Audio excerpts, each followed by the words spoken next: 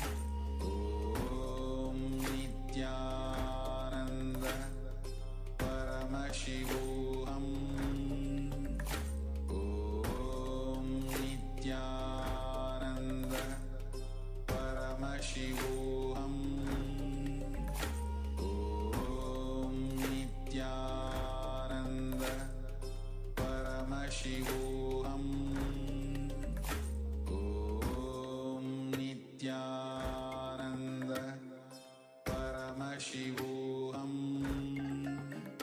Om Nityananda Paramashivoham Om Nityananda Paramashivoham Om Nityananda Paramashivoham Om Nityananda Paramashivoham Om Nityananda Paramashivoham Om Nityananda. Yes, you can relax now. Slowly, very slowly, take off your eye bands. Then gently let the light come back into your eyes. And now just take a moment and share with us what was revealed to you. What did you see? What was the image that we displayed for you?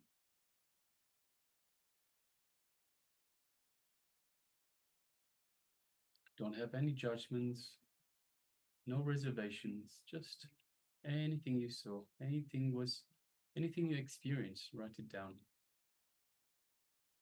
Even the most insignificant thing might be a message, might be part of the image that we showed.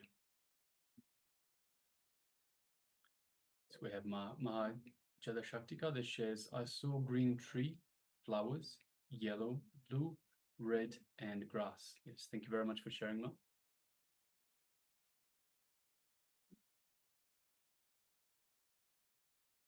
And remember, go again and again whenever you find time to close your eyes and start to connect with Paramashiva. Always be in that space. The moment you open your eyes, you see the world, and it is through the mind you see the world. The world exists as you open your eyes, and the thoughts are running, which is the delusion. Swami says, when you drop your delusion, when you drop your confusions, and realize that you are Paramashiva, you enter into that space of pure, unclutched space, beyond the thoughts, where there is no agitation, where there is no self-doubts, beyond agitations, in that pure restful awareness from where the power starts manifesting.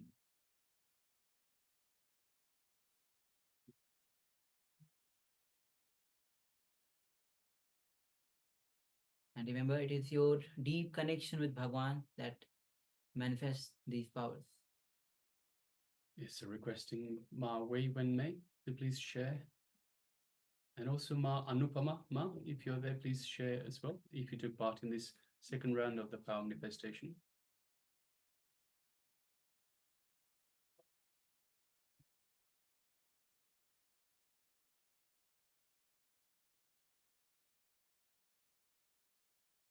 And also Ma Sarah.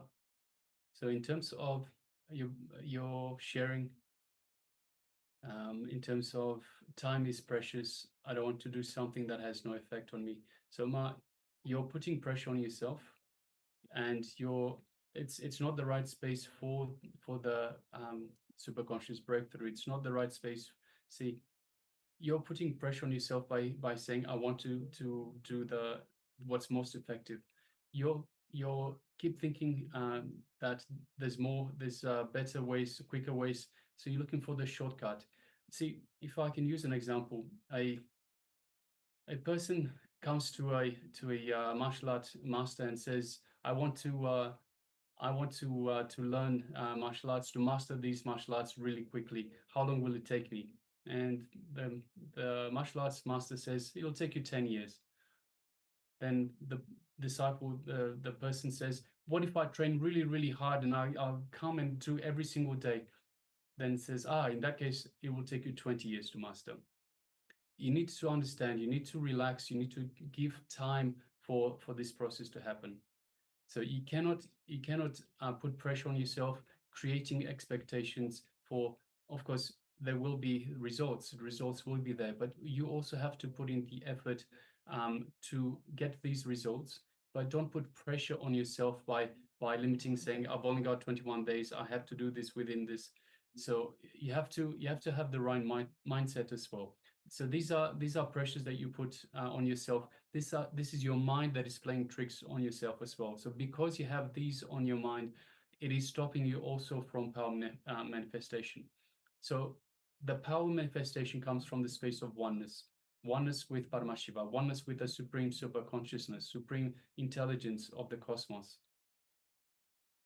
The mind has nothing to do with it. The mind only gets in the way. See, the mind is the ego, the false self that is getting in the way.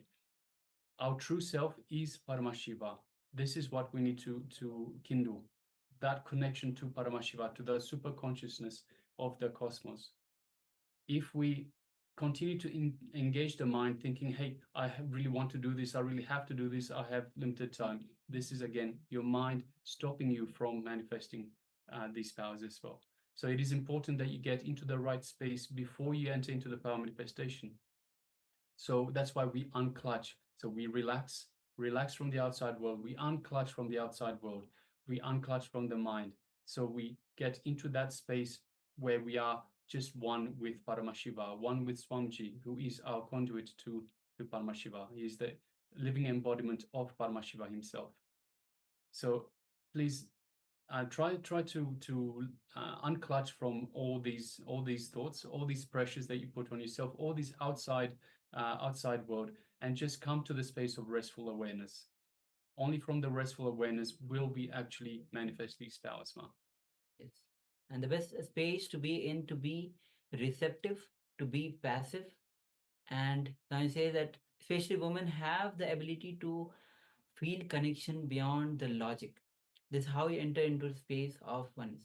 In fact, today we have the theme itself is on Shiva Sutras. So we'll be coming to that. We'll be having so Shiva Sutra itself was delivered to Devi.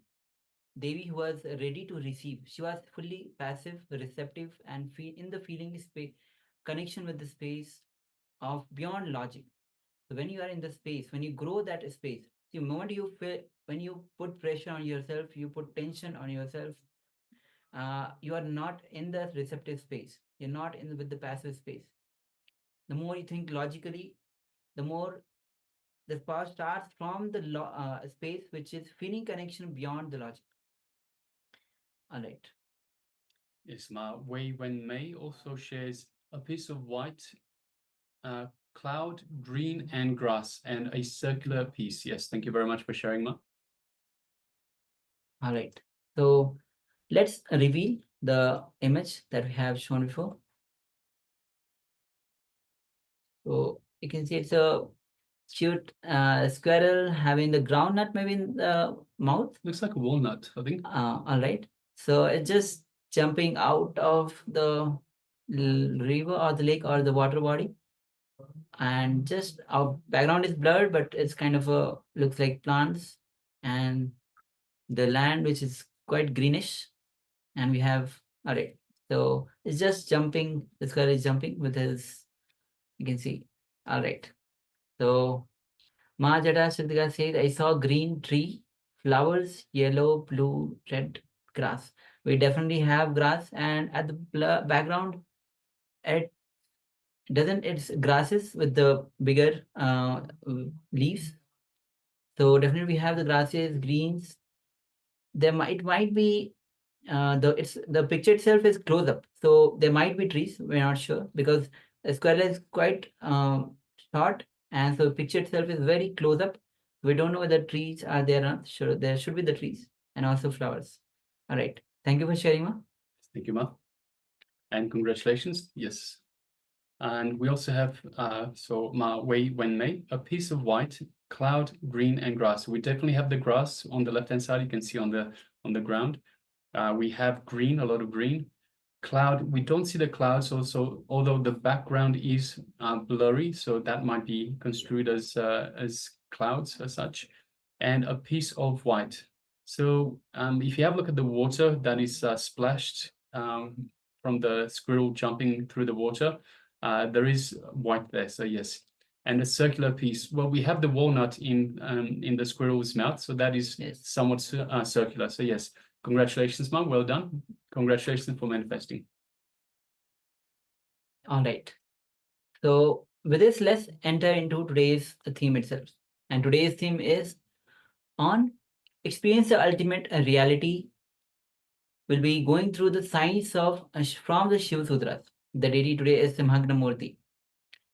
So as we enter, Swami says, we'll be entering into a session on the Shiva Sutras, how the Shiva Sutras, it's an introduction to Shiva Sutras. So Shiva Sutras are the techniques given by Paramashiva himself to Devi Parashakti for her to experience the state, space, power, being and consciousness of Paramashiva.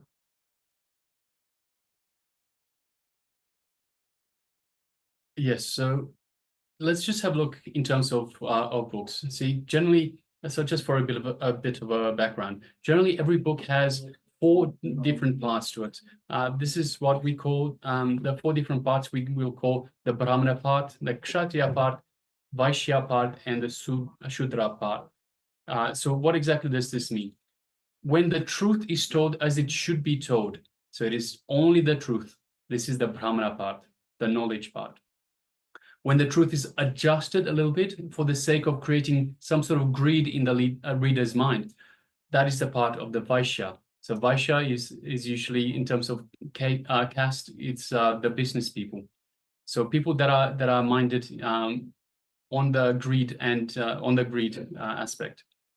Now, third, if the truth is compromised because of fear of non-acceptance, then it is the Kshatriya part. So Kshatriya part is the warrior part. So it is related to fear in some ways. So if the truth is compromised because of fear that it will not be accepted, that is the Kshatriya part of the book.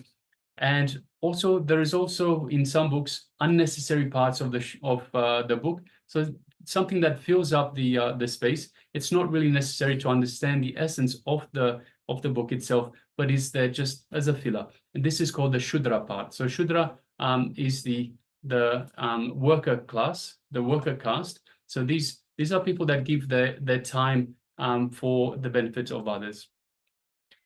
Now we need to understand the sacredness of the Shiva Sutras. Shiva Sutras is the only book which does not have anything except the Brahmana part, which means only the truth. It is not. It does not have Vaishya part, means the one which is driven by greed. It does not have Kshatriya part, which is driven by fear, or does not have any Shudra part, which is the unnecessary part. Oh, it's only pure truth, which is the Brahmana part. So there is no compromising arising out of fear or greed, nor there are unnecessary words in the whole Shiva Sutras itself. So Shiva Sutras are the Paramashiva who delivered these Shiva Sutras. So that it has only the truth, the Brahmana part. So a little bit about the Shiva Sutras itself. Paramashiva has made such a wonderful book that there is no need for any commentator. So the Supreme Pontiff of Hinduism, Bhagavan Sri Nithyanaanda Paramashivham, says, I am not commenting, I am just repeating in English, that's all. I'm not commenting, I am not adding, I'm not removing, I'm just presenting it because it's originally presented in Sanskrit. So there is no commentator required. So the Paramashiva, the Shiva Sutras are complete techniques. There's nothing to be added. There's nothing to be commented about. It is just being presented by the Supreme Pontiff of Hinduism in English. So it's originally written in Sanskrit. Swamiji is presenting it in English for our benefit. So Supreme Pontiff of Hinduism shares, Paramashiva did not compromise on truth because he delivered to Devi. Because both of them were in tune. Both Devi and Paramashiva were in fulfilled state. This book does not have any Phala Shruti, which means this book does not say what you will get by doing the meditation techniques or what you will get by reading these lines. So there is no Phala Shruti involved in this book.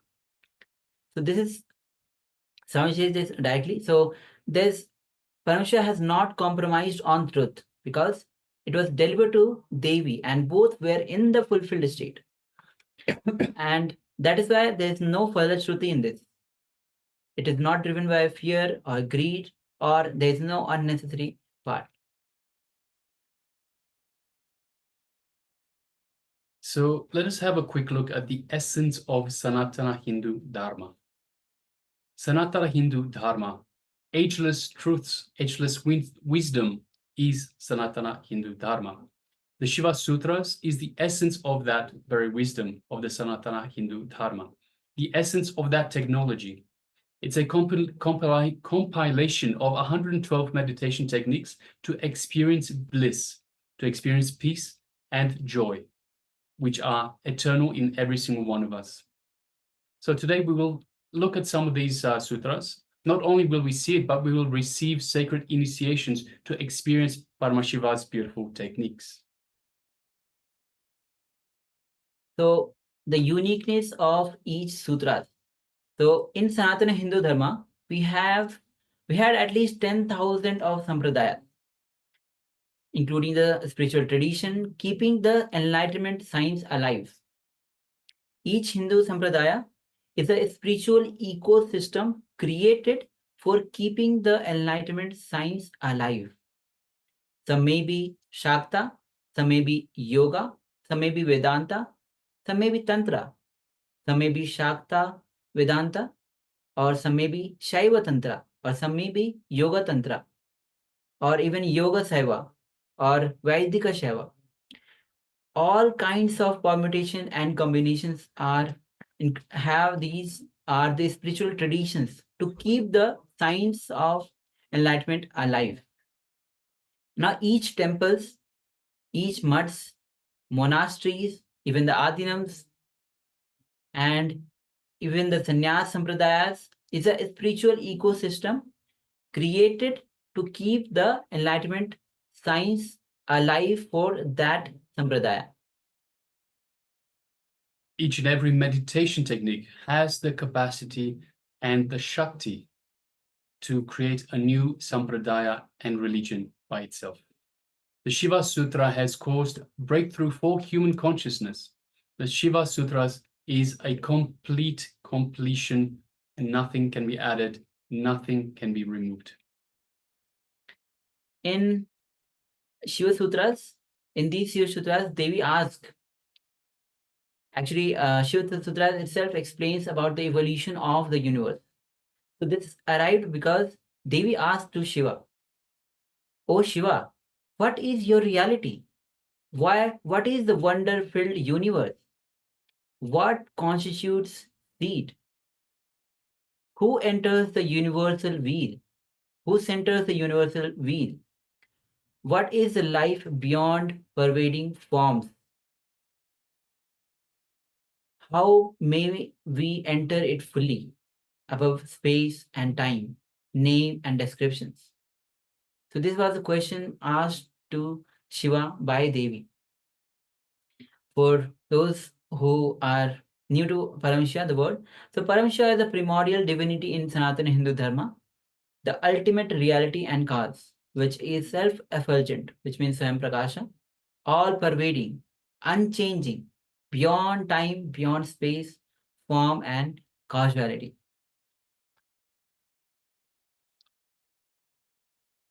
So the Shiva Sutras themselves explain the evolution of the universe. Paramashiva replies to Devi by way of 112 sutras, each one describing a particular meditation technique to discover the ultimate reality. These 112 Shiva Sutras have also been compiled into 64 books. We'll just name a few, such as Guru Gita, Kularnava, Mahanirvana, Vijnana Bhairava, and Spandakarika. So just to name a few. So after these questions were asked by Devi, so let's understand how the Shiva Sutras were revealed to Devi. So let's understand that Devi was a platform for Paramashiva to deliver this science to the whole humanity. See, Guru is needed. Guru needs a platform without any restrictions in any level so that he can deliver the science as it is. Yes, and of course, Paramashiva is the ultimate guru. So the attitude for experiencing the Shiva Sutras, we need to feel connected, feel innocent. So feeling connected and feeling innocent is the basic requirement for any spiritual practice, for any truth. The great truths given by Paramashiva should not be diluted in any way, because any dilution is dangerous. If you bring honesty to your being, that's enough. Nothing else is required. So Bhagavan Ramakrishna says, Saralatva, which means simplicity. Nothing else is required, just simplicity. See, if you read some of the Shiva's technique, they are so simple. In fact, as we go through the day, Swamiji will be revealing on the Shiva Sutras. The moment you hear those technique, you will realize that techniques are so simple because they are for the innocent beings. When you are completely innocent, open, even a small leaf falling from the tree, just by looking at it, you can get enlightened. In fact, there are in out of 60, there's a very famous book called Puranam. There are 64 9 mass, especially in the south of India. There, some of them have got enlightened just by offering flower, plucking flower from the tree. Just by this simple activity with the simple innocent mind, they have become enlightened. So there is a beautiful incident that happened in the life of a great master called Ramdas. His master just chanted the words Sri Ram, Jai Ram, Jai Jai Ram. He didn't even tell the meaning, or he didn't even initiate him, just those words, and he was awakened.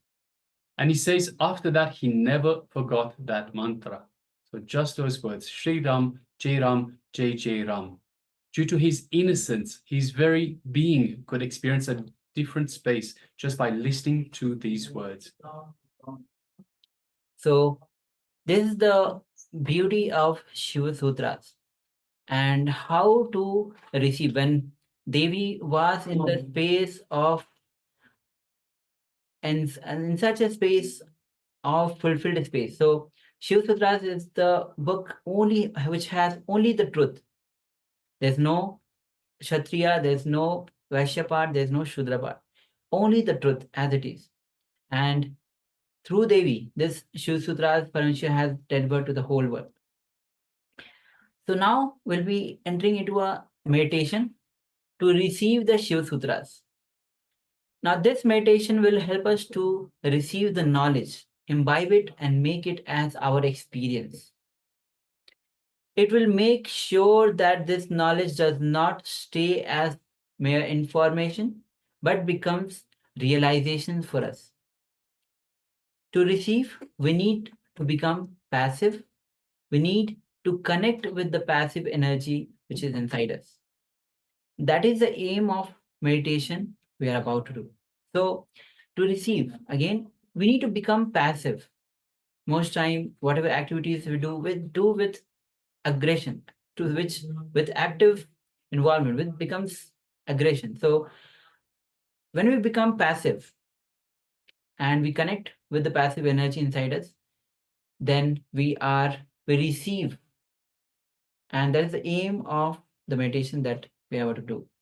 All right, so let us start preparing ourselves for the meditation.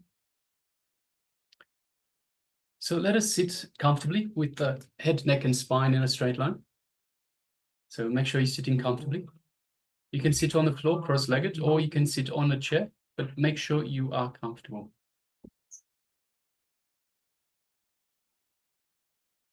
Now, just close your eyes gently and visualize yourself as Devi.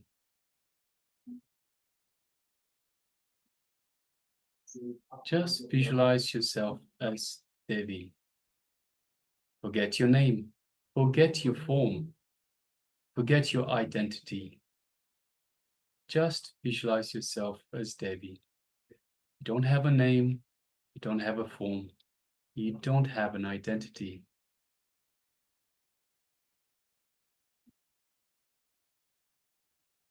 Don't even remember that whether you are male or female.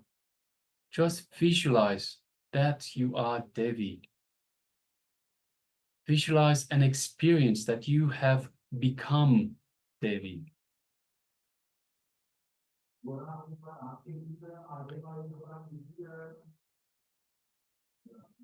Take a few minutes and clearly visualize you become the passive energy, the mother energy, ready to receive Paramashiva. Become like a womb, Umma, so that Paramashiva can happen in you. So let us take a few minutes and practice this meditation technique. Visualize yourself as Devi, beyond form, beyond any other identity, beyond any label, yet ready to receive Paramashiva. You are the passive energy, the receiving energy, the mother, divine mother energy. Let us continue with this meditation.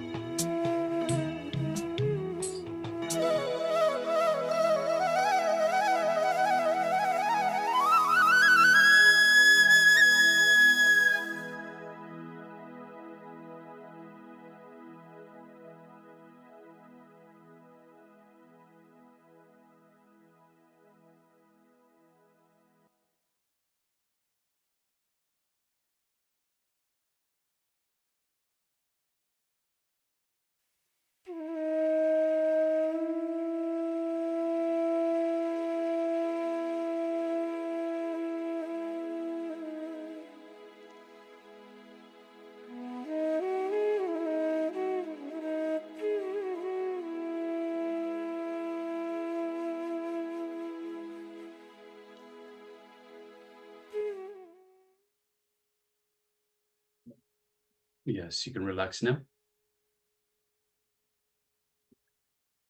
So that is a very powerful technique, visualization, meditation, to bring yourself into the passive energy, into the mother energy, into the receptive energy. So visualizing yourself as Devi. So anytime you feel, so see, we've gone through an exercise in previous days in terms of the masculine energy and the feminine energy in you. So this is a very powerful technique to bring in the feminine energy in you. So whenever you feel that you're too restless, or you feel that you're too much in the masculine energy, then you can always do this, sit and do this meditation technique. Visualize yourself as Devi. Visualize yourself as the mother energy. Visualize yourself as the receptive energy, the passive energy. All right, so now let us move on to the next segment in our program, which is the power manifestation. And today's power manifestation is the power of third eye solutions. So this is where we ask Swamiji a question through our third eye. So we put the question in our third eye and we receive an answer from Swamiji himself, giving us the solution directly from the cosmic archives. So requesting everyone, let us now write down a question. So gather a pen and paper and write down a question or perhaps a solution that you would like an answer to. So you might have a question, how to do this, how to do that. Or you might have a solution in mind and you want to know whether it's the right solution or not. So just write it down. So gather a pen and paper and write down a question or a solution or a solution that you want an answer for through the power of the third eye. So just take a moment and pen this down. And of course, it is important to pen it down. So don't just have it in your mind, pen it down, because when you pen it down, when you write it down on the piece of paper, you start thinking about it. You start exploring the question. This way, you make sure you understand the question yourself. So it's not just a question that you've once heard, or a question that you are just casually thinking about. But when you start writing it down, you start getting involved in the question itself. You start exploring the different aspects related to that question. So this way you imbibe the full aspect of the topic that you want an answer for.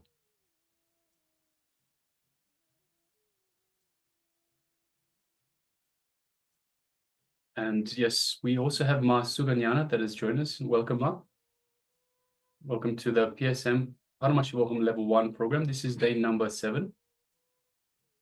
Also requesting, Ma, if you could please switch on your camera. So be available in the camera frame. We're just about to start the power manifestation, which today is the power of the third eye solutions. All right, so requesting participants, once you've written down the question or the solution that you want an answer for, just give us a thumbs up. Let us know that you're ready to go.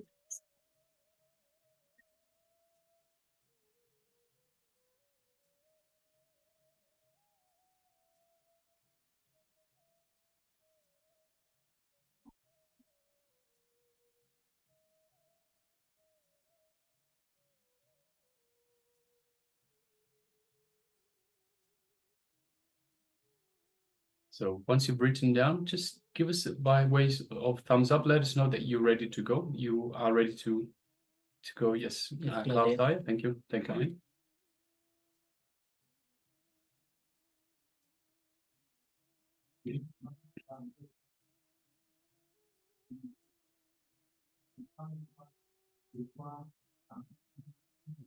All right, so let us continue. Let us get ready for this power manifestation. Sit comfortably with your head, neck, and spine in a straight line.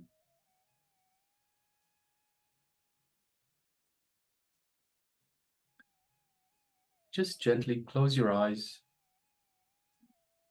Take a deep breath in, long and deep breath in. And out.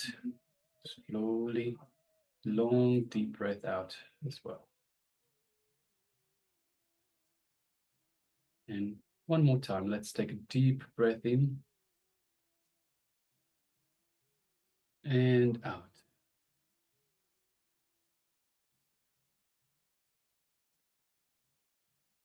Now, let us unclutch from the outside world. Nothing outside matters. It is only your time right here, right now, with Paramashiva, the Supreme Superconsciousness, and with Swamiji, the Supreme Pontiff of Hinduism, who is the conduit, who is the living embodiment of Paramashiva himself. Unclutch from any thought, any emotion, unclutch from any impossibility. Nothing is impossible. Everything is possible. Unclutch from every worry. Unclutch from time, pressures of the outside world. Unclutch from everything, both inside and out.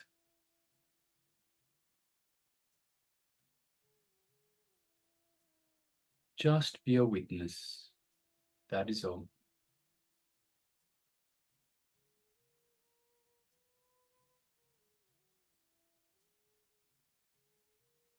Now let us move our gaze to the inner space, our inner space, the Ananda Gandha, just below our heart center. Let us visualize Swamiji, the Supreme Pontiff of Hinduism, in our inner space. Feel his love, his compassion, his infinite grace in your inner space. He's there waiting for you, just waiting to be acknowledged.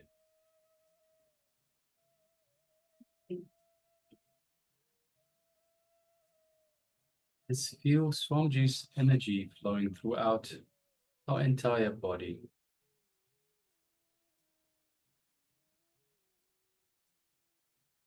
The superconscious energy flooding your entire system, reaching out to every one of the trillions of cells in your body.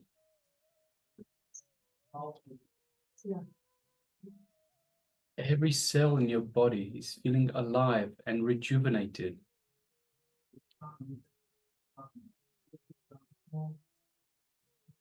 Just take a moment and enjoy this space of oneness with Swamiji, the Supreme Pontiff of Hinduism, the living avatar, incarnation of Paramashiva.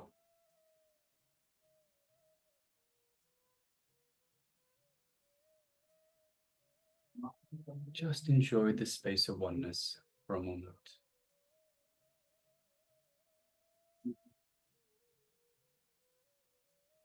Now let us move our gaze gently to the third eye, the Anya chakra, just between our eyebrows, the internal organ. And just gaze at the third eye, just like you would gaze at a flower. Don't concentrate, don't strain yourself. Continue to unclutch.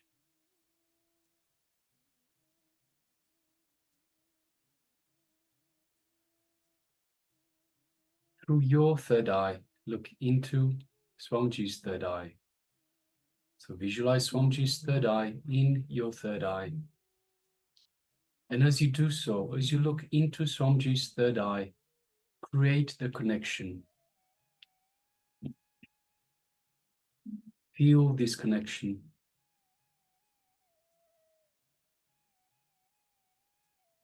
Feel the buzz in your third eye from this connection to Swamiji's third eye.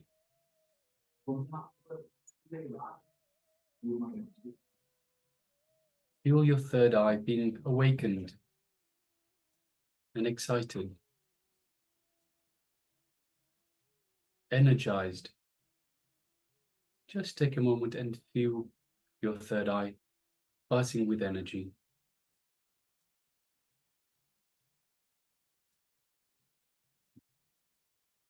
Now, from this space of oneness with Swamiji, with Paramashiva, place your question or your solution in your third eye. So where you're visualizing Swamiji, in your third eye, just place that question and give it to Swamiji.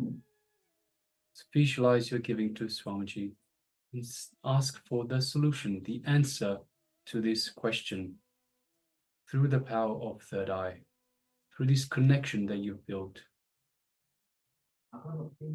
Let us now start chanting the Mahavakya. Om Nityananda Paramashivoham. Om Nityananda Paramashivoham. Om Nityananda Paramashivoham. Continue chanting the Mahavakya, and let's manifest this power of third eye solution. Let's continue.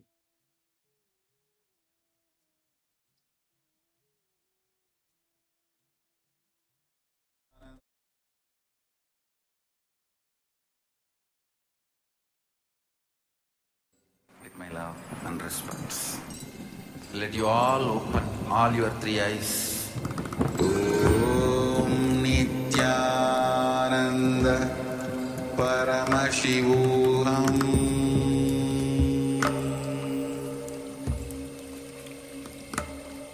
Om Nityananda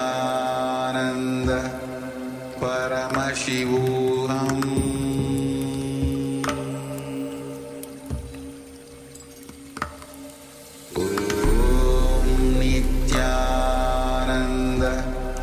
Paramashivoham. Om Nityananda Paramashivoham. Om Nityananda Paramashivoham.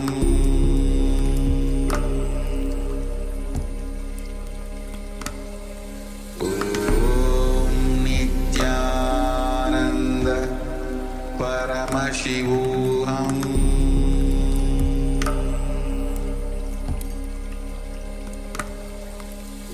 Om Nityananda Paramashivoham. Om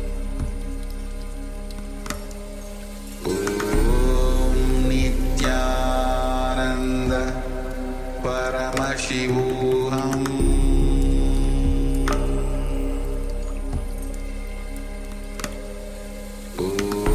Om Nityananda Paramashivoham.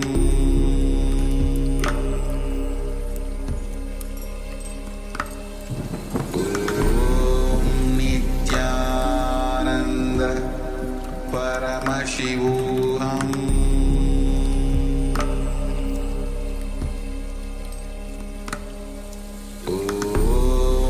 Nityananda Paramashivoham. Paramashivoham.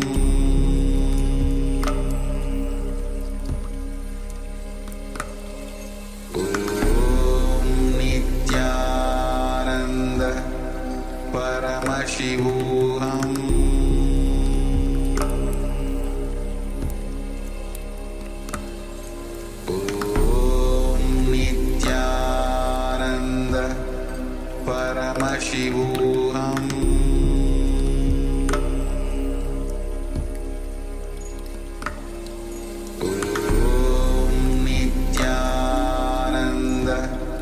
Paramashivoham.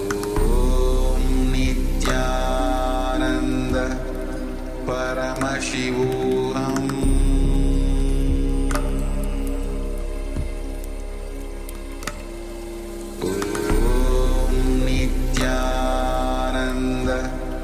Paramashivoham.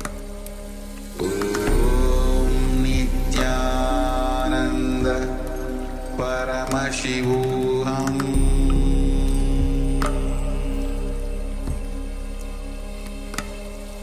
Om Nityananda Paramashivoham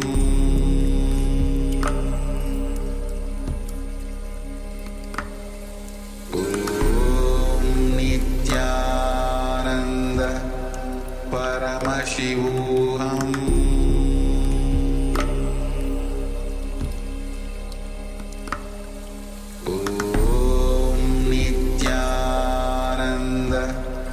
Paramashivoham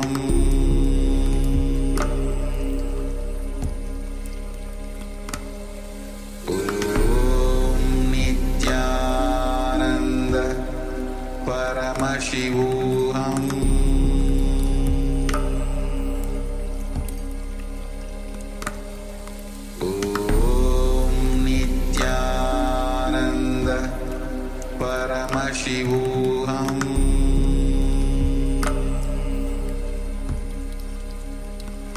Paramashivoham Om Nityananda Paramashivoham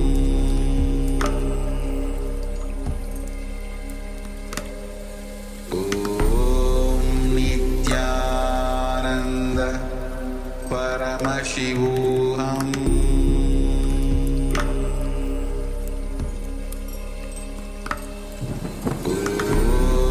Nityananda Paramashivoham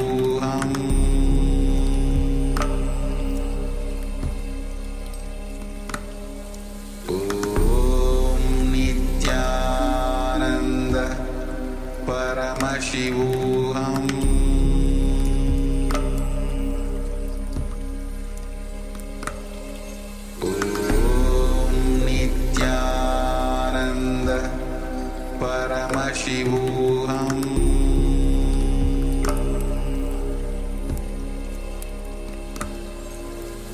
Om Nityananda Paramashivoham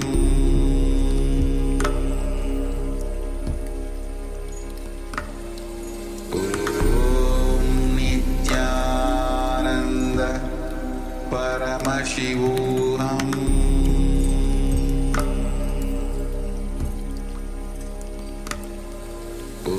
Om Nityananda Paramashivoham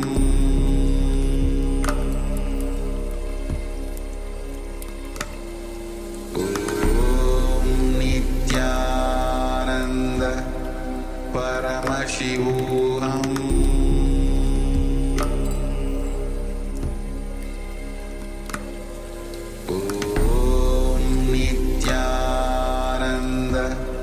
Paramashivoham Om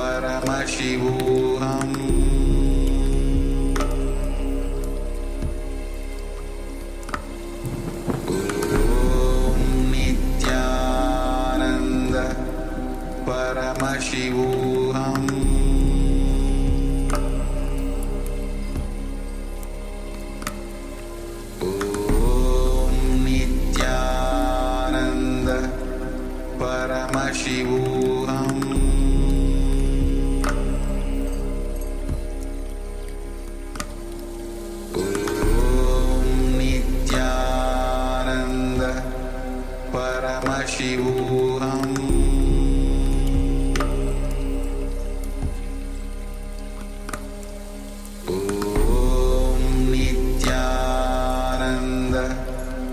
Paramashivoham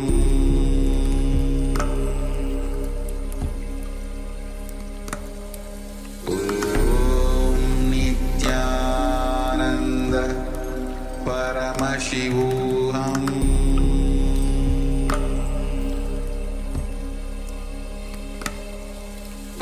Om Nityananda Paramashivoham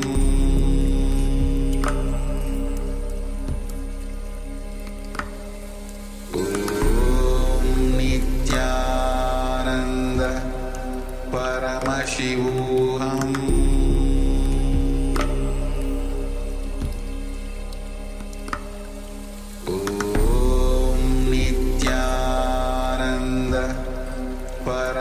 Paramashivoham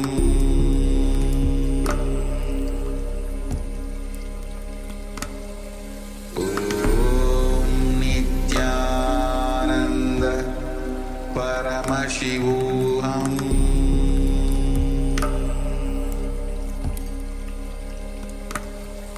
Om Nityananda Paramashivoham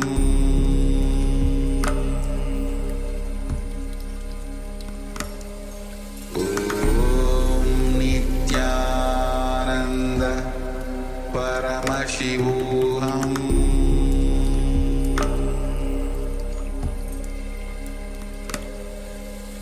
Om Nityananda Paramashivoham Om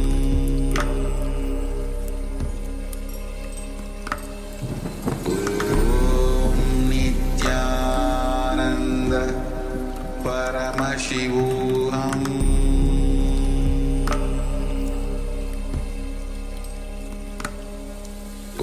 Om Nityananda Paramashivoham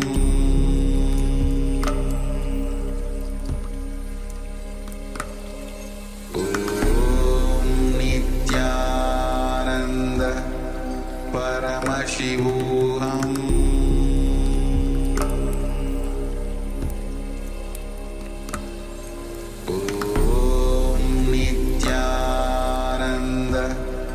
Paramashivoham Om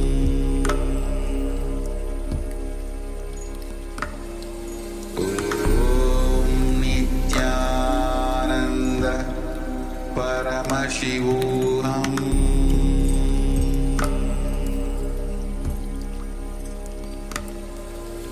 Om Nityananda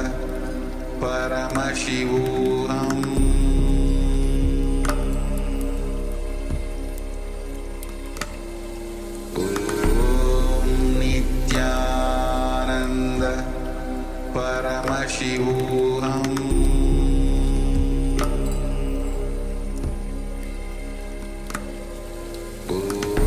Om Nityananda Paramashivoham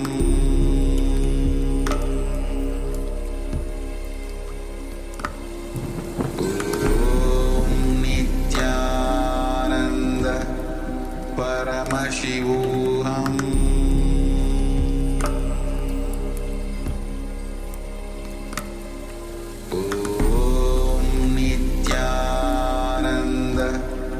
Paramashivoham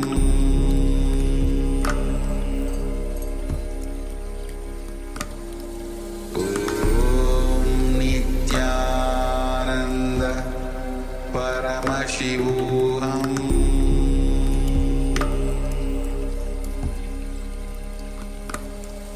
Om Nityananda Paramashivoham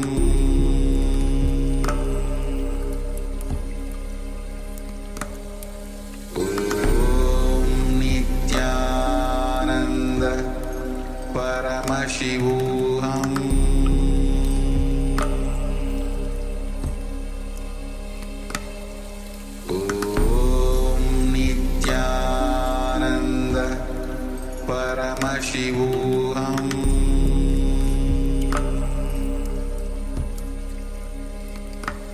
Om Nityananda Paramashivoham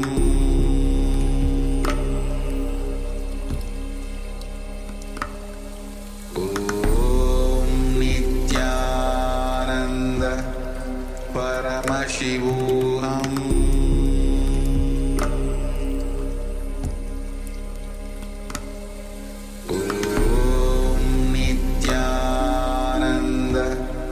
Paramashivoham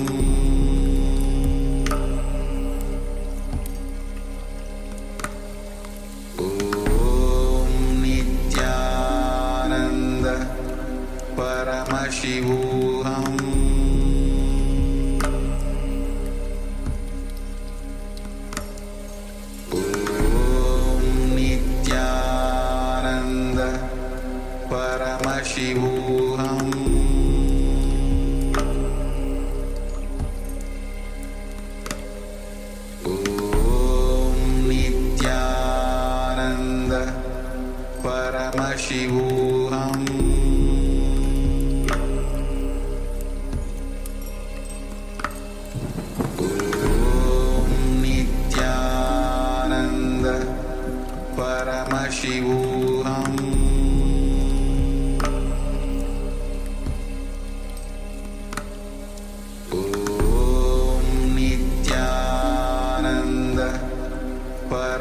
Paramashivoham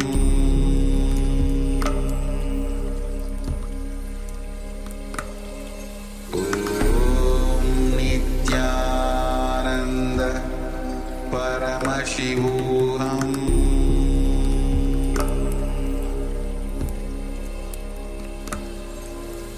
Om Nityananda Paramashivoham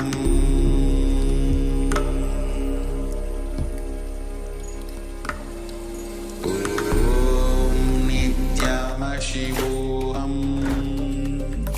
Om Nityananda Paramashivoham Om Nityananda Paramashivoham Om Nityananda Paramashivoham Nityananda Paramashivoham Om Nityananda Paramashivoham Om. All right, you can relax now. And just take a moment, and whatever solution, whatever answer was revealed to you, pen it down. So on your piece of paper, under the question or the solution that you've penned down, that you've written down on your paper, now write down the answer. So the solution to the problem, or the answer to the question that you requested, that you wanted a third eye solution for. Please take a moment and write down, recollect what was revealed to you, and write it down under your question, under your solution that you wanted the answer for. So this will be for your reference later on. So whenever we get solution from the cosmos, it's something that we need to take action towards. So if we just ask for a solution and we get the solution, but we don't do anything about it, then what is the point? So it's important to understand, even if the solution doesn't seem like the right thing, or if you think the solution doesn't seem comfortable, doesn't sit with you right, you need to understand that is the solution from the cosmos, and the cosmos has your best interest. So the cosmos intelligence is a lot more intelligent than our human intelligence. It will work itself for the best benefit, for the best way forward. So it's important to understand this, and any solution that you are being reviewed, write it down, review it, and take actions towards it. Now take a moment, and if it's not too private, if it's okay for you to share, you can share with us the question that you had and the solution that was revealed to you in your third eye. So please take a moment, and if you can, please share with us the solution, the answer that was revealed to you through this power of the third eye solutions. Meanwhile, let us welcome Ma Siawu, welcome Ma. Ma Kshu Weiping, welcome Ma. Welcome to the Paramashivoham Level 1 program. Yes. Nityananda.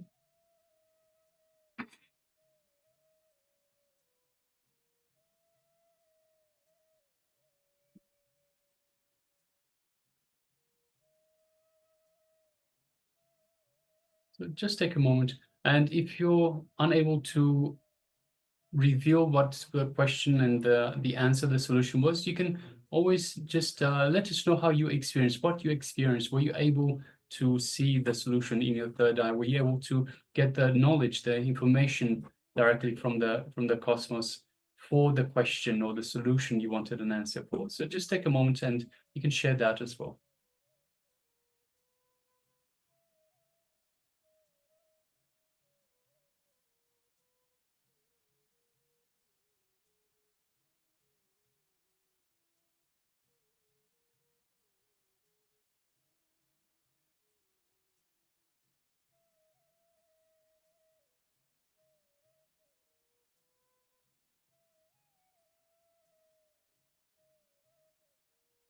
So this is, as mentioned, this is a very powerful way to get guidance on what you should do, where, in which direction you should turn, whatever the question might be. So yes, we have Maha Chadashaktika that says, my question is, my mother cough for a long time, how to deal with it? Okay, Ma. Did you, so Maha Chadashaktika, did you get an answer? Did you get a solution for this?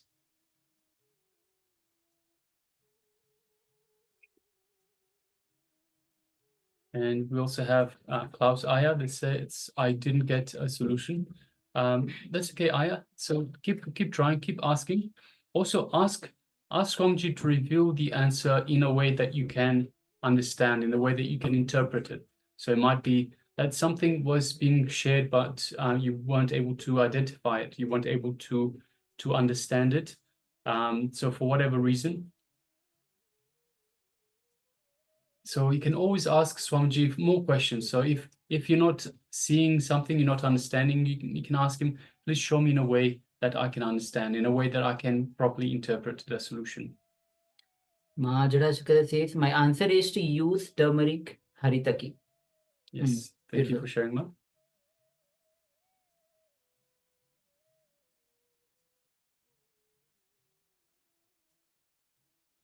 Also requesting Ma Wei Wen Mei and Ma Anupama. Ma, if you've taken part in this power manifestation of third eye solutions, then let us know. Let us know how you experienced it, and if you can share what was your question and the solution that you received in your third eye. So this was the power of third eye solutions.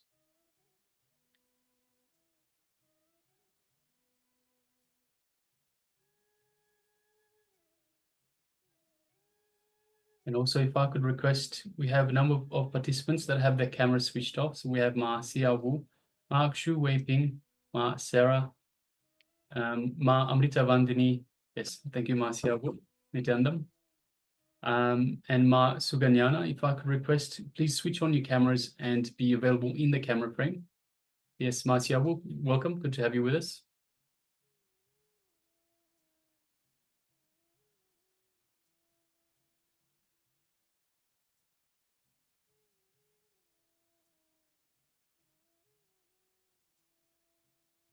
Okay, so Ma Wei Wen Mei said she didn't do this. Okay, no problem. Thank you, Ma. All right.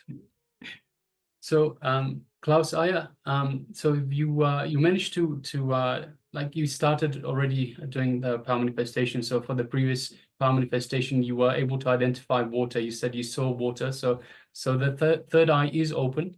Continue practicing. So even if this time you didn't get a solution, continue practicing. Keep asking, and also you don't get a solution. See, there are limitations that we have within us. There are patterns that are within us. So have a look inside also.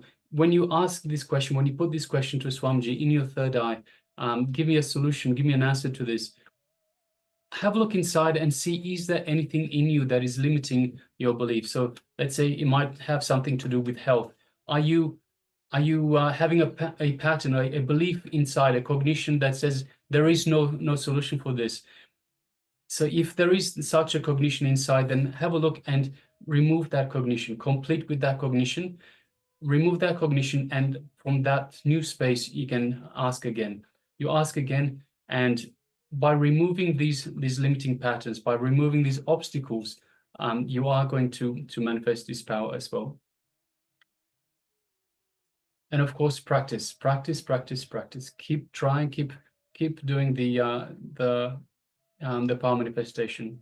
So just to use an example, so we have the consciousness of a matter where we roll a coconut out of our hand. I practiced almost like a few hours until I was able to finally move the coconut. So when I first started manifesting that power. In the same way, you have to make it have the urge to manifest this power. You have to have the urge and say to yourself, I'm not going to get up from this spot, from this place, until I manifest this power. So you have to have this strong will, strong intention. The cosmos works on strong intention. If you have a very weak desire, then it's not going to happen. If you don't have the intention, you don't have the intensity behind your manifestation, that it's not going to happen. So similarly, Swamiji tells this beautiful story about a cowboy walking into a saloon and says, "Who stole my horse?" And no one owns up to it. Then he says again, "Who stole my horse? This is your last chance." Again, no one owns up to stealing his horse. Then he says, "If no one owns up to stealing my horse, I'm going to do the same thing I did in Texas." And then somebody asks him, "What did you do in Texas?" And he answers, "I walked home." So without intensity, there is no result. So you have to have the intensity.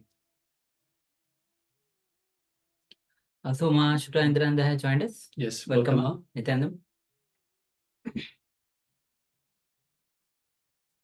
And Swami shares about intensity. Swami says intensity is even greater than enlightenment. All time living in the higher frequency, to be intense. When you live intensely, even Swami says you will not gather any karma, you will not have any karma. All the incompletions that you are struggling with will automatically start to get completed when you start living intensely. So that is why it's important to bring the intention and intensity in everything that you do. That brings awareness into you.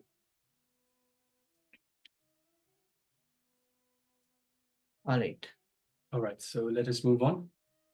So we'll be moving on to the next session, which is going to be on awaken the miracles in your life. So today we just started with the Shiva Sutras, introduction to Shiva Sutras, how Paramashiva gave the Shiva Sutras to Devi as she was ready to receive. Also, we had the meditation to be in that space to receive the Shiva Sutras. So let's enter into this next session, which is going to be on awaken the miracle in your life. So understand that. So we have Amanupama says Devi was asking until the state of pure devotion of continuous being, that form of fullness is reached. How can one become the highest state? Tell me, O Bhairava, so I shall know completely. All right, so you're giving the translation. Okay, that's great. And CL says more and more practice. Yes. Thank you. So, as we have already been introduced to Shiva Sutras, how Shiva Sutras were given to Devi and how Devi was ready to receive, and a platform for Paramashiva to gift to the whole humanity. So in this session, we'll be starting with the technique. As we know that there are 112 techniques in Shiva Sutras compiled in different various books. So in the next, awakening the miracle in your life. When you are in the present, every moment is a miracle. And Samaji will be starting and sharing with the Shiva Sutras. So let's enter into this Shiva Sutra. So we have Nitya Prema just joined us as well. Yes, welcome. Nityananda, welcome. All right. So let's enter into this revelation. And as we shared that Shiva Sutras only has the Brahmana part. There is no nothing related to fear, greed, or even unnecessary thing. It's just pure truth. So be in the space of that pure receptivity, passivity, and innocent mind to receive. So let's begin this session.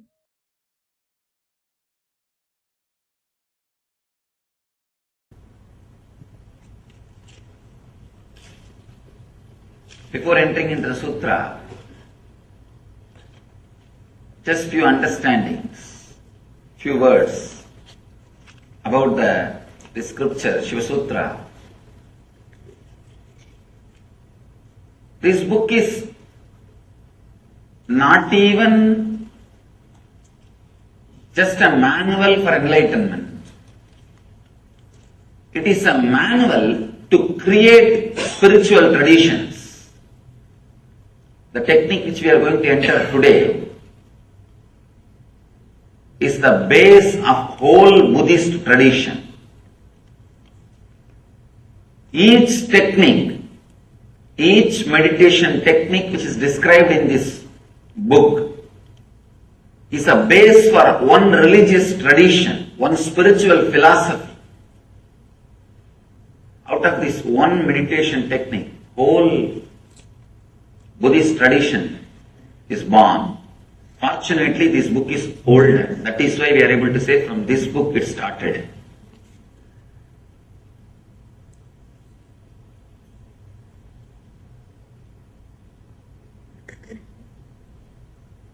People ask me, how can you keep Buddha also along with gods? Because Buddha did not accept Vedic gods.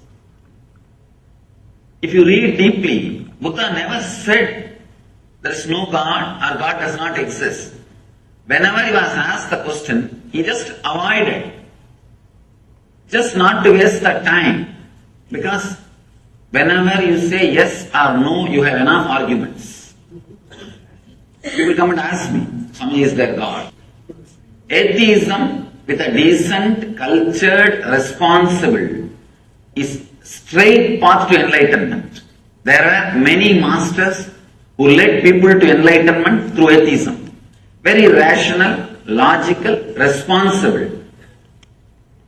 There are many masters who never accepted God but led people towards godliness.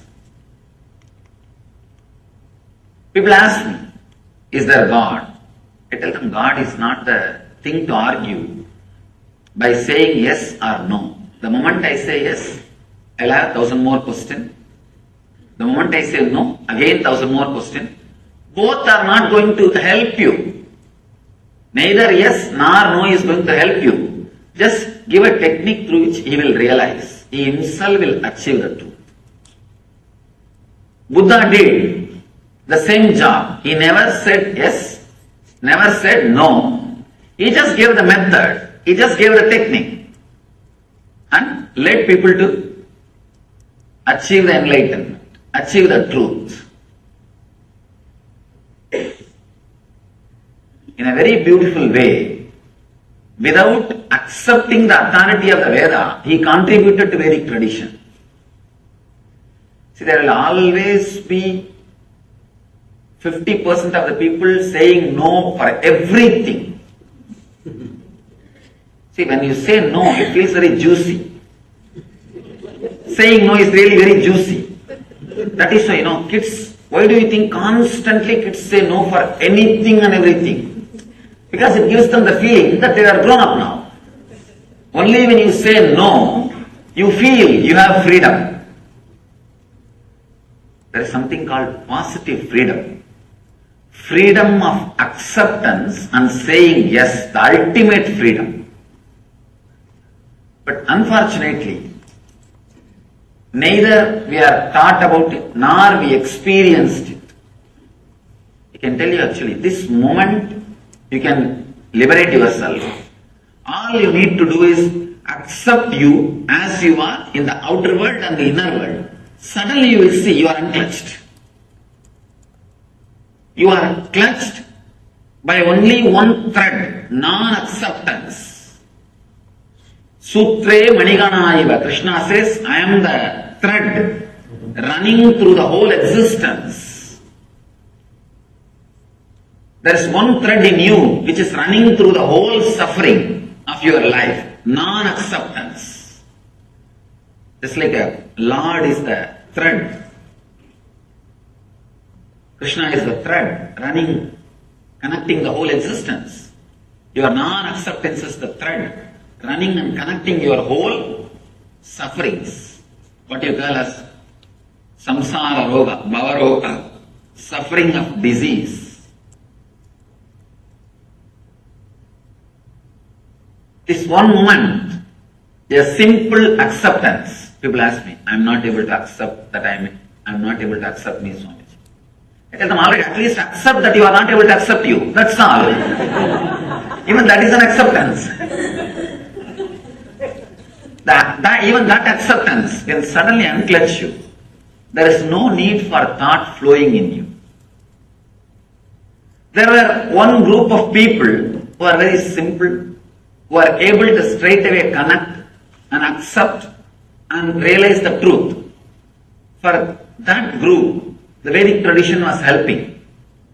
But slowly, unfortunately, a kind of a negative wave or negative group started developing because the spiritual techniques and the transmission of the spiritual enlightenment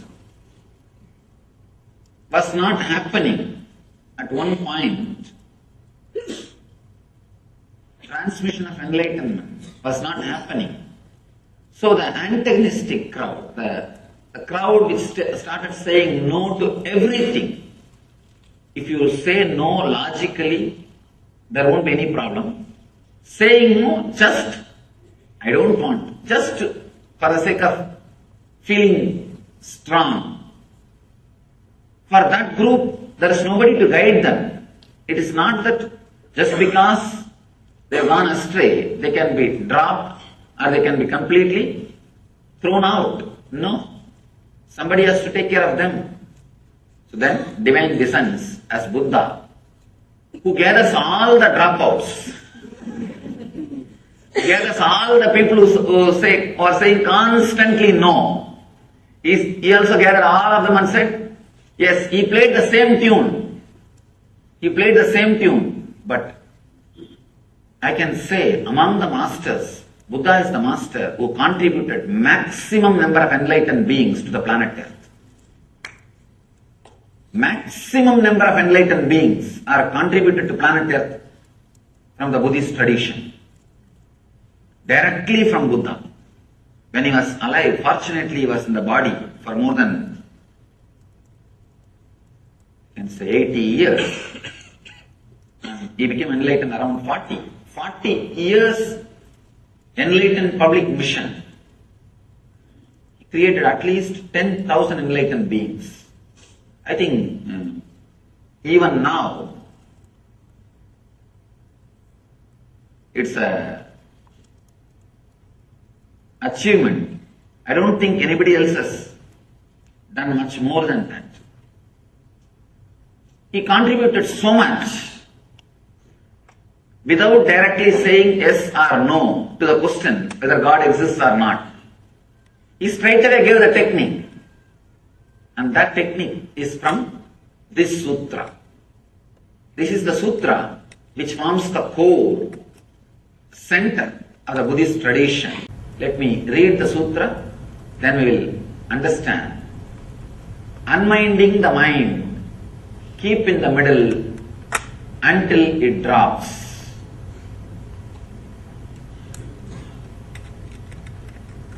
A very big problem with Shiva Sutras is it is too simple. It is too simple. Only an integrated person will be able to use these techniques. These are like a fire.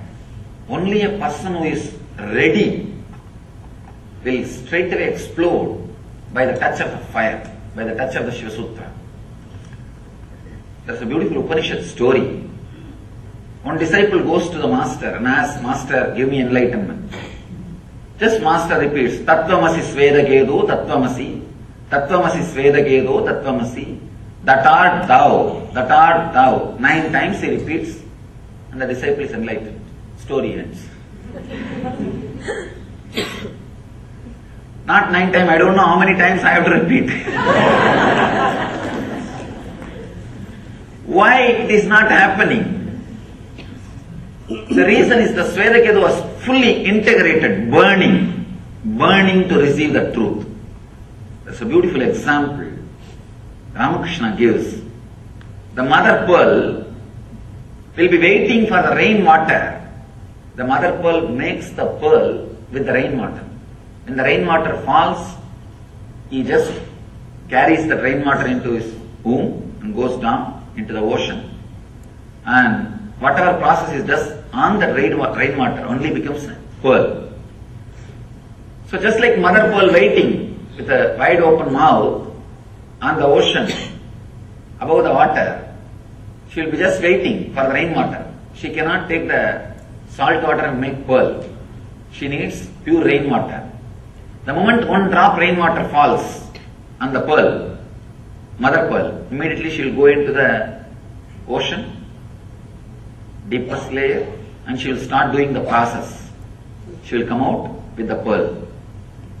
Only a person who is seeking intensely like a mother pearl for the initiation, waiting with open being, the moment master utters some words, those words straight away enters into him and he carries that word, goes and sits inside his inner space, starts doing the process, comes out with the pearl of enlightenment, opens himself with the pearl of enlightenment. Only that intense seeker, even few words are enough. Even few words are enough. You will see suddenly the being blossoming, expanding and expressing itself. It's a simple word, just like Tattvamasi. Tattvamasi is it's called as Mahavagya. That art thou, it's called as Mahavagya, means the word which straight away gives enlightenment. Vakya, which straight away leads you to the experience of the Mahat, the cosmos, is Mahavagya. In this book, every line is a Mahavagya. Every word is a Mahavagya. He just says, unminding the mind, keep in the middle until it drops.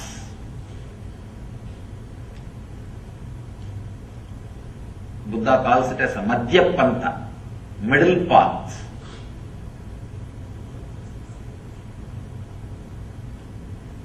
Let's first understand how our life flows.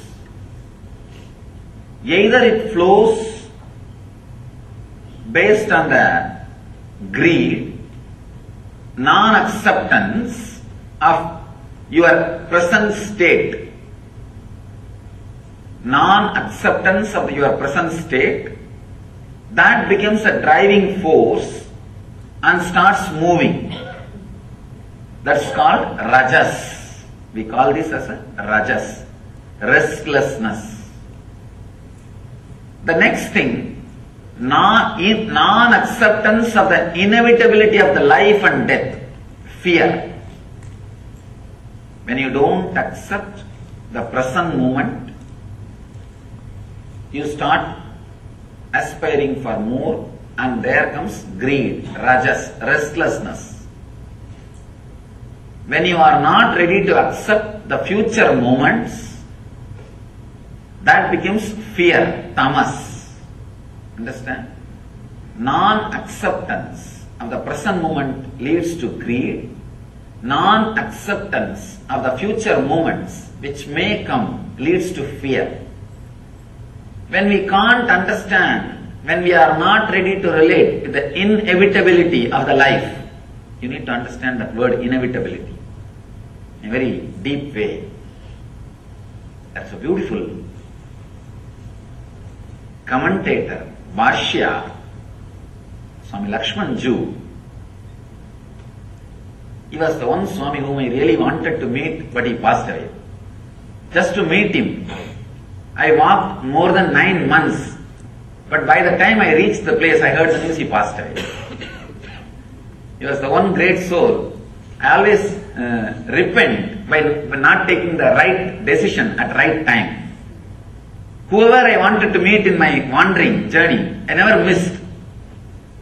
I heard about him, I read one of his book, I had a very strong feeling to meet and started.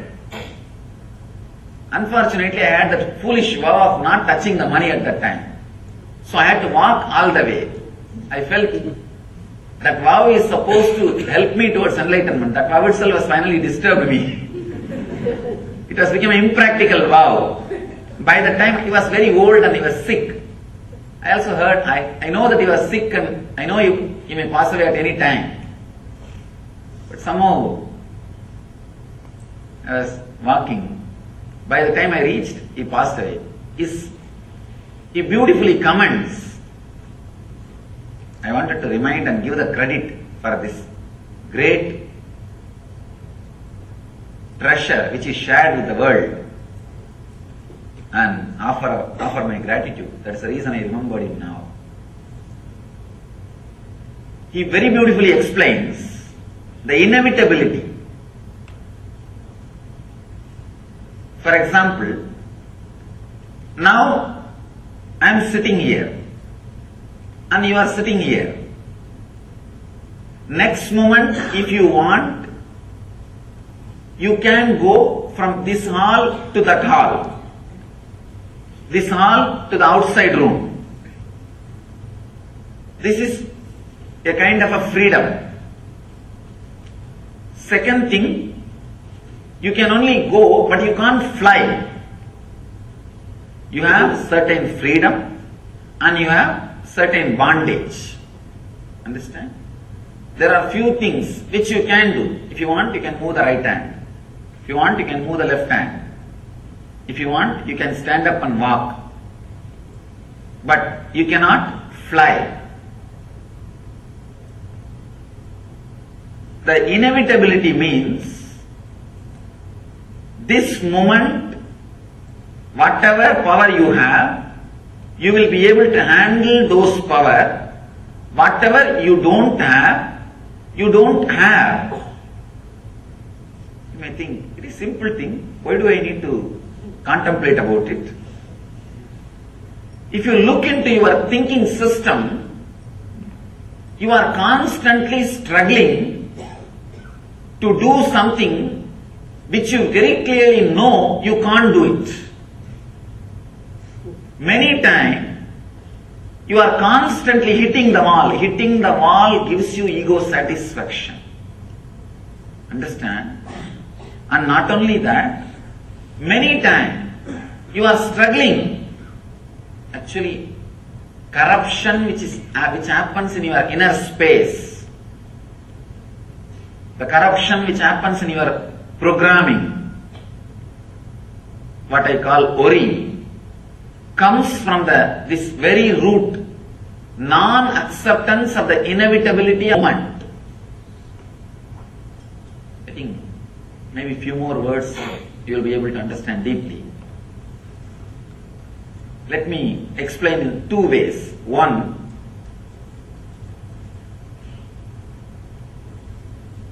now, next moment if you want, you can go out or you can stand or you can be here. But this moment, you are already here. So this moment, what is inevitable. It is there. You can't avoid. Next moment, you may be able to change based on the availability of the power and freedom you have. That also in a very restricted way.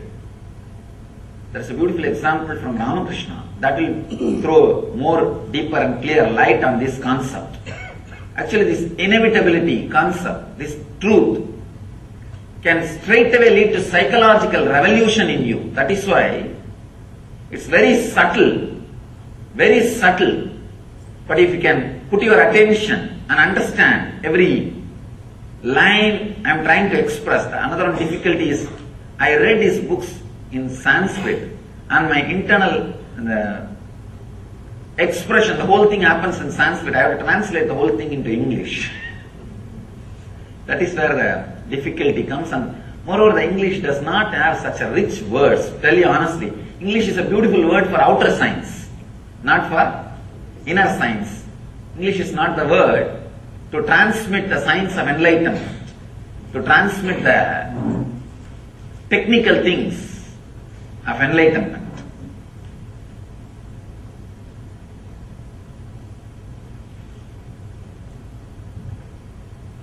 Somebody asked Ramakrishna, is everything in the life is a fate or individual freedom? Do we have individual freedom or everything is predestined?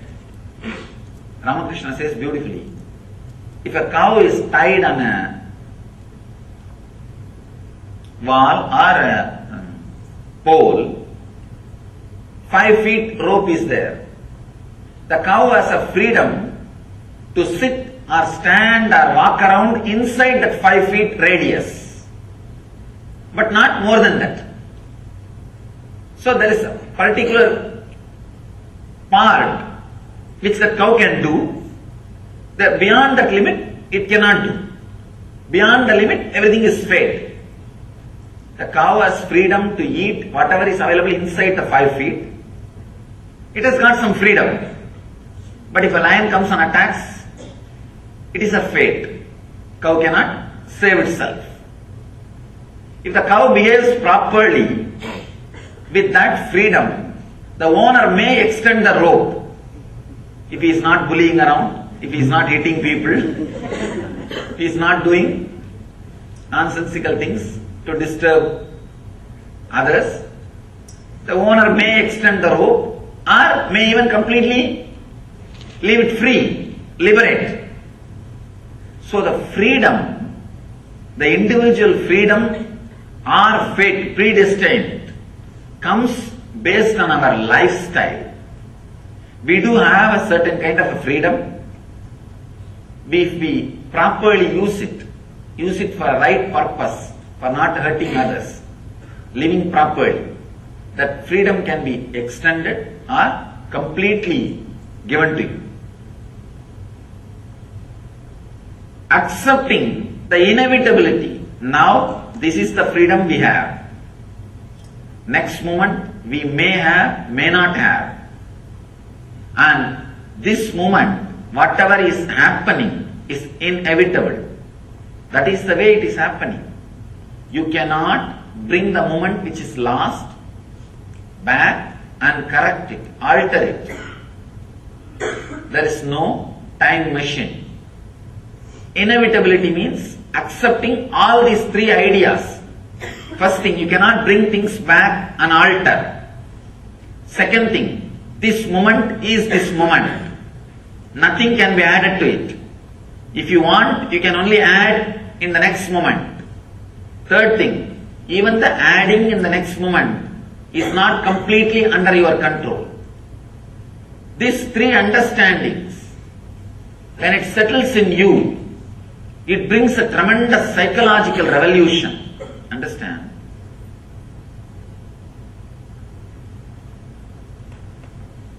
The basic thing needed for enlightenment is psychological revolution. Clarity about the self, world and God. Jiva, Jagat, Ishvara. Jiva is the self. How you think, how you are driven, what is your inspiration, what makes you run in your life, what makes you move in your life, why you think, how you think. This understanding is Jiva.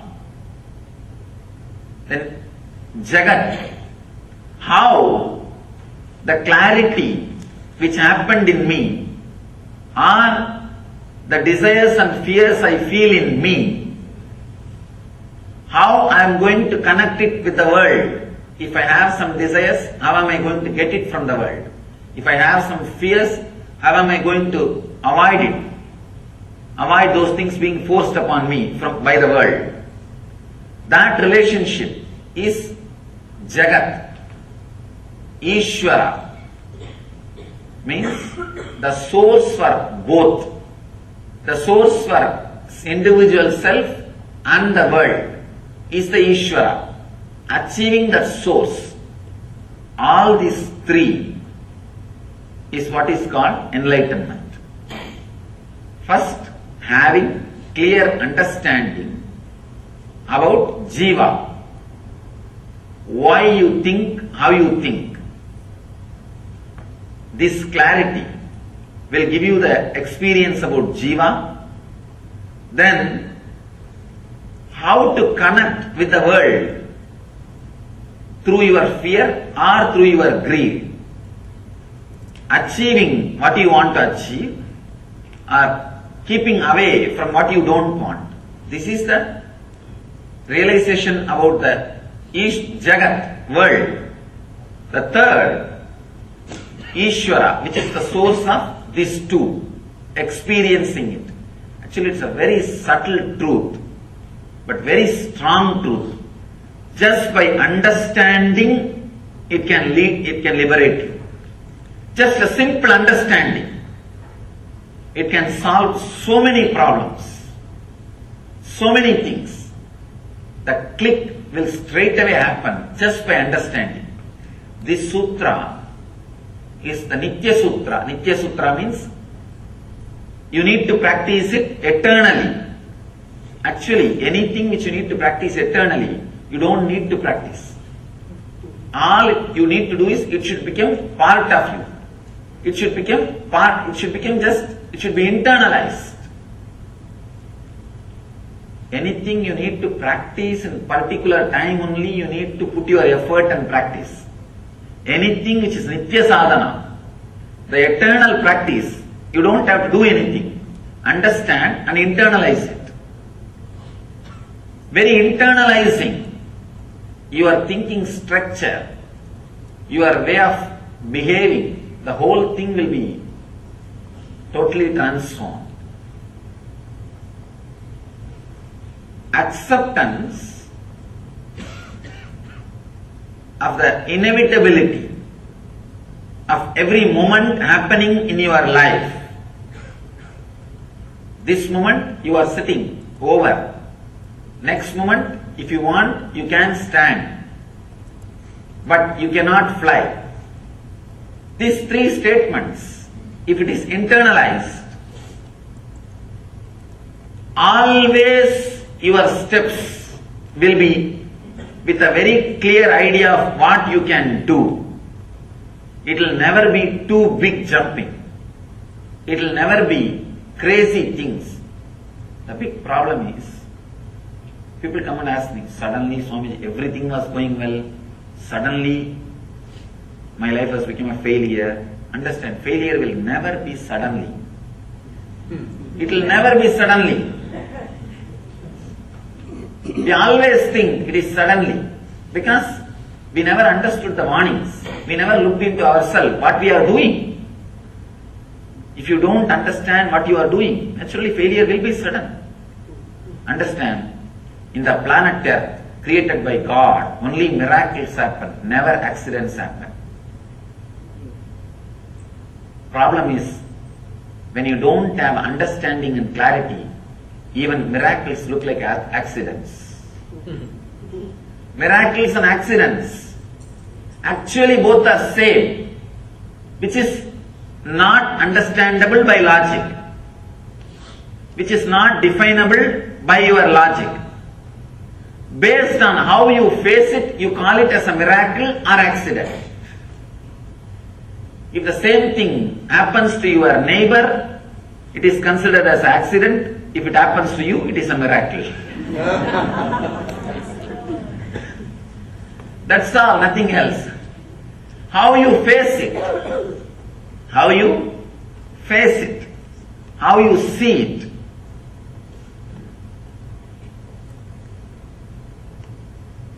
If you have the deep passion, look into the life and accepting the inevitability of the moment, everything is miracle. You are still breathing, still your heart is beating, still you are alive. It's a miracle. Why should you be alive? What right you have? People tell me, Swamiji, that is my birthright. I tell them, birth itself is not your right.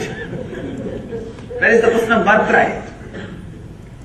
If you look with acceptance, the life with a little relaxed understanding, you will see everything is miracle. If you look with a restlessness, irritation, non-acceptance, everything is an accident. Everything is an accident. Your husband will look like an accident happened in your life. Your kids will look like biggest accidents happened in your life. And your house will look the worst accident happened in your life. Everything will look like a big accidents happened in your life. Actually, all you need is a simple psychological revolution happening inside your system.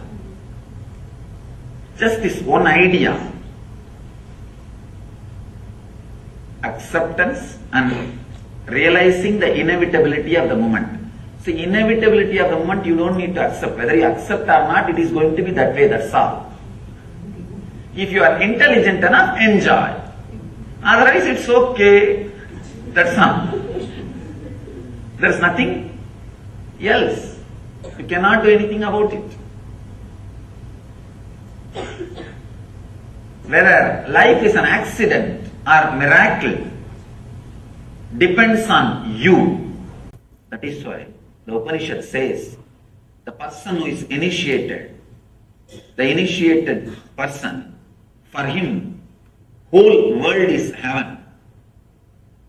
Amritasya, immortal heaven. The person is uninitiated. See, understand the word initiation. It means not that doing some ceremony or ritual. Initiation means the click happening in you. When a master expresses the truth, the realization, if the click happens in you, suddenly you feel, oh God, right. What he says is right. I was always thinking this. He put it in the right way. If you feel whatever I am speaking, always you thought about it, but I am verbalizing it. I am properly putting it in word. Initiation is happened. That is the scale, whether initiation has happened or not. If the initiation happens, the whole world is heaven. If the initiation is not happening, then the whole world is hell. All you need to understand is this two quality. When you do not accept this moment, starts the greed. When you do not accept the moments which may come, there starts fear. Out of greed, the quality of rajas gets added into your system. Out of fear, the quality of tamas gets added into your system.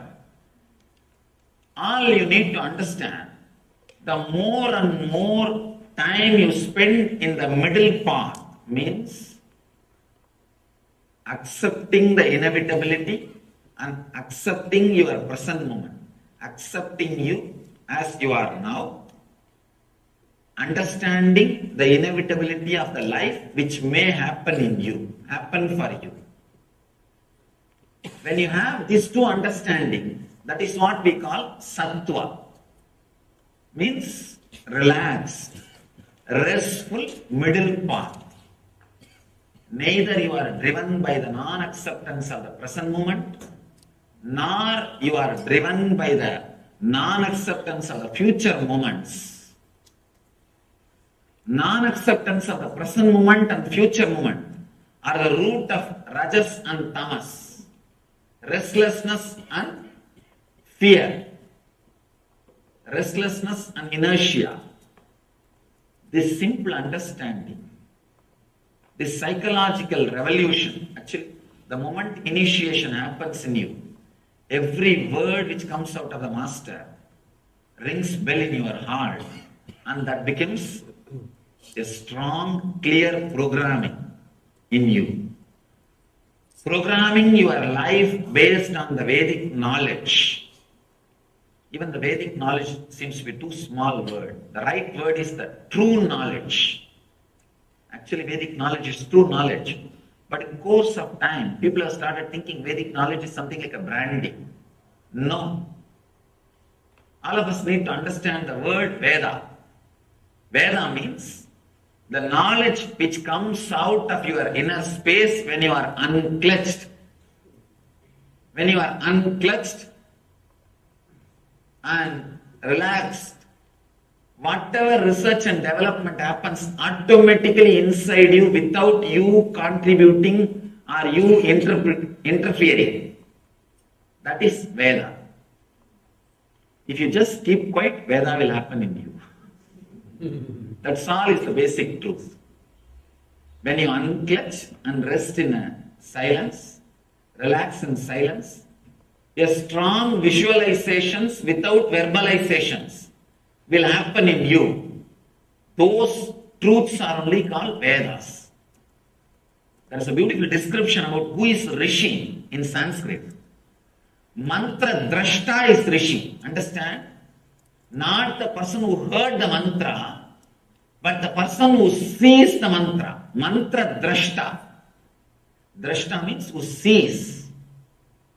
Means the whole knowledge or truth will happen in you as a visualization, not as a verbalization.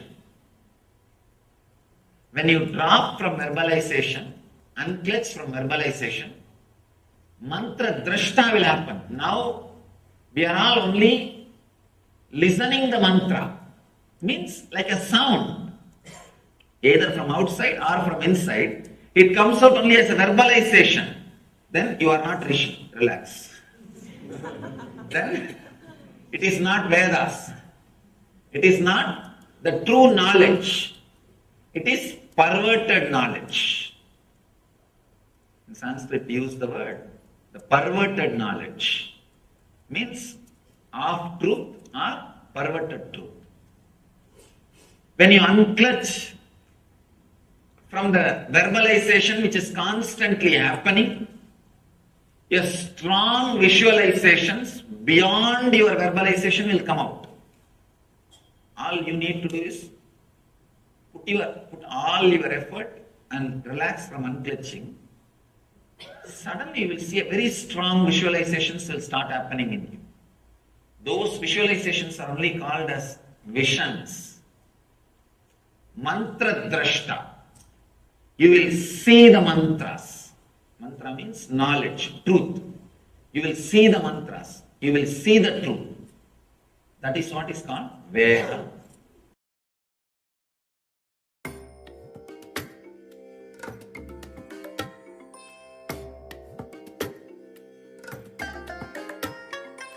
I bless you all. Let you all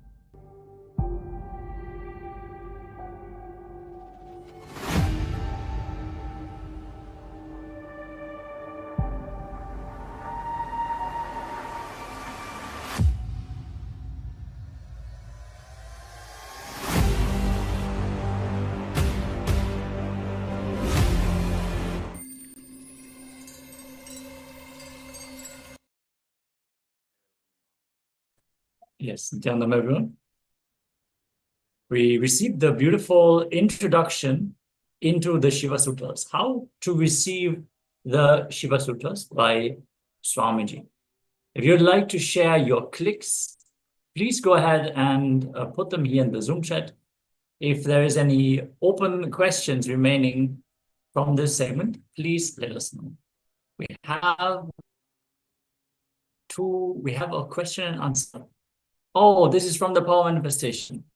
Manitya Paramashakti power manifestation. So the question was how to break through cannot allow itself to be satisfied. So how if one cannot allow oneself to be satisfied? Visualize the universe, sing, dance, and Haritaki. Wow. Thank you so much for sharing, Ma, for the revelations of your power manifestation. And yes, we are getting ready. Also, we are welcoming LA PSM, Susan and Lulu. Nityanandam, and welcome. The LA PSM team, Nityanandam, welcome. Good to have you with us. Thank you all for joining. Also, there's some new Chinese participants. We are not able to read out your name. So sorry for that. But anyways, welcome. A mother with a small child, welcome. Yes, Nityanandam, welcome. Also, we have Ma Nitya Paramashakti, Ma Sri Nityananda, Ma Ling Du, Ma Agura Sarupini, Akul Lal, and Ma Carolina Nityanandam, and welcome everyone. Yes, Nityanandam, welcome.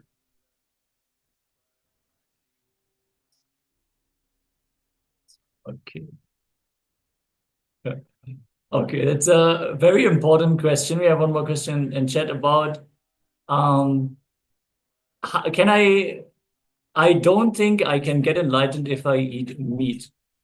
So Swamiji says that it is a very important step on the spiritual journey to drop non-vegetarian food because of many things that come along with it. First and foremost, the violence aspect that you basically subscribe to when you decide to take another being's life for your own sustenance. But then also the pain memory that that being has experienced, especially usually from the slaughter experience that is being stored in the muscle memory of that animal. Understand, you can relate if you have a relationship and all of a sudden you say something very harsh to that person. From there on, your relationship is impacted because the ideas, the well-wishing of the other being does impact your life. That applies even for the food that you eat. And Swamiji shares, as these animals are being killed, they're not going to chant Lokam Samasta Sukhino Bhavantu and wish you all the best. No, they're going to feel a lot of frustration about all the things they were not able to fulfill, the cruelty, and so many things we cannot fathom. So this is all addressed towards, as per Manusmriti, it is addressed towards the person who is holding the knife, the person who is transporting the meat, the person who is selling it, and the person who is buying it, the person who is preparing the food, and the person who is finally consuming it. They all receive the same karma as if having killed the being themselves. So, yeah, Swamiji is very clear, no non-veg for so many different reasons. And if you are thinking about protein, I'm sure you know LLMs, large language models, ChatGPT and all those. You ask them how do vegetarians get protein? How do vegans get protein? You see, there's vegan bodybuilders also, people who are like huge and they don't eat meat. They don't even drink milk. They don't eat egg. They don't take any animal protein source. So the example Swamiji usually gives is the elephant. Elephant never eats meat. Still a huge animal. Are you going to beat an elephant in an arm wrestling? Surely not. So they can build muscle. They all build muscle and they don't eat meat. So There is no complication in that. There's more than enough scientific studies on protein availability and all that.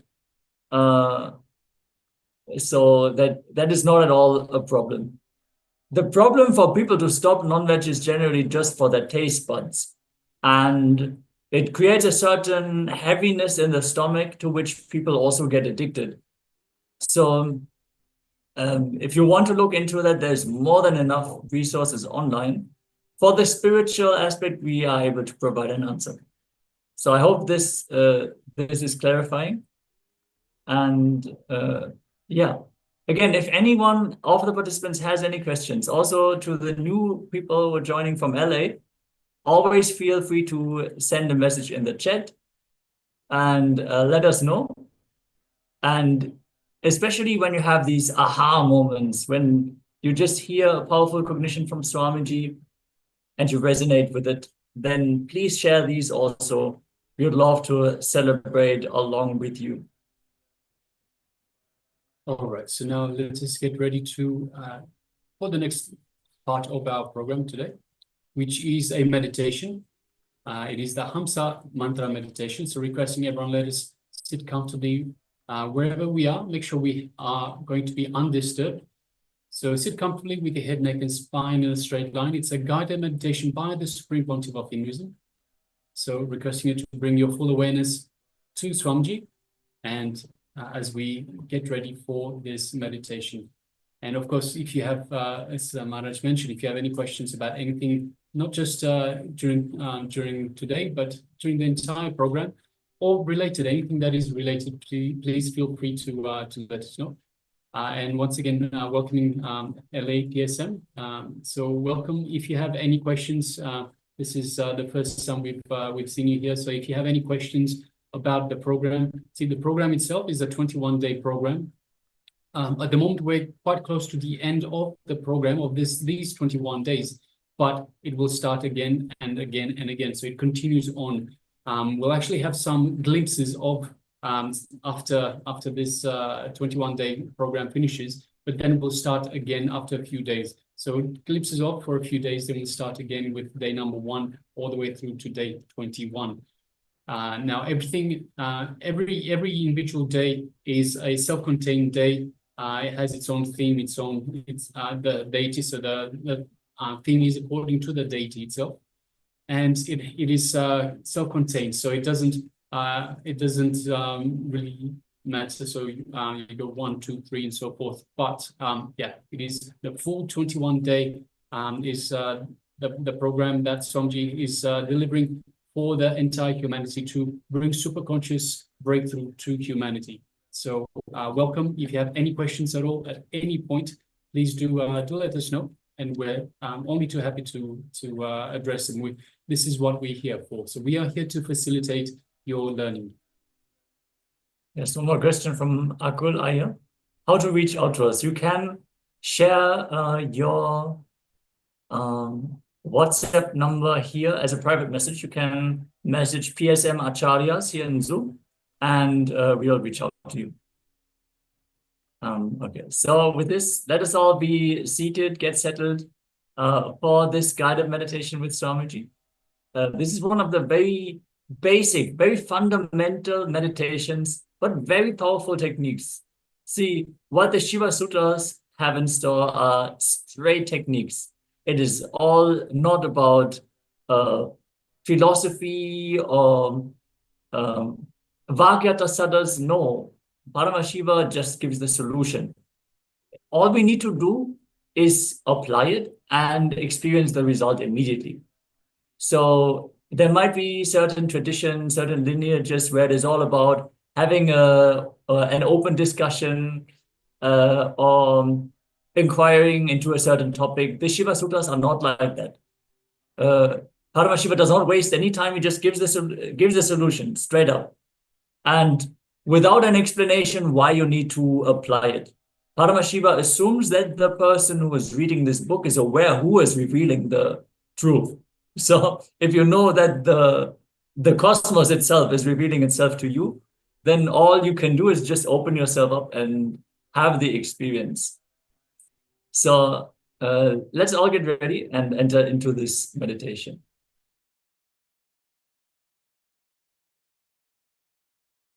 Please sit straight. Sit in a very relaxed way. Very consciously, with a strong decision, intensely create an intention that you are accepting you as you are in the outer world and in the inner world this moment. Tell yourself, I have enough in the outer world, nice things. I have enough of good qualities in the inner world, nice things. I am accepting myself completely. No need to develop myself in the outer world or in the inner world. If I have ego, that is okay. If I have guilt, that is okay. If I have fear, that is okay. If I have greed, that is okay. Whatever you have been told that you have, it's okay. Accept. Right or wrong. Decide consciously, I accept. Please close your eyes and sit in a very relaxed way without moving the body. Body movements will create thoughts. So if your body is stable without movement, it can take you to the deeper silence.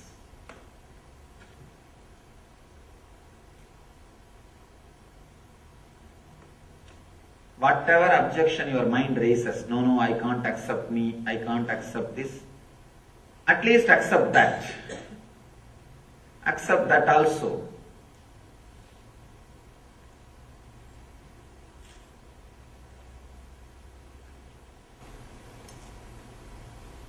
Accept the present moment. Accept all the future moments. Whatever your mind thinks as the worst thing can happen to your life, accept even those moments. If it happens, you cannot avoid. It is inevitable. Understand the inevitability and accept it.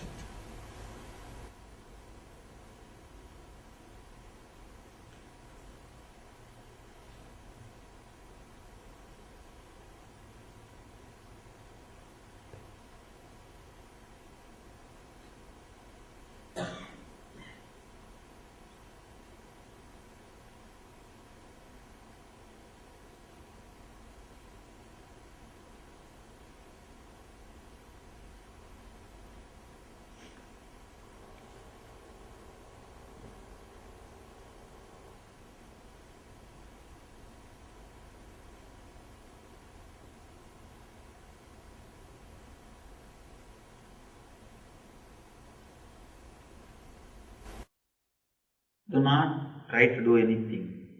There is no need to repeat any mantra. Just sit with this acceptance. Automatically you will see your breathing flows with the deep sound of that hum sound. Just you become silent. You will hear that mantra which is getting repeated constantly, continuously in you.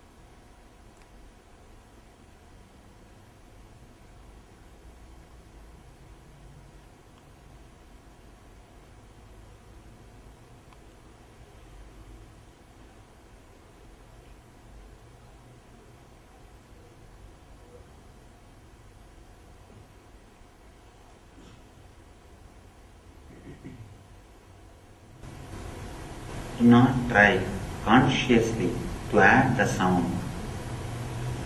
Let it happen you just be silent, carrying this deep understanding of acceptance in your being.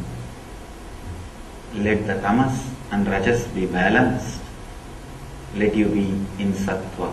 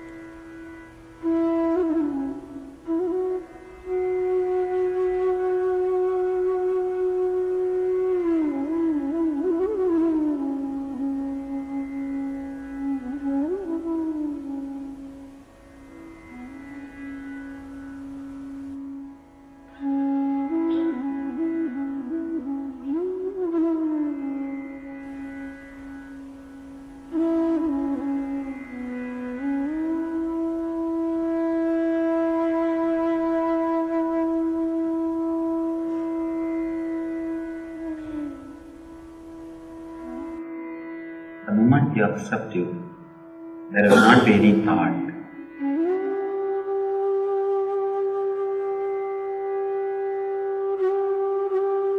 Whatever you saw and heard from the outer world, drop it and accept it.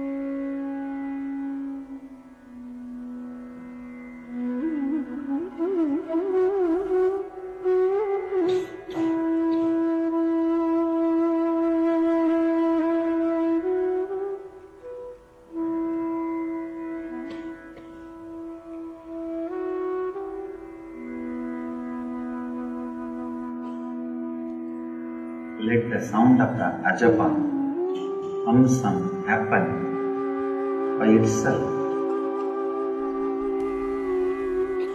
Try to add sound. Do not try to repeat the mantra. Just relax with the deep acceptance in your heart.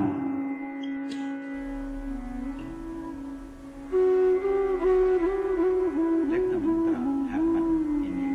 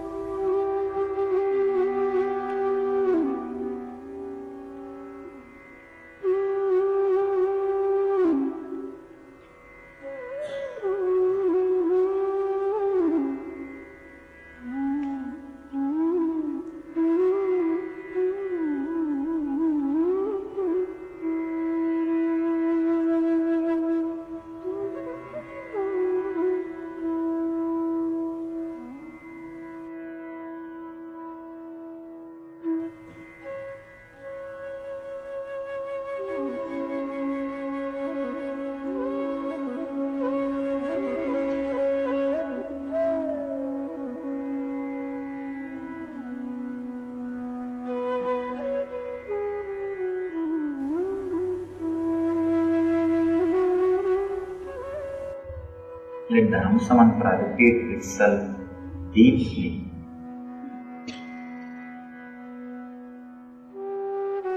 You have lost the connection, come back and again sit with a deep acceptance.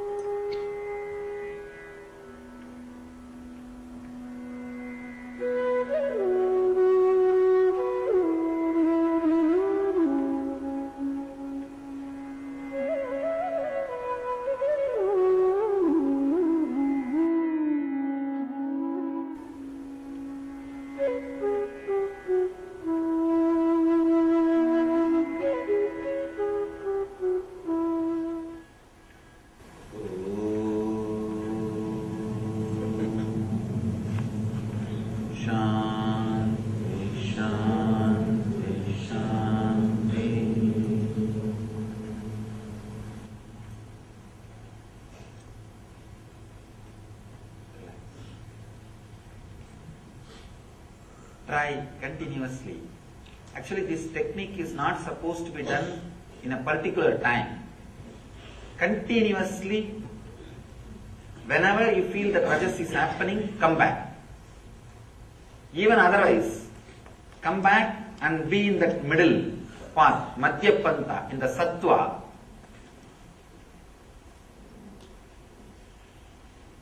Let the Hamsa mantra repeat itself. Because you are talking constantly inside yourself, the Hamsa mantra is never heard by you. If you relax from talking, inner chattering, by the acceptance, the Hamsa mantra will be heard by you. Again and again come back and be in the Hamsa mantra, Ajapa Japa, the middle path, the Sattva, center. Suddenly you will see, as I was telling, this brahmachari's counter. First day you may need 100 times to come back. Within few weeks it will become 10 times. Within 3 months you will see. You don't need to come back at all. Constantly the ajapa, the Hamsa mantra is happening in you. You are centered in Sattva, but you are able to do all your activity. Your profession, your business, your relationships, your life, and you will be able to manage everything, but you are centered on ajapa, you are centered on Sattva. That is what I call living enlightenment. That is what I call Jivan Mukti. Means even while you are living, you are liberated. Because of you are centered on the Sattva, you will have a clear understanding about the Jiva, means the self. You will have a clear understanding on way to relate with the Jagat, the world. Because of these two clarity, naturally you will fall into the source, which is Ishvara, God. The person who has realized Jiveshwara Jagat, the person who can play with all these three and enjoy, he is the enlightened being. So understand and carry this acceptance and the truth in your heart, and let this ajapa japa, the Amsa mantra, repeat itself in your inner space, and let you live enlightenment. Let you all achieve and radiate the eternal bliss. Nithyananda. Thank you.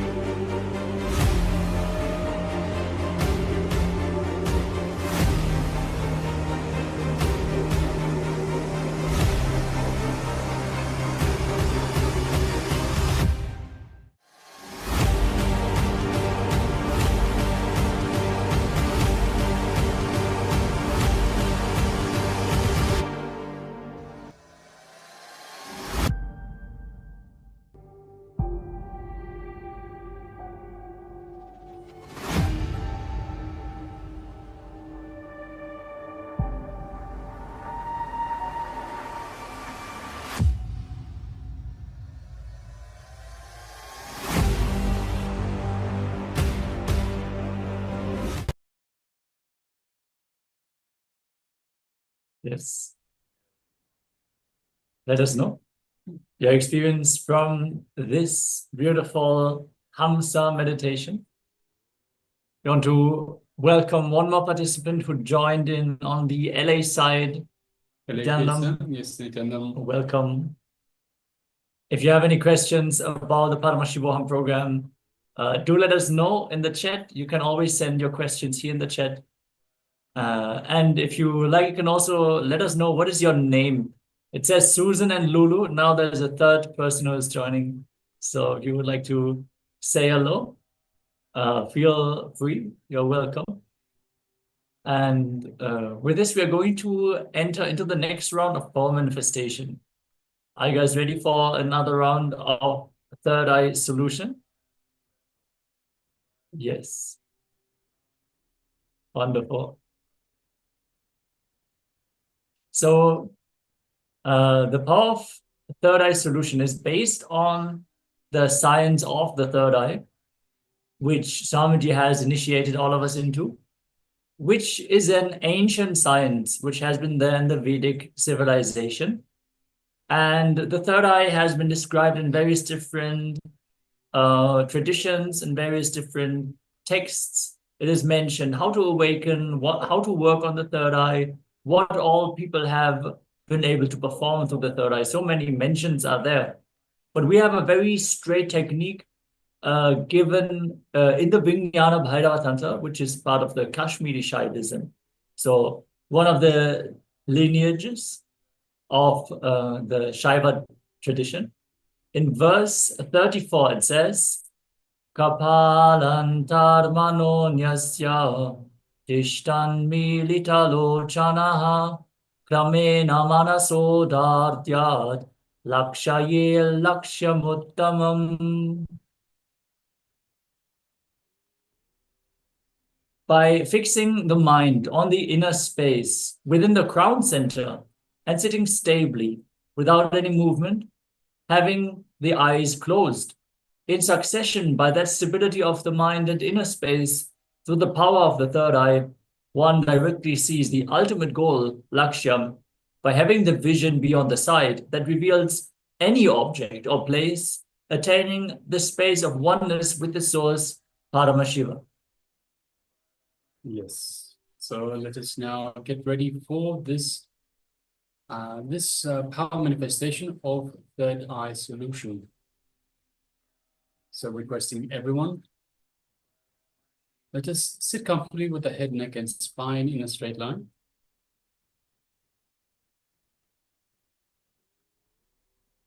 And let us have a question that we want a solution to.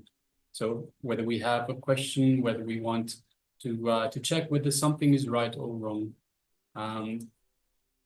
Today, actually for this power manifestation, we will be doing the power of third eye solution for others. So requesting everyone to please gather a friend, a family member, a partner, whoever is nearby. And let us ask them, first of all, if they're willing to take part in this power manifestation, the power of third eye solutions. And tell them you can get solutions from the Supreme Pontiff of Hinduism for any issues that they have, anything they want answered, anything they want verified, anything like that. They can have a third eye solution from the Supreme Pontiff of Hinduism directly through this power of third eye solution. So reach out to someone and ask them for any issues, any solutions they want, any questions they might have that they want answered. And once we have their question, their solution, their problem, then we can start getting into this power of third eye solution. So just giving everyone a moment to reach out and to gather the problem, issue, the question of another person. Yes. In LA, you can scan for each other. Just verbalize a question, verbalize an obstacle that you are facing, a problem you are having, and voice it to the other participants around you. And then you can scan through your third eye. If there is a language barrier, for example, one person only speaks Chinese, the other person speaks English, you can maybe use a translation app or some tools that can be used. We also have another person joining, Kwok Lai Shang. Welcome, Nityananda. Random. Welcome to Paramashivoham. As we are getting ready for the power manifestation. If you don't have a partner with you, if you don't have anyone to scan for, you can scan once more for yourself. Just think of an obstacle that you are facing, some problem in your life, or maybe a fundamental question you have, something you are not able to resolve, something you're not able to figure out. And write that down. Write that down for yourself to hold that question. And then we are going to connect to Swamiji, use the power of third eye. Yes, Nityanandam Yusum, welcome to the program. Yes, Nityanandam, welcome. And yeah, you are going to receive the answer through your third eye. Yusum, are you aware about the powers of the third eye? Do you know about Swamiji and Paramashivoham? If you could send a message, then we can introduce yourself to what we are about to perform here. This is really actually spectacular, especially for new people, important to understand what is going on. In the meantime, everyone else can connect to their partners and get at the question.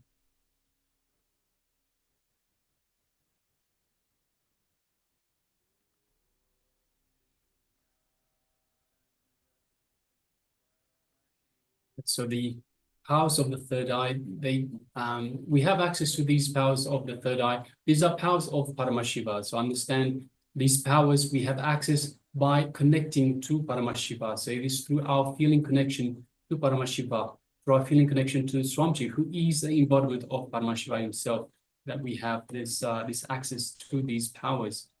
Now, it is important to understand, so for those of you that may be new to power manifestation, it is important to understand that the mind has nothing to do with these powers. It is not a power of the mind. It is a power of a feeling connection, of oneness, being in oneness with Paramashiva. See, we are all Paramashiva. This is who we are. We are Paramashiva, but we have forgotten. But we still have that connection to Paramashiva, and it is through this connection to Paramashiva that we have access to these powers. So when the mind comes, what we will do is we'll go through a short segment just to unclutch from anything of the mind, so any disturbances inside or out, so of the mind as well as distractions from the outside. And this way we go beyond the mind and we hone in onto our connection to the supreme super consciousness that is Paramashiva.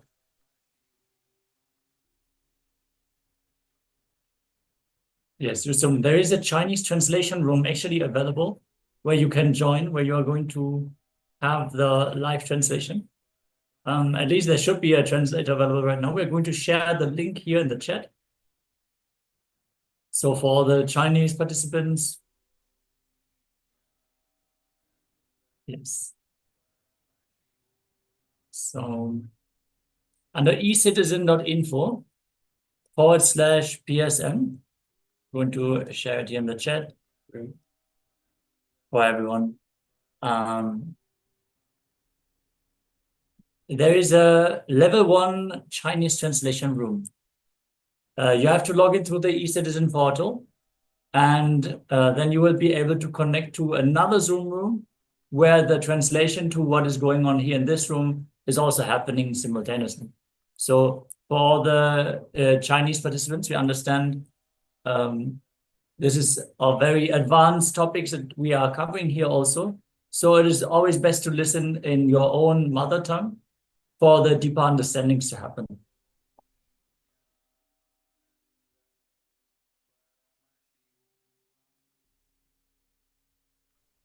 So once you have logged on to ecitizen.info/PSM, you have to log in with your eCitizen ID. If you don't have an eCitizen ID, you can simply sign up using an email or phone number, and then you will be redirected to the eCitizen portal where there will be different rooms.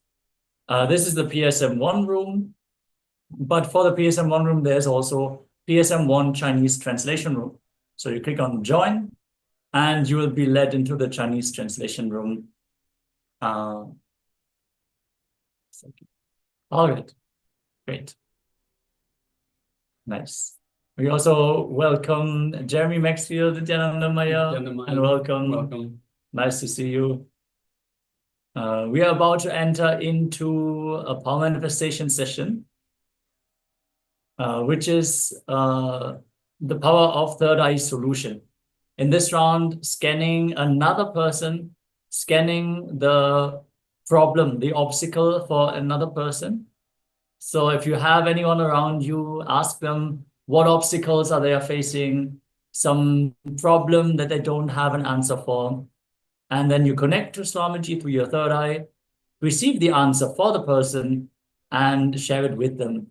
It's a beautiful power, very useful. Immediately when we encounter any obstacles, we can just connect to our third eye. How powerful is that? You just need to be more aware. Like Maharaj has shared, we just forgot we are Paramashiva. Paramashiva has the answer for every problem, the solution for every obstacle. We are that, so we have that available with us. So let us practice the science of power manifestation more and more and live this powerful science. So without further ado, requesting everyone to settle down as you enter into a small meditation to enter into the power manifestation itself. So once you have the other person's problems or solution they want an answer for, let us sit comfortably with the head, neck, and spine in a straight line. Close our eyes. And let us, first of all, unclutch from anything internal or external. So any thoughts that come, just become a witness. So you can label the thoughts if you wish. This is a thought, this is a thought, and so forth. And just unclutch. Don't get involved in these thoughts. You label them, you become a witness. You become outside. You are outside of the thoughts. So just observe the thoughts, but don't get involved in the thoughts as such. Let us continuously unclutch any thought that comes up, whether it's worries, whether it's fears, whether it's doubts, impossibilities, anything that comes up, just unclutch again and again. Become the witness. Don't get involved in the thoughts. Again and again, unclutch, unclutch, unclutch. Any disturbances from the outside, so whether we have the phone ringing or message or any noise outside, perhaps a dog barking, let us just unclutch from that disturbance as well. So whatever the disturbance inside and out, let us just unclutch again and again. Unclutch and come back to the space of restful awareness. The space between two thoughts.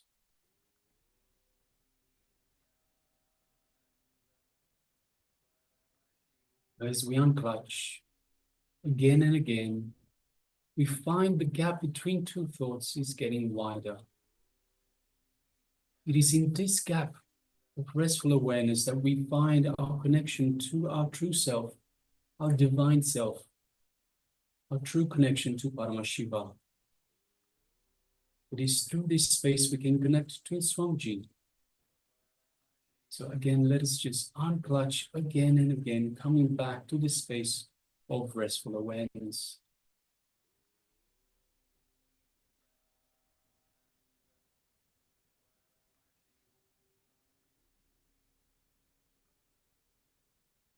Now let us bring our awareness to our inner space, which is just below the heart center. So the heart center is in the middle of the chest. We just move below that, about 1 inch below the heart center is our inner space, our Ananda Gandha. Let us bring our awareness to this inner space and visualize Swamiji in our inner space. So this is the space that Swamiji has initiated us in to connect to him. So let us bring our awareness, let us visualize Swamiji in our inner space. Just by mere remembrance of Swamiji, invokes the Master in our inner space. Take a moment and visualize Swamiji in your inner space. You're feeling connection to the Master. And as you bring your awareness to this feeling connection, you feel the connection getting stronger.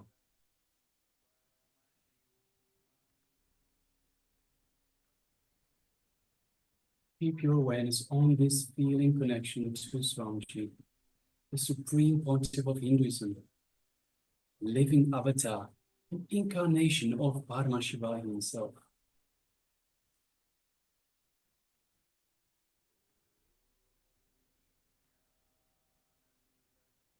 Feel the space of oneness with Swamiji in your inner space.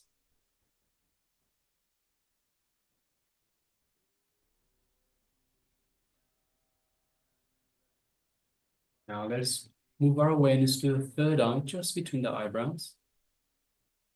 Let us lightly gaze through the third eye into Swamiji's third eye. So visualize Swamiji in front of you and just gaze through your third eye into Swamiji's third eye. As you do so, you feel an energetic connection from Swamiji's third eye into your third eye. Take a moment and feel this energetic connection. Feel a light buildup of energy in your third eye. As you know that Swamiji is awakening and energizing your third eye for this power manifestation.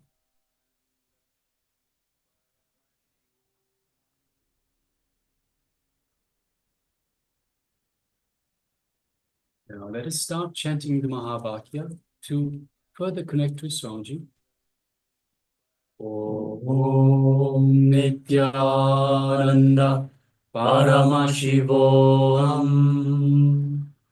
Om Nityananda Paramashivoham. Om Nityananda Paramashivoham. Yes, continue chanting the Mahavakya throughout the power manifestation. And now bring your awareness to the third eye and put your question or the question of the person you are doing the reading for.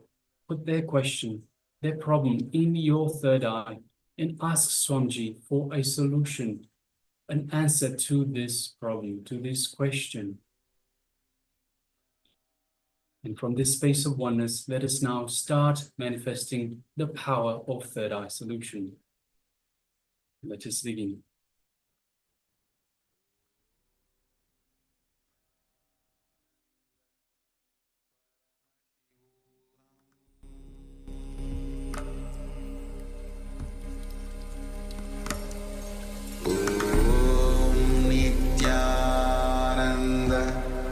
Paramashivoham.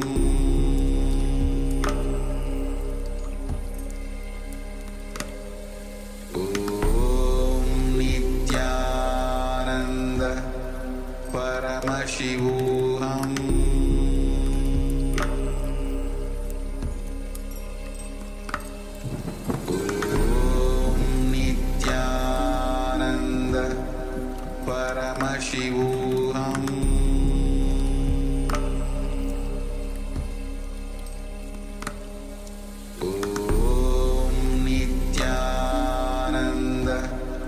Paramashivoham.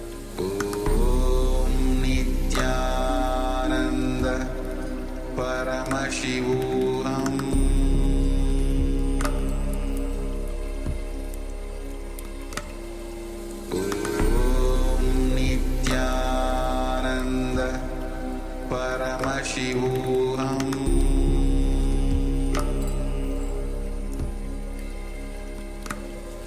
Om Nityananda Paramashivoham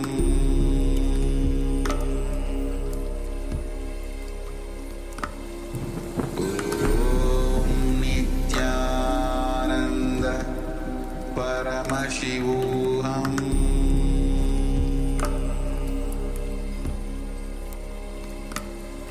Om Nityananda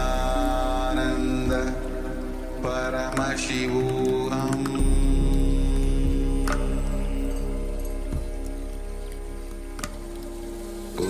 Om Nityananda Paramashivoham Paramashivoham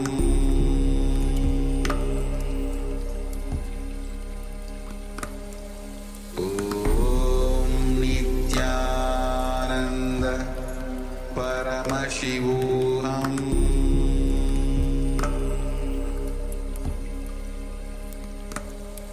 Om Nityananda Paramashivoham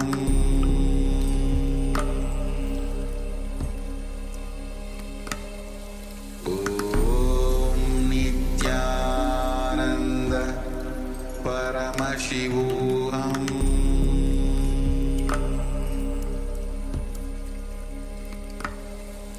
Om Nityananda Paramashivoham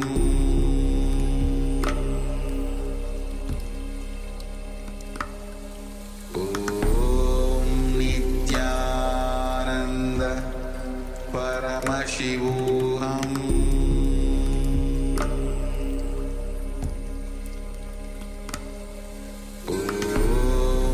Nityananda Paramashivoham Paramashivoham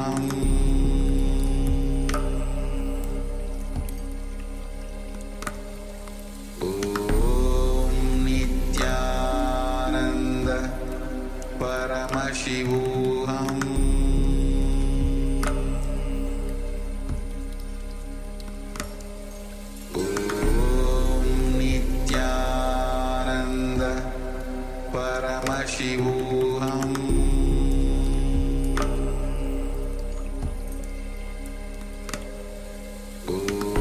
Om Nityananda Paramashivoham Paramashivoham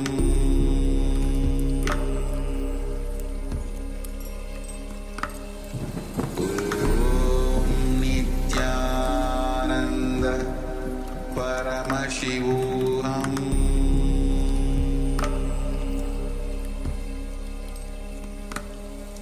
Om Nityananda Paramashivoham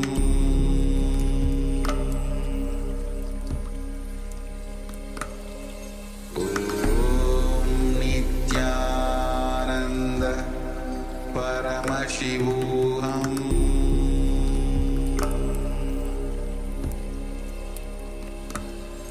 Om Nityananda Paramashivoham Om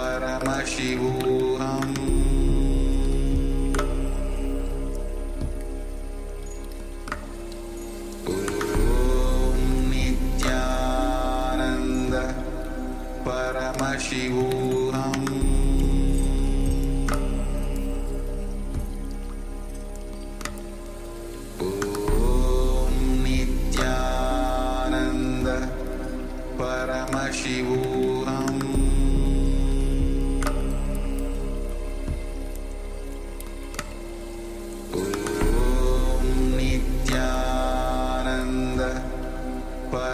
Paramashivoham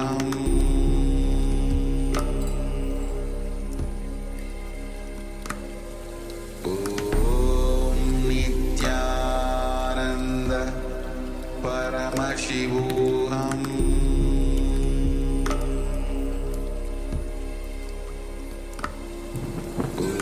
Om Nityananda Paramashivoham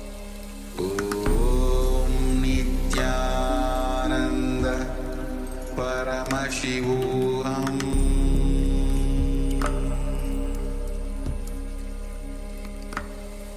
Om Nityananda Paramashivoham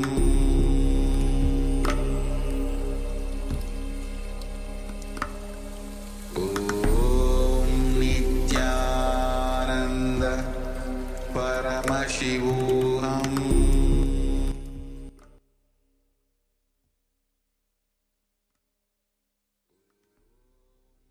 Yes, you can now relax.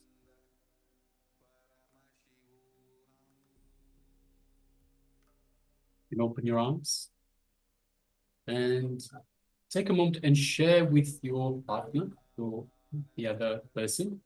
Share what was revealed in your third eye. So the answer to their solution. The solution to their question, solution to their problem that they were facing.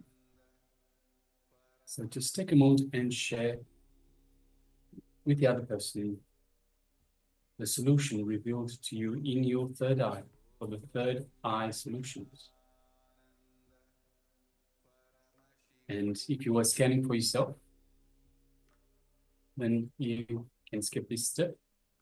You can instead let us know what was revealed to you, or perhaps if it's too personal, you can just let us know your experience, how you experienced this power manifestation. If you can share with us, please go ahead. Let's all take a few moments to share.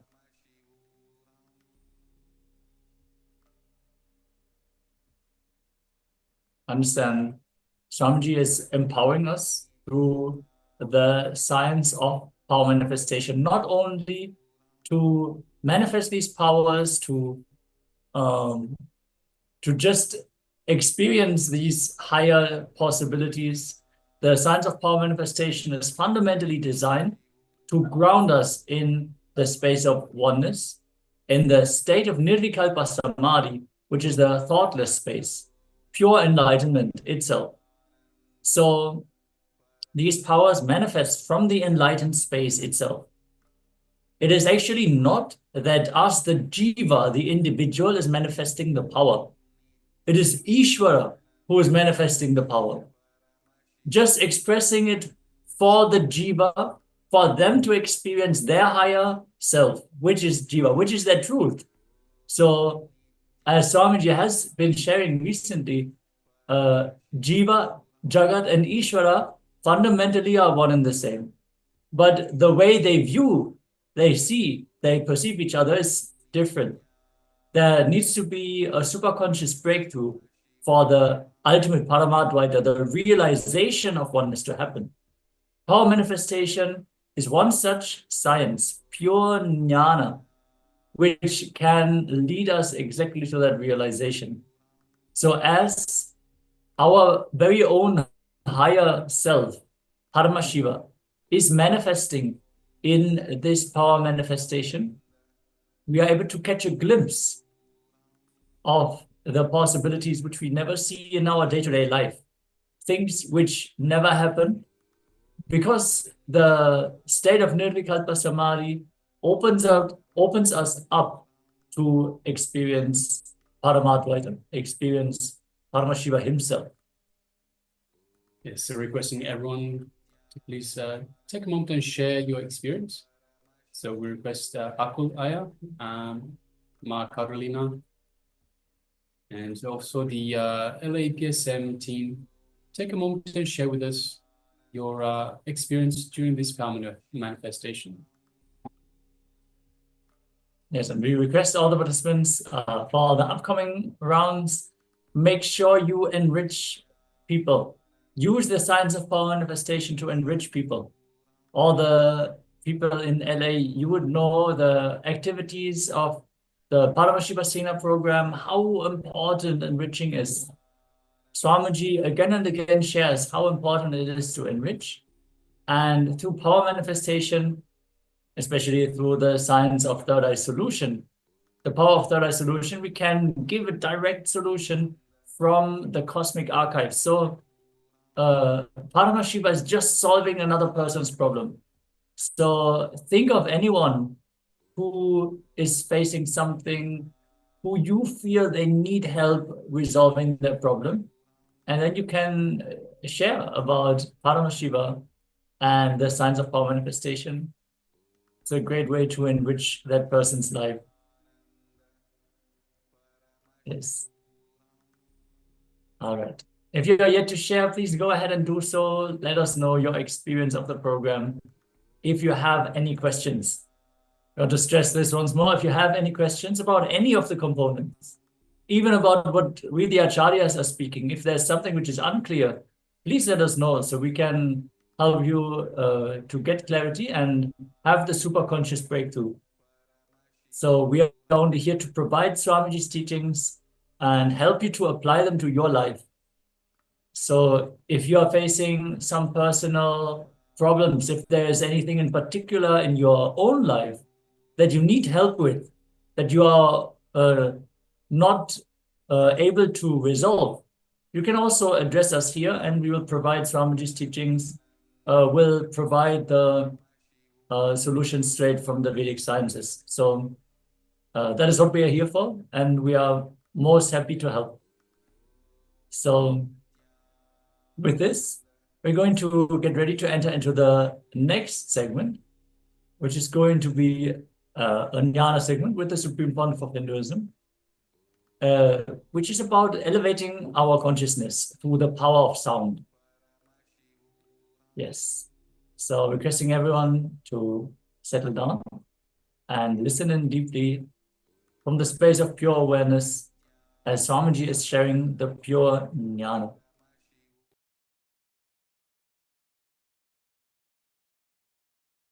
Even the wars, when the wars are described in our scriptures, in our Mahabharata and Ramayana, they say with the arrow, when they concentrate on a person, they will create a particular vibration, mantra. For every astra there is a mantra. Varunastra or Nagastra or Brahmastra, for every weapon there is a mantra. They will create that vibration. That vibration will do the effect. The vibration will carry this arrow powerfully and do that effect, create that effect. Mastering the science of vibration is only taught in the Gurukulas. In the Gurukulas, kids, when they were learning under the enlightened masters, you see, to become a master of archery, you don't need to go to an enlightened being. To become a master of killing others, you don't need to go to an enlightened being. But in those days, even archery, even fighting with a sword, all the martial arts, everything is taught by an enlightened being. Why? Because it is not just physical. Something more than physical was involved. That is why they went to Dronacharya.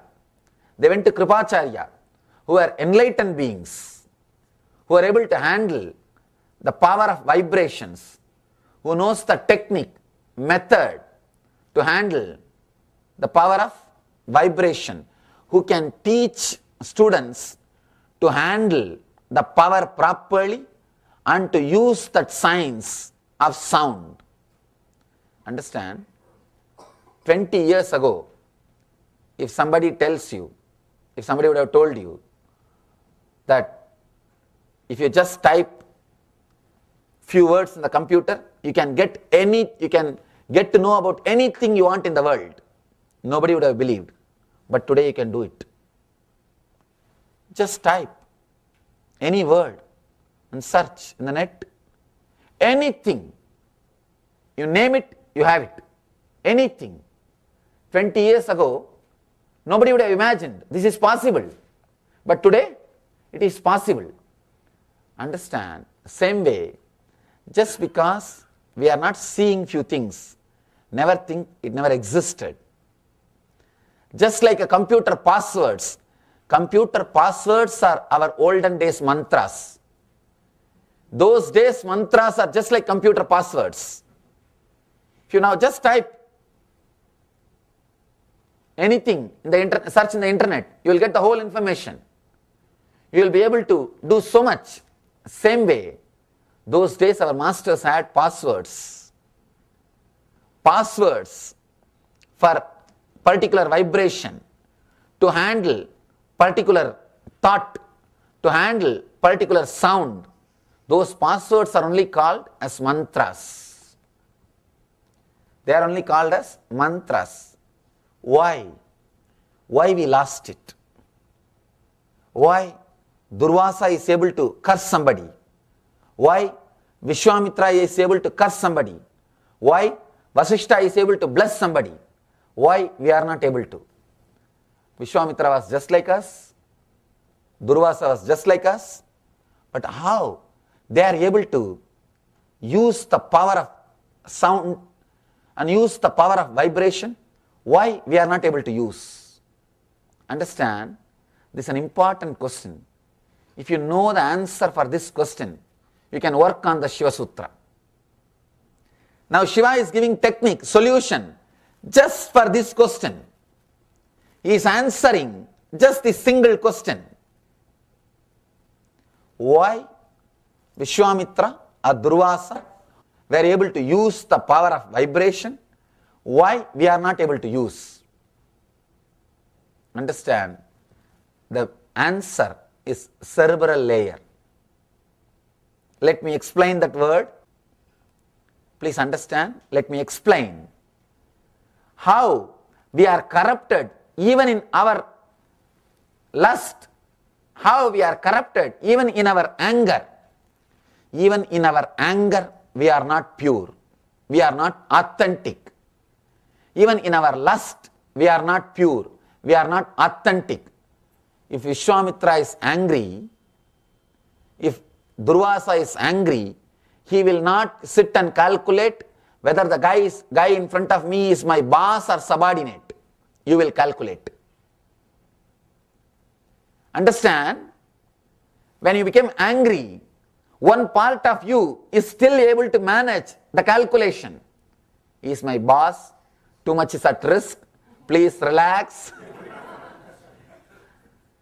But Durvasa is not calculating. Durvasa doesn't know how to calculate. He is just fire. Authentic anger. I tell you, I am not telling you to shout at everybody or be violent at everybody. No. I am saying, integrate your anger, be authentic. Suddenly you will see anger leaves you. Lust leaves you. Somebody came to me and asked, Swamiji, I am addicted to smoking. I don't know what to do. Few days ago, I read a book and then dropped. I asked him, did you drop the smoking? No, I dropped reading books like that, which are confusing. Please do something. I told him, do one thing. First tell me, how did you start? He told me, when I was 15 or 16, I was standing in a shop with my friend. My friend was smoking. From a distance, my father saw, he misunderstood, he mistook that I am only smoking. The smoke was coming from me. So when I went back to home, he was shouting and he started beating me. In India, kids will be beaten. He was beating me. I thought, oh fellow, you already punished me, then why not smoke? I already received the punishment, then why not start smoking? Just my anger towards him, I started smoking. And I felt I have become a man when I say no to my father. The same problem you all will be facing in your house. When they say no to you, they feel that they have become independent. They are now man. They are now adults. They can think on their own. It is just the desire for freedom comes out as big no. Anything you say, all they know is no.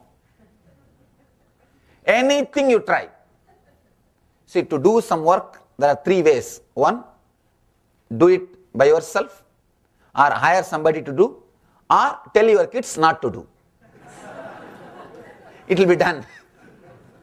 Just anything, straight no. Because they feel strong when they say no to you. When they say no, their ego is feeling very strong. It's the nature. So I asked him, your anger towards your father only started this habit. First work on that anger.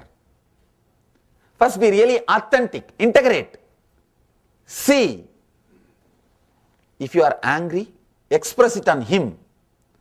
If you feel that expressing it on him will create karma, cycle, the chain, he will again express it on you, it will lead to one more karma, then at least know how to release it in the air.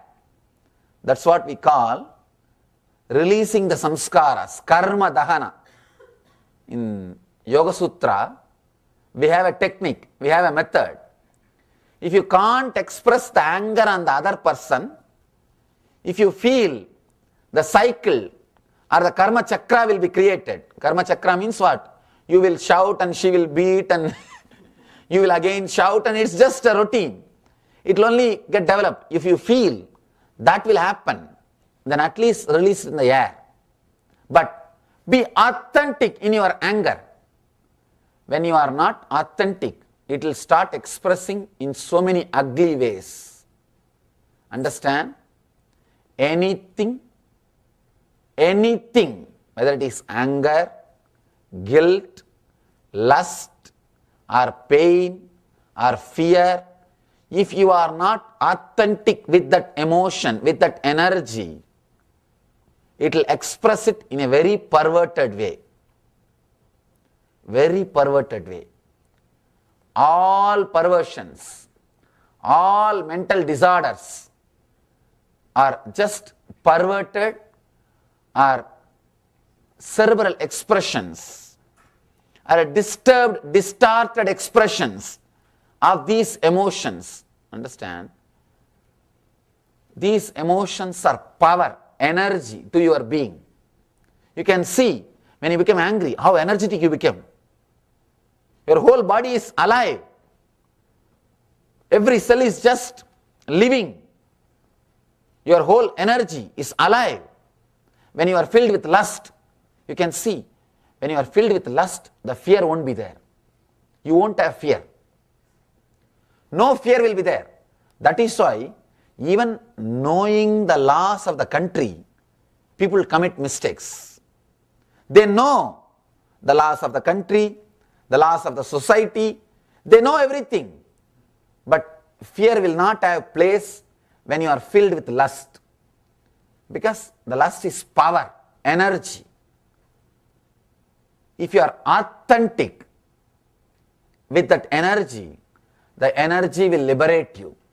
Understand? The energy will liberate you. Because all these energies, the lust is Muladhara chakra, the base energy. Fear is second, Swadhisthana chakra. Worry, constantly brooding over, guilt is Manipura, third chakra. Each of these energies are base material for your energy centers. Each of these energies are worshipped as gods in our tradition. Understand? Each of these chakras are worshipped as gods in our tradition. Because the authentic energy, if you are authentic with your lust, you will be liberated. If you are authentic with your fear, you will be liberated. With any emotion, if you are authentic, you will be liberated. The main problem with us, we are not authentic with anything. Constantly calculating. With any emotion, before expressing, you start calculating the after effects and side effects. If the after effect is going to be too serious, you just suppress it. If it is not going to be serious, you shout too much. I have seen. Same mistake. Who does? That only decides the punishment. Who does decides. Please understand, everything else is a story. No, I am equal to all, that and all. You can tell for others, not for yourself. At least with yourself, be authentic. Integrate. One more thing, person who never looks into his problems, person who constantly believes he is integrated, person who thinks I am okay, person who is not ready to look into his problem will never be able to achieve the truth. Authenticity. See, one thing, at least you should know the accounts properly. At least you should know the accounts properly. To others, you can tell stories. To others, you tell stories, no problem. I have this, I am this, I am that. At least for you, you should know the accounts. You should know the truth. You should know the fact. Let you know the facts about you completely. Sit and analyze. If the same mistake, if this guy does, how I will react. Same mistake, if this person does, how I am reacting. Try to grind. Try to polish. Try to be honest with yourself. Integrating yourself, bringing honesty to yourself is the only way to remove the hypocrisy. Person who has removed the hypocrisy from the inner space will experience enlightenment. Ramakrishna says beautifully, integrating your inner chattering and your words spoken is enlightenment. You will be shocked. He says, just integrate your inner chattering and the words which you are uttering. Let both of them be integrated. You are enlightened. He says, Man muk ek karo. The mind and the words, inner chattering and the words, if they are connected, you are liberated. I tell you, to live in a body in which the inner chattering and the words are connected is heaven. Is heaven. No other pleasure can show you that ecstasy like living in a body where this inner chattering and the verbal words, which spoken words, are integrated. It is just pure ecstasy. It's a pure ecstasy. Living inside, it feels so good. Constant ecstasy. That's what I call Nithyananda. If you can live inside a body in which the inner chattering and the spoken words are integrated, they are in tune, suddenly you will see you are living inside a hollow bamboo. You are living with such a vast inner space. As and now, you feel constantly suffocated. That is why you can't sit with yourself. Sometime, actually, I had a 1 week vacation just before coming to Ohio. 1 week vacation means no work, no program. Somehow the situation was such that I was not able to continue my regular programs. 1 week. You will be surprised to know, not even 1 week, 9 days. I sat in my room, did not come out of the room 9 days, no TV. No TV, no music, no iPad, no video, nothing. No entertainment things. Just I sat, 9 days I did not come out. People who are taking care of me, the ashramites who are traveling with me, they said, Swamiji, let's go and have fresh air here, and let's go here, let's go there. I said, no, I don't feel like. 9 days, you see, it is not that I felt like going out and I controlled myself. I don't have to. I don't have to. If I think, simply I can go out and go around and do sightseeing and everything. There was no other routine, no other work. But I didn't feel like. Morning I'll get up, just sit, and maybe 1 or 2 meals in a day, and then just sit and relax. Even people who lived around me were shocked because they have never seen me sitting in one place for 9 days. 9 days I did not come out of the room. Full 9 days. They were asking, what is this, Swamiji, why? I said, just I don't feel like. Understand, you can sit with yourself only if your mind and words are integrated. Only if you have enough inner space. We were in the Vancouver, Canada, and there is so much of skiing, snow, everything is going on around. They were saying, Swamiji, let's go here, let's go there. I said, no, nothing is there. What is there? I am completely comfortable with myself. I can sit with myself for hours. I don't need anything to entertain me. We need so much of entertainment because we can't sit with ourselves. Suffocation. Understand? If you can't sit with yourself, your inner chattering and the spoken words are not integrated. You can't experience power of sound. The basic quality to experience power of sound, power of vibration, you must be able to sit with yourself, doing nothing. People are shocked. They ask me, how can you just sit? I say, what is there? How can you not just sit? Human beings have lost one big dimension of the life. If you can't sit with yourself, be very clear, you have lost one major dimension of your life. Person who is born blind, he can't understand what he is missing. You can't explain to him. Person who is blind from birth, can you explain to him what he is missing? Even if you try to explain, he will only misunderstand. A small story. One blind guy, born from birth, blind from birth. One friend came to him and said, my child died. He asked, why? Why did your child die? No, we gave little milk, and that milk, because of that milk he died. Milk means what?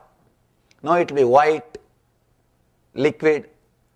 White means, don't you know? It's like a bird, it's like a crane. Crane means what? How it will be? Oh, he just put the hand to explain and told that blind friend, touch and feel, like this only it will be there. Crane. Then the friend felt the hand and said, such big thing, if you give it to child, it will die only. How can it swallow?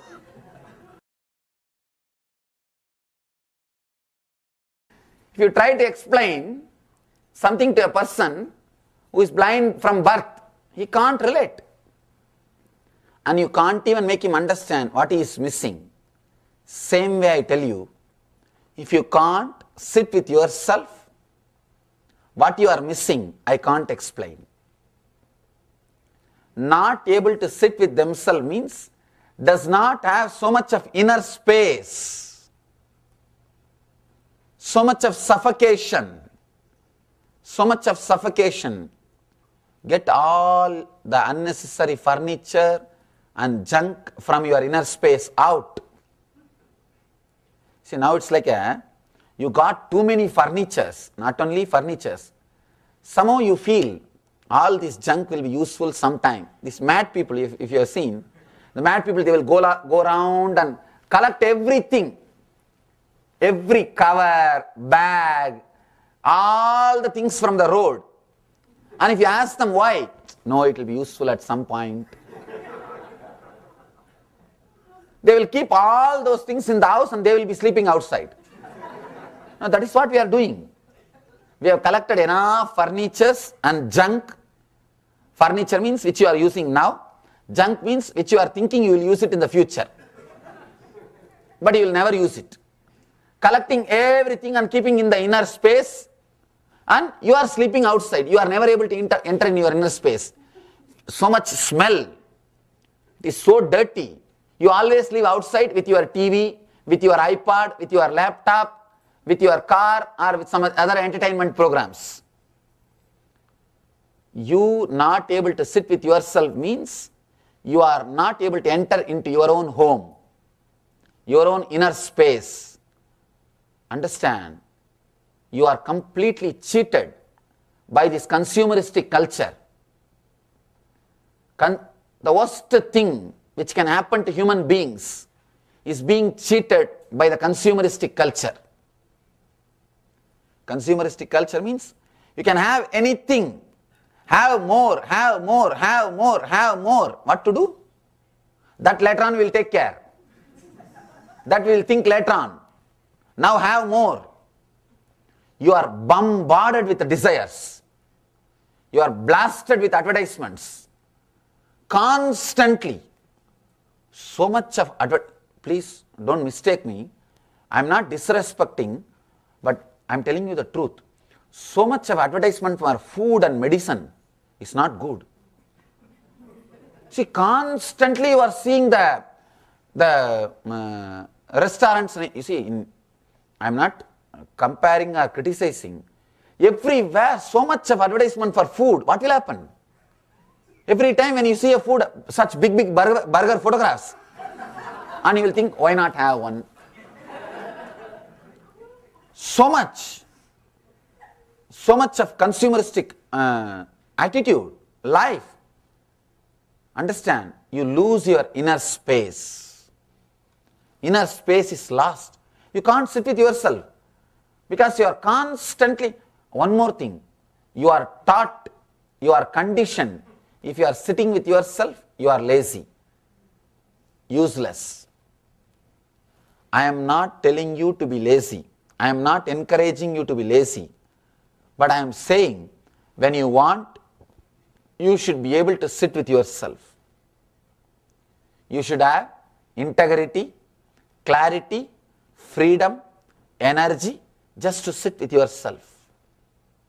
Person who can't sit with himself, he may have anything, he will not have his self. You may have anything. You may can't. Why people need so much of entertainment? I have seen the people in India, I have seen, they will be 80 or 85. They would have got married, their sons would have got married, their grandkids would have got married, nothing to do. Even they can't sit with themselves. From morning till night, they will be reading that same old Hindu newspaper with a big glass and matrimonial columns. What for? Nobody knows.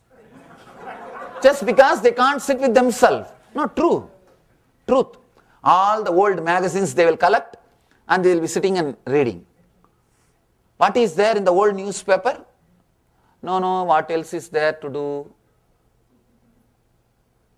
Because running so much, you lost the ability to sit with yourself.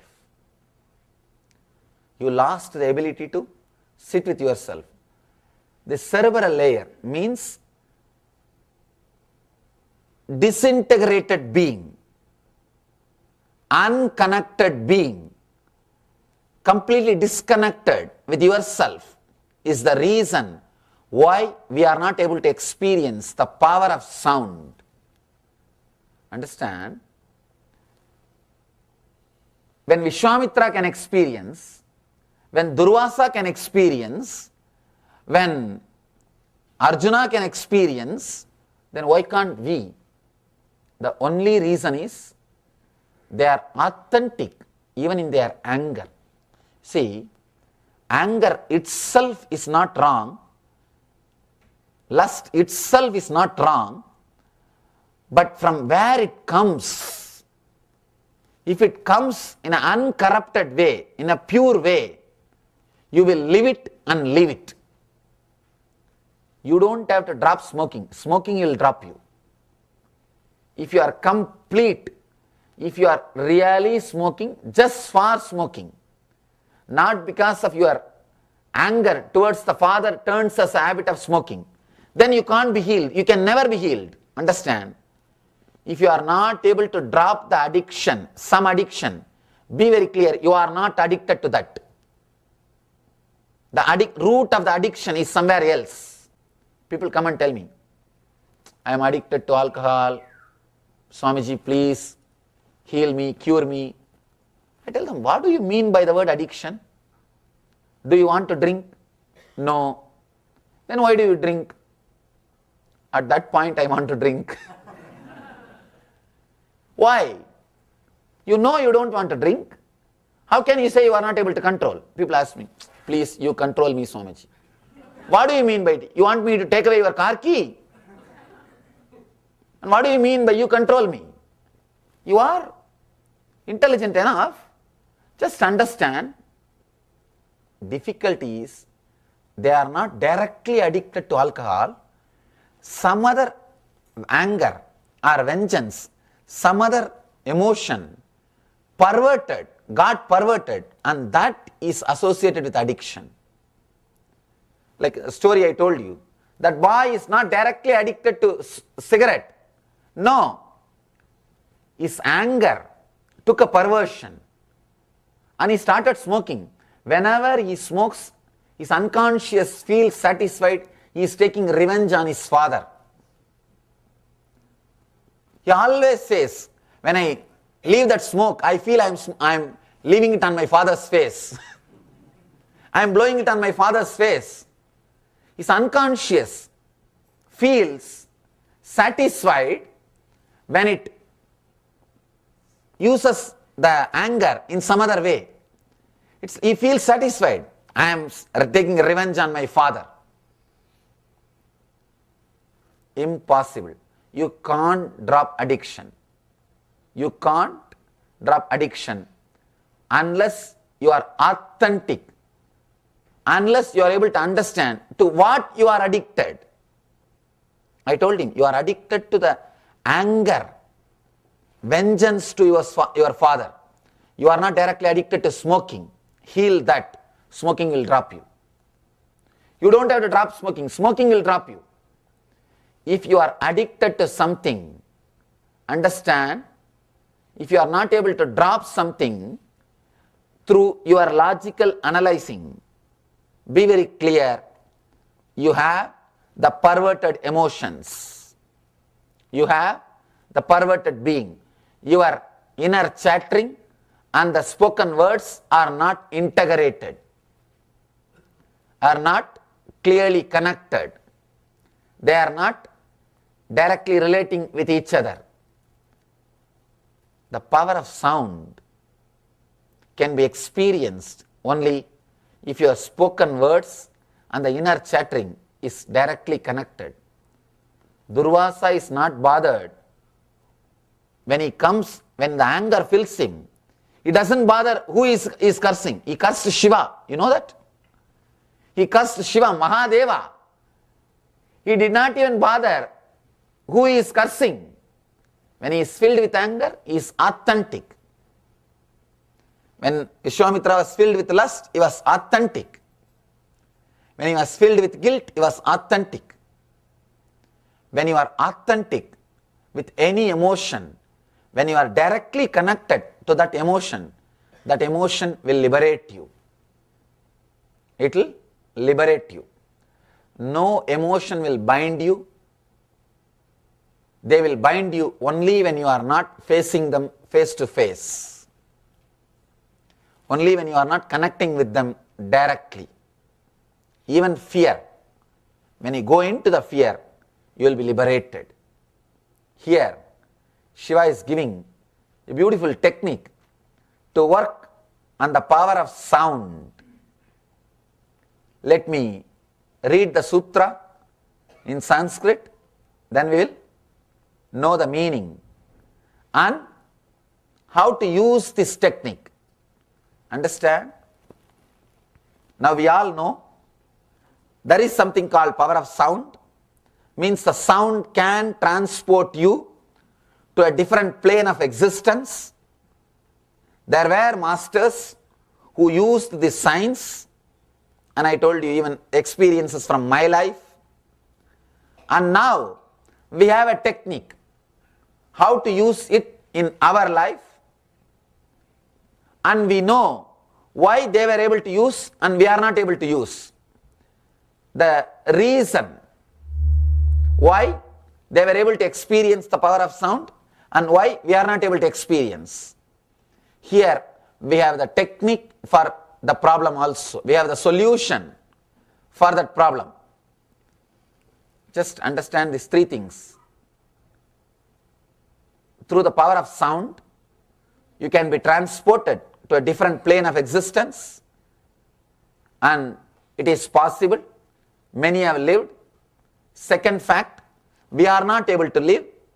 Something is wrong with us. How we can achieve that same power? How we can relate, connect with that power? Here Shiva is giving us the technique for two things. One, how to connect yourself, elevate yourself to the level where you can use the power of sound. And the second, how to use that power of sound and achieve enlightenment. Two things. He is first going to help you to integrate. Next, he is going to help you to evolve. Integrating yourself and evolving beyond yourself. Here he is giving the technique. Let me read the sutra. Pranavadi samucharat plutante sunya bhavanat sunyaya paraya shaktye sunyatam iti bhairavihi.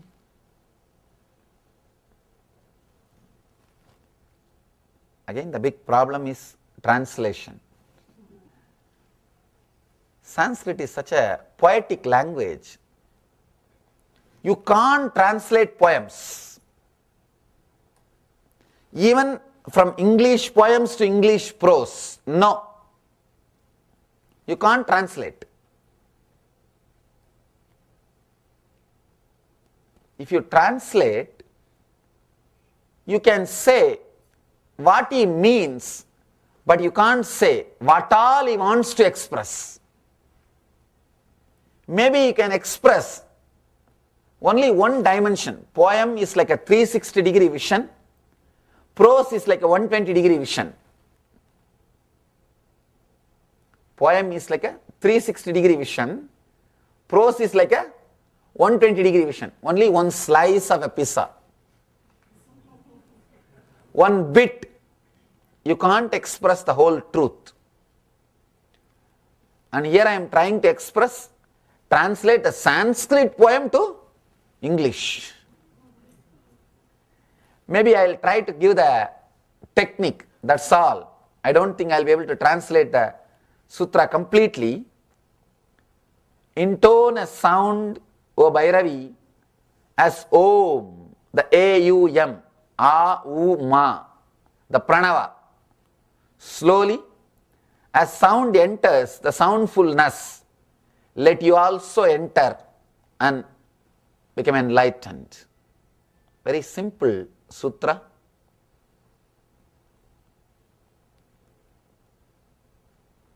If you don't understand the sutra, it's okay. Understand the technique, that's more than enough. I'll explain the technique. I'm reading the sutra just for future, just to put it on record. Pranavadi samucharat pludante sunyabhavanat sunyaya paraya shaktya sunyatam eti bhairavihi. O Bhairavi, by perfect intonation of a pranava, A, U, A, U, Ma, or the sacred syllable Om, by contemplating over the void at the end of the sound, as sound enters into the soundfulness, let you also enter into that energy and be liberated. This is the technique from Mahadeva to Devi. He is addressing, O Bhairavi. Bhairavi is the word. Bhairavi is the name of the Devi. He is addressing, O Bhairavi,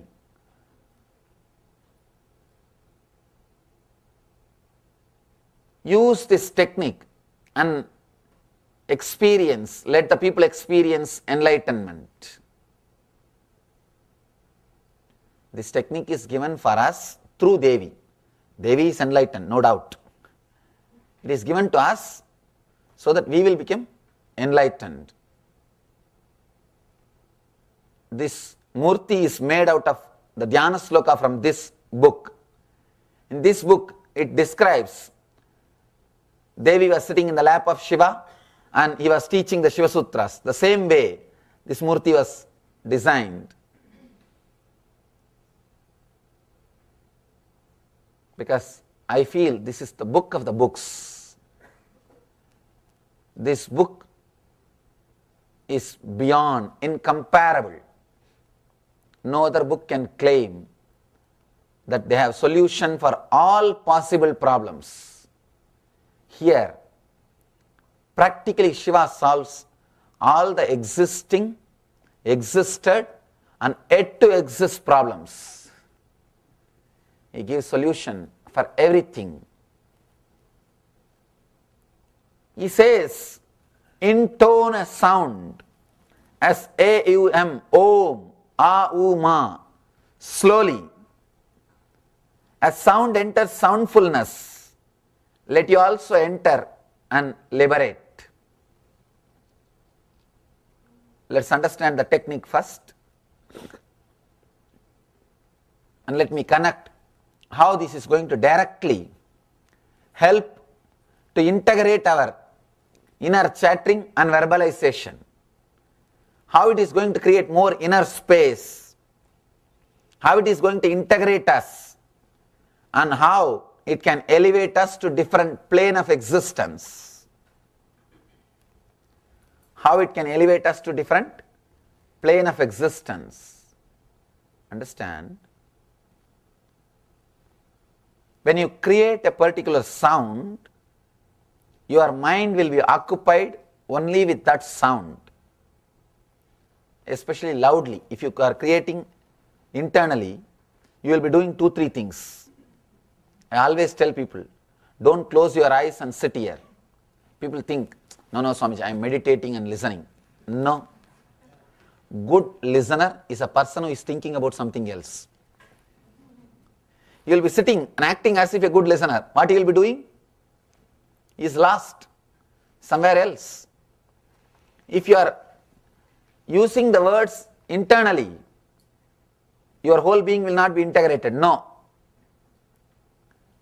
Create the sound loudly. Let others also listen. Actually, you listen what you think only when you talk to others. See in your life, many times, when you talk to others about your idea, you yourself get new ideas. People think you planned and now you are coming and giving presentation. No. Suddenly you discovered it, that's all. When you are talking to others, suddenly you discover it. Actually, great truths are discovered when they are presenting the truths, that's all. It was not discovered earlier by contemplating and thinking and then presentation is given. No. Orators, speakers look very intelligent, filled with wisdom because they are constantly discovering when they talk. If you want to be an intelligent person, don't think you need to think, contemplate, meditate and discover the truths. No. Just start talking to the people as if you know the truth.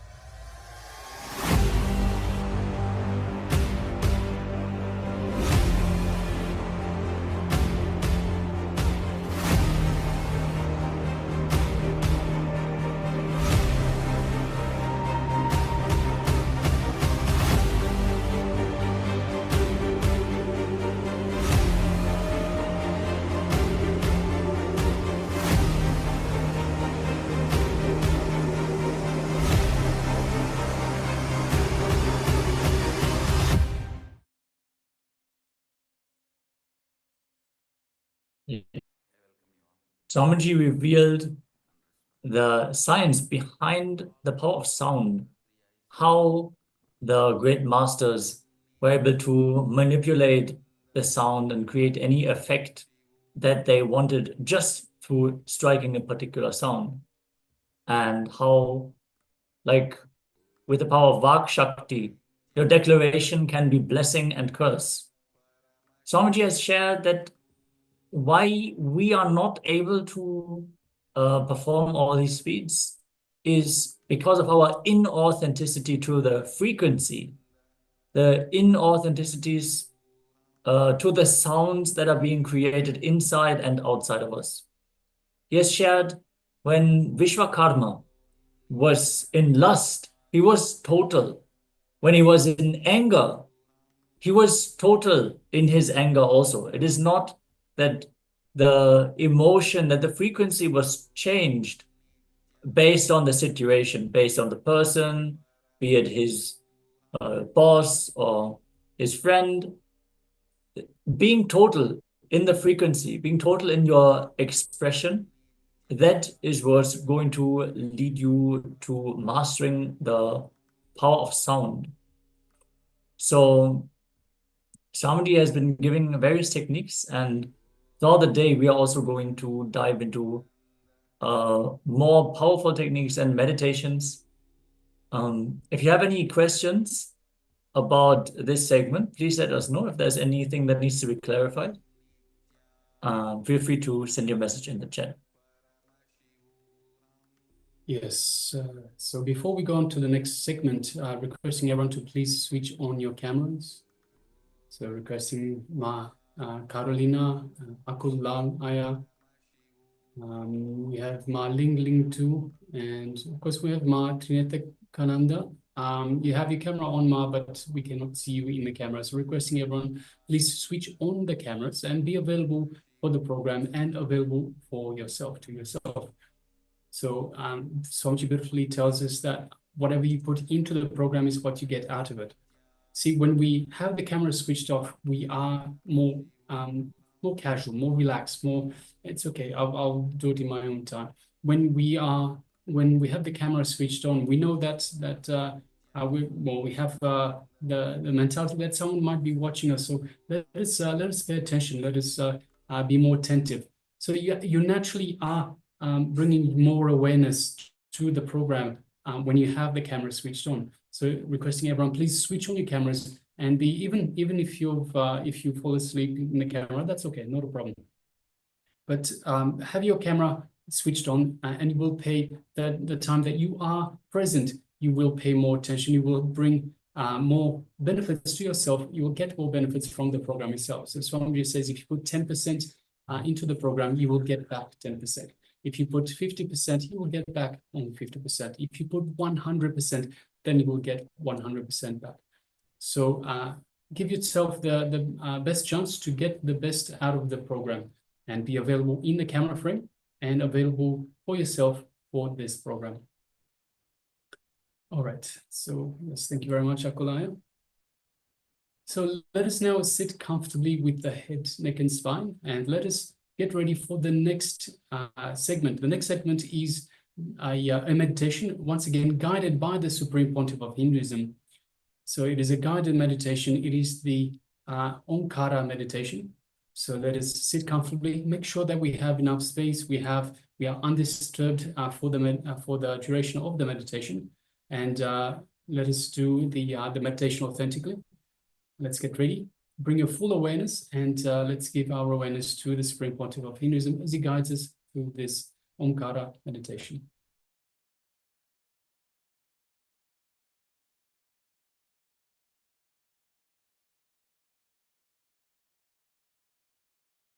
No, some of the great truths in Sanskrit, we say, by listening, you learn only 1/4. By meditating and contemplating, you know half. The third portion, you will learn only when you talk to others. And the fourth part will be experienced through the experience. You will become a complete being when you experience it. 25% of truth and the knowledge and the new things can happen to you if you talk loud.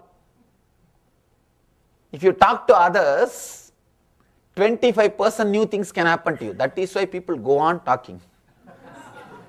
Now, because once you found the neck, God, when I am talking, new things are coming up into my being. I am expressing new things. You start enjoying talking. Even if you don't have somebody, just catch somebody. Or you have pets who can't run away. Start talking. Start giving your presentations.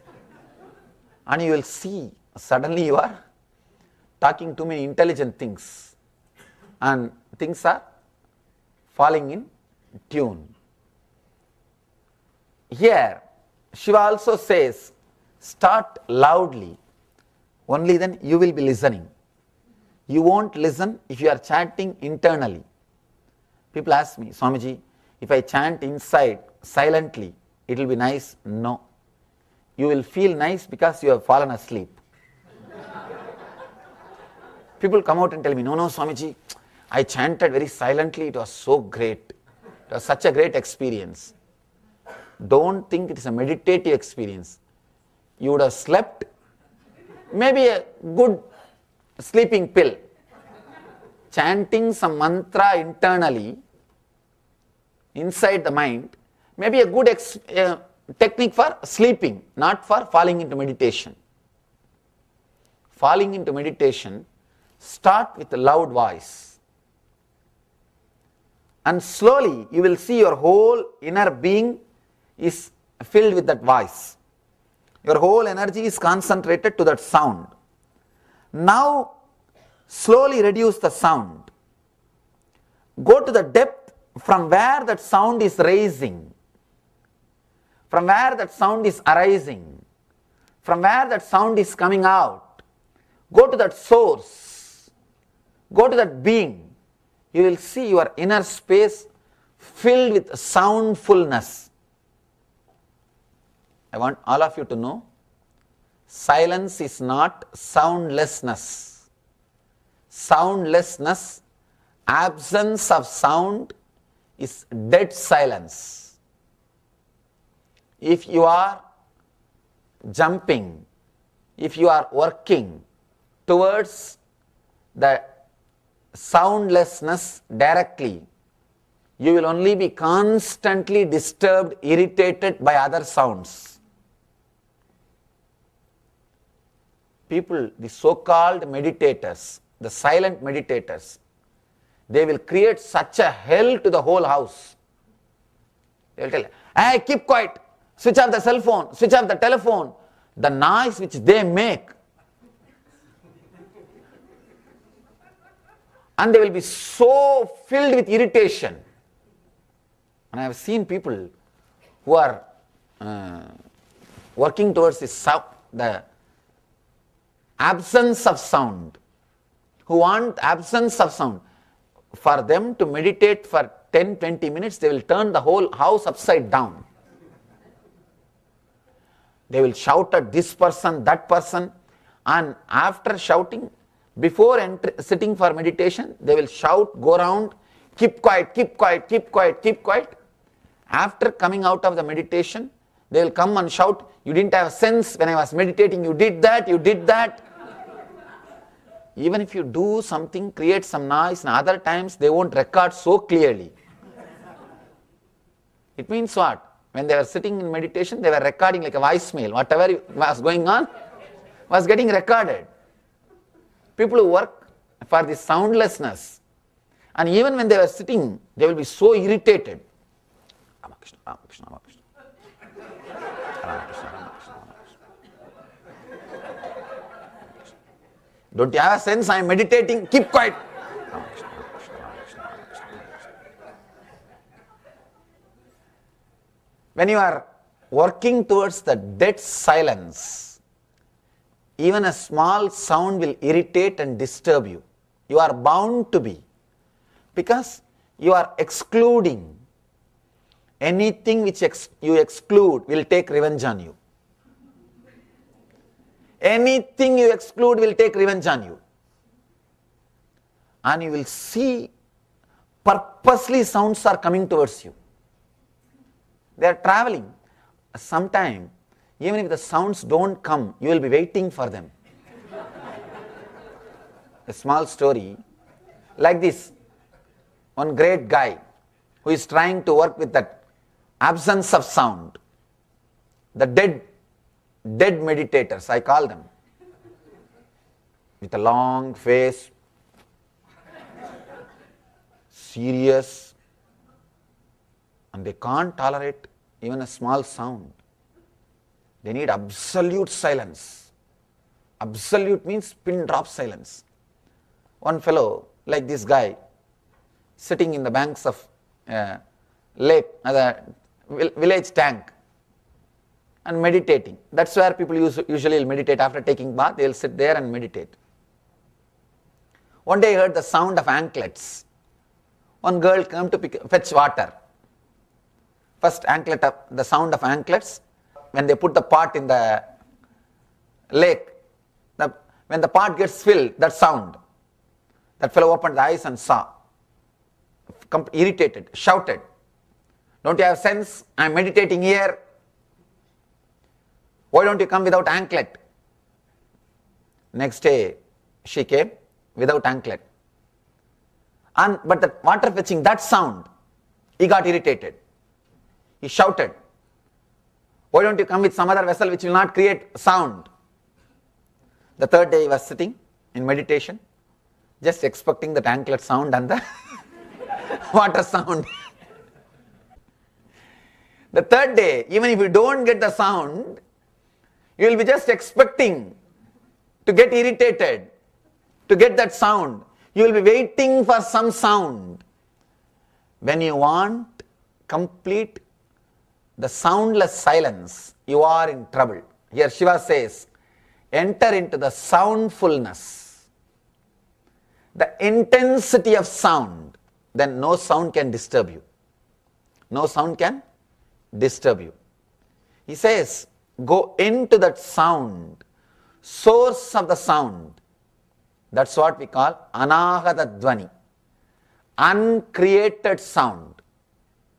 The sound which is not created,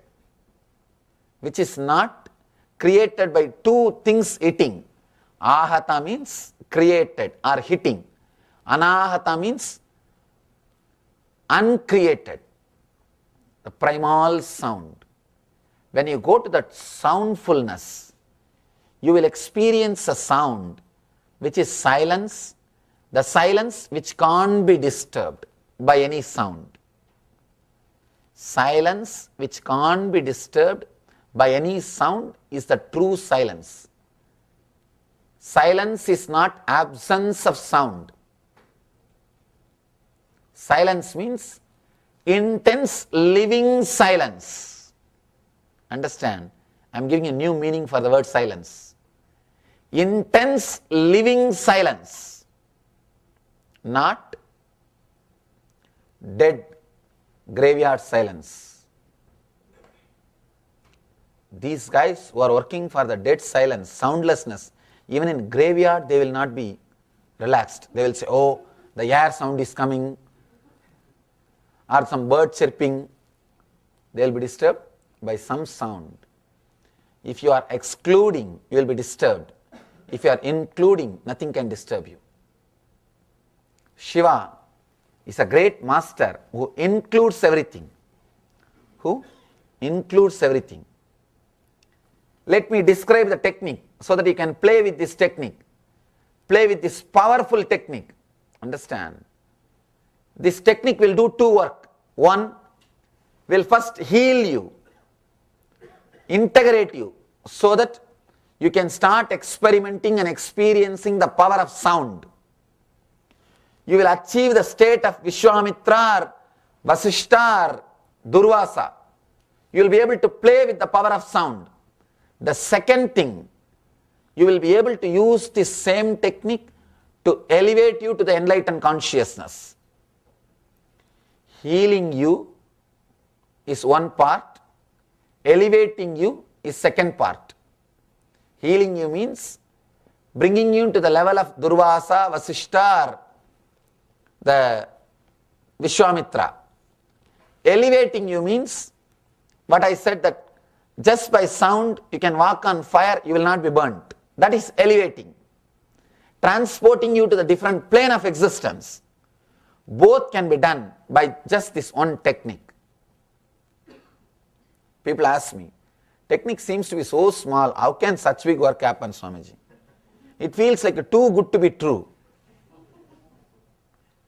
Understand, when you get a key, when you get a small key, if you start analyzing logically, gosh, such big house, such small key, I think this owner is cheating me. Do not use your negative logic before you try. Just try. Try for a few days. At least you should have tried few times, then you can decide whether it opens or not. Our logic, gosh, problem is so big, but solution is so small, house is so big. Key doesn't have to be house size, but at least it should be door size. Logically, that is what it should be. It may not be house size, at least it should be door size. But it is too much. 20 feet tall house and just 3-inch key. How can this open? My problems are so big, and the Swami is giving half an hour discourse, and he says, I can become Vasishta, I can become Vishwamitra. What he means by it? Understand, I am not here to give you any false promise. No. I am not here to give you something which is too good to be true. I am here just to share the things which I experienced, and just to share the technology which millions have experienced. Millions have experienced. This technology is developed by at least 2 million inner scientists with 10,000 years of research and development, practiced by 1 billion people around the world. This is the essence of the Vedic tradition. Vedic tradition boasts at least 10 million inner scientists and 10 million inner science laboratories. In India, we have 1 crore temples and ashrams.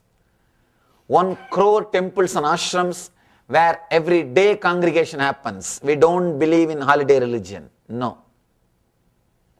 Every day congregation happens.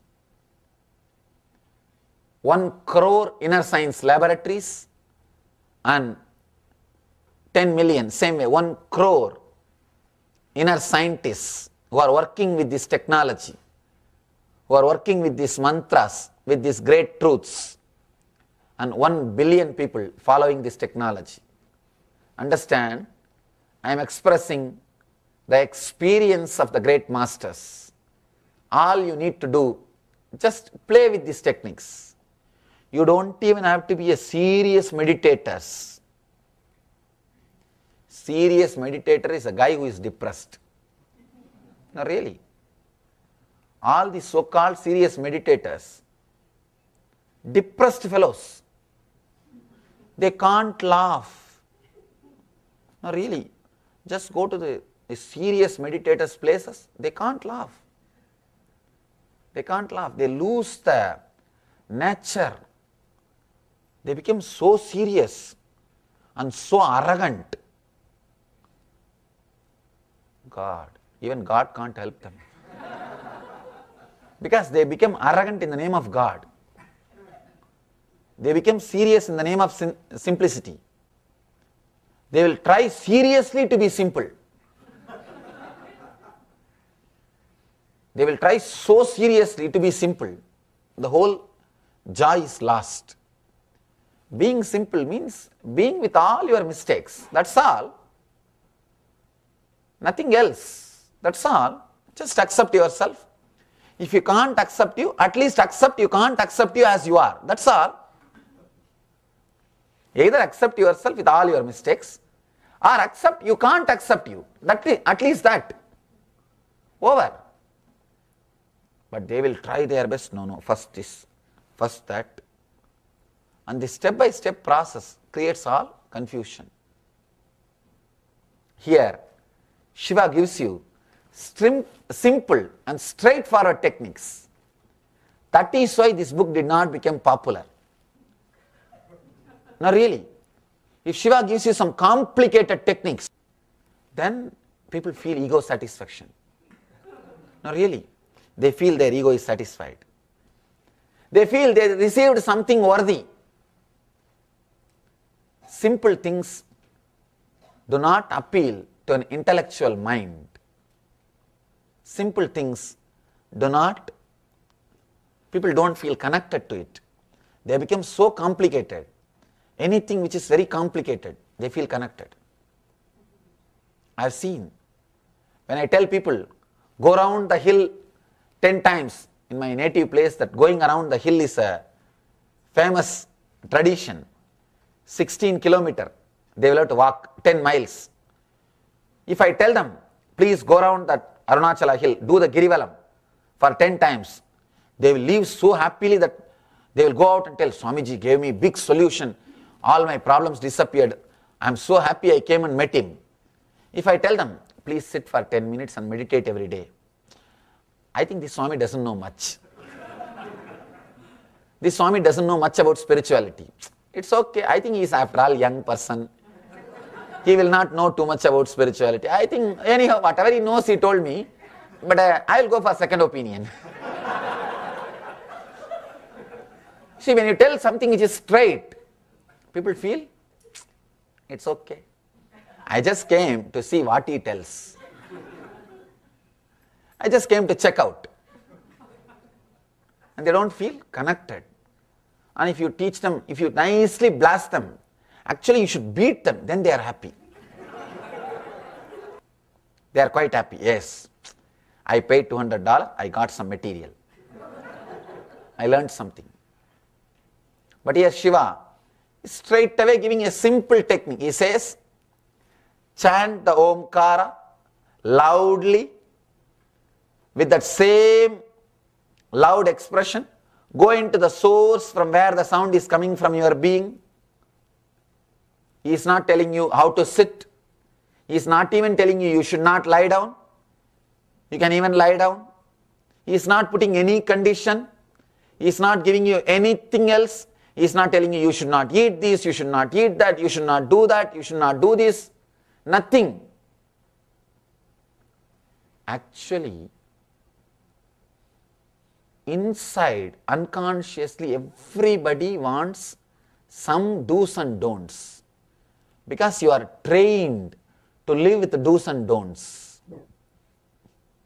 Here, Shiva is not giving any do's and don'ts. No. He is just giving you the technique and he is telling, be authentic. That is where the problem starts. That is where the problem starts. It is too simple. If it is very complicated, you start feeling connected and you start practicing it. If it is too simple, because you don't feel any respect towards it, you don't practice it. That's why I always tell people, in our meditation camps, I make them do there itself. Once you do, then you know. Then you know the power of it. Then you know the power of this technique. Today, we will also, just for 10 minutes, we will try this technique and see the power of it. See, if I just give you the glimpse of this meditation, only one experience with this meditation, you will not stop doing it. You will never miss it. Giving one glimpse of this great technique is what we call initiation, diksha. Diksha means making the person experience at least once, so that he will continue. He will continue to experiment. See, if you experience once, that's enough. You will continue to experience. You will continue to practice. But till then, your intellect will be playing its own game.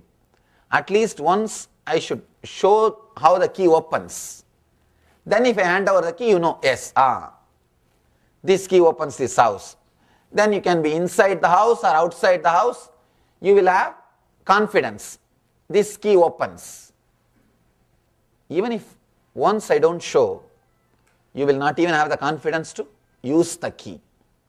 So now let us work on the key just for a few minutes. Let me explain the technique once more. You will create intense, deep sound of Omkara. Om.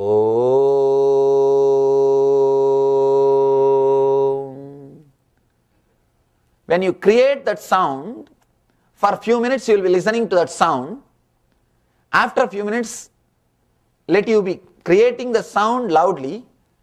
Along with that, just internally search the source of the sound, from where that very vibration is coming. Where is the source of that vibration, that sound? Understand? First you will listen the sound which you are creating. Then you will go to the source of the sound, from where the sound is coming.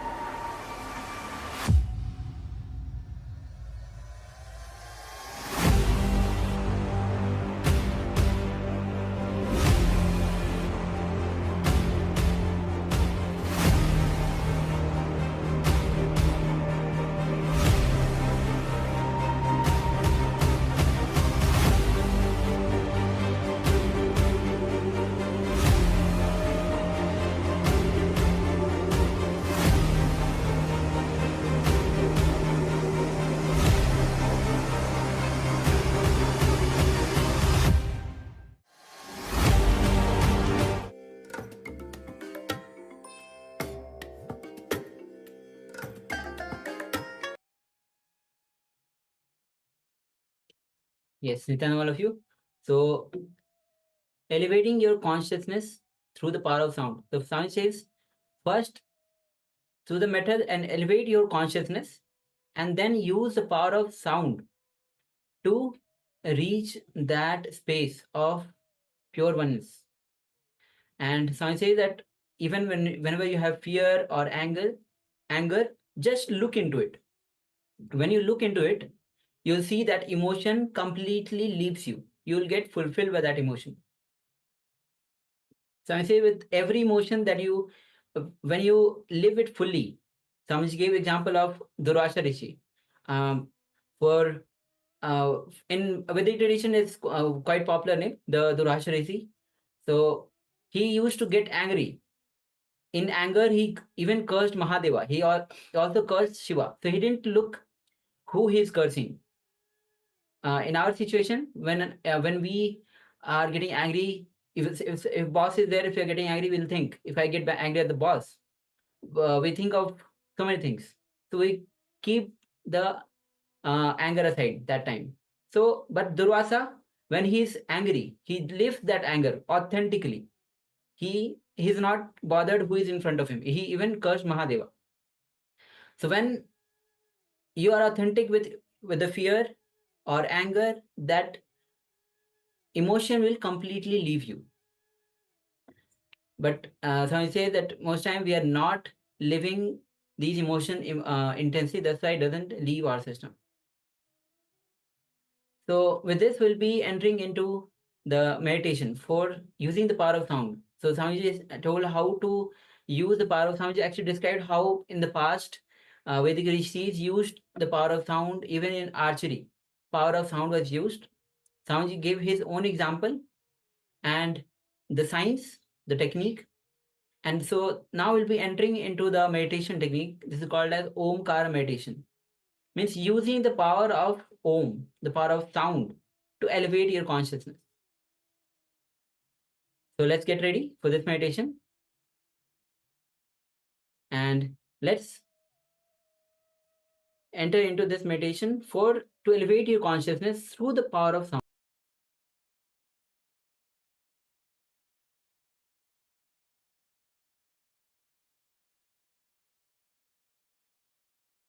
No, some of the great truths. In Sanskrit, we say, by listening, you learn only 1/4. By meditating and contemplating, you know half. The third portion, you will learn only when you talk to others. And the fourth part will be experienced through the experience. You will become a complete being when you experience it. 25% of truth and the knowledge and the new things can happen to you if you talk loud. If you talk to others, 25% new things can happen to you. That is why people go on talking. Now, because once you found the neck, God, when I am talking, new things are coming up into my being. I am expressing new things. You start enjoying talking. Even if you don't have somebody, just catch somebody. Or you have pets who can't run away. Start talking. Start giving your presentations. And you will see, suddenly you are talking too many intelligent things. And things are falling in tune. Here, Shiva also says, start loudly. Only then you will be listening. You won't listen if you are chanting internally. People ask me, Swamiji, if I chant inside silently, it will be nice? No.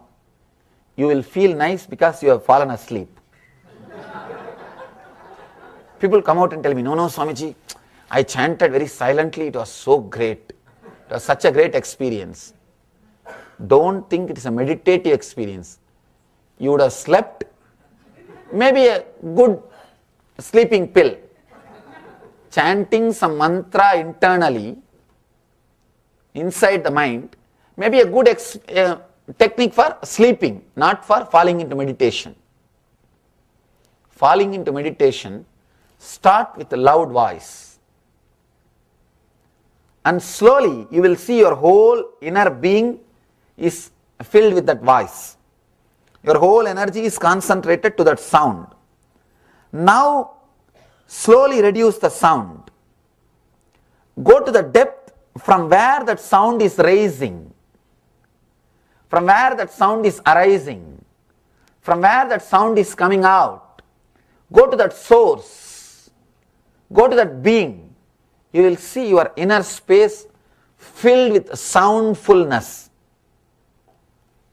I want all of you to know, silence is not soundlessness.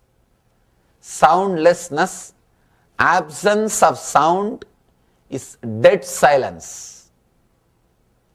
If you are jumping, if you are working towards the soundlessness directly, you will only be constantly disturbed, irritated by other sounds.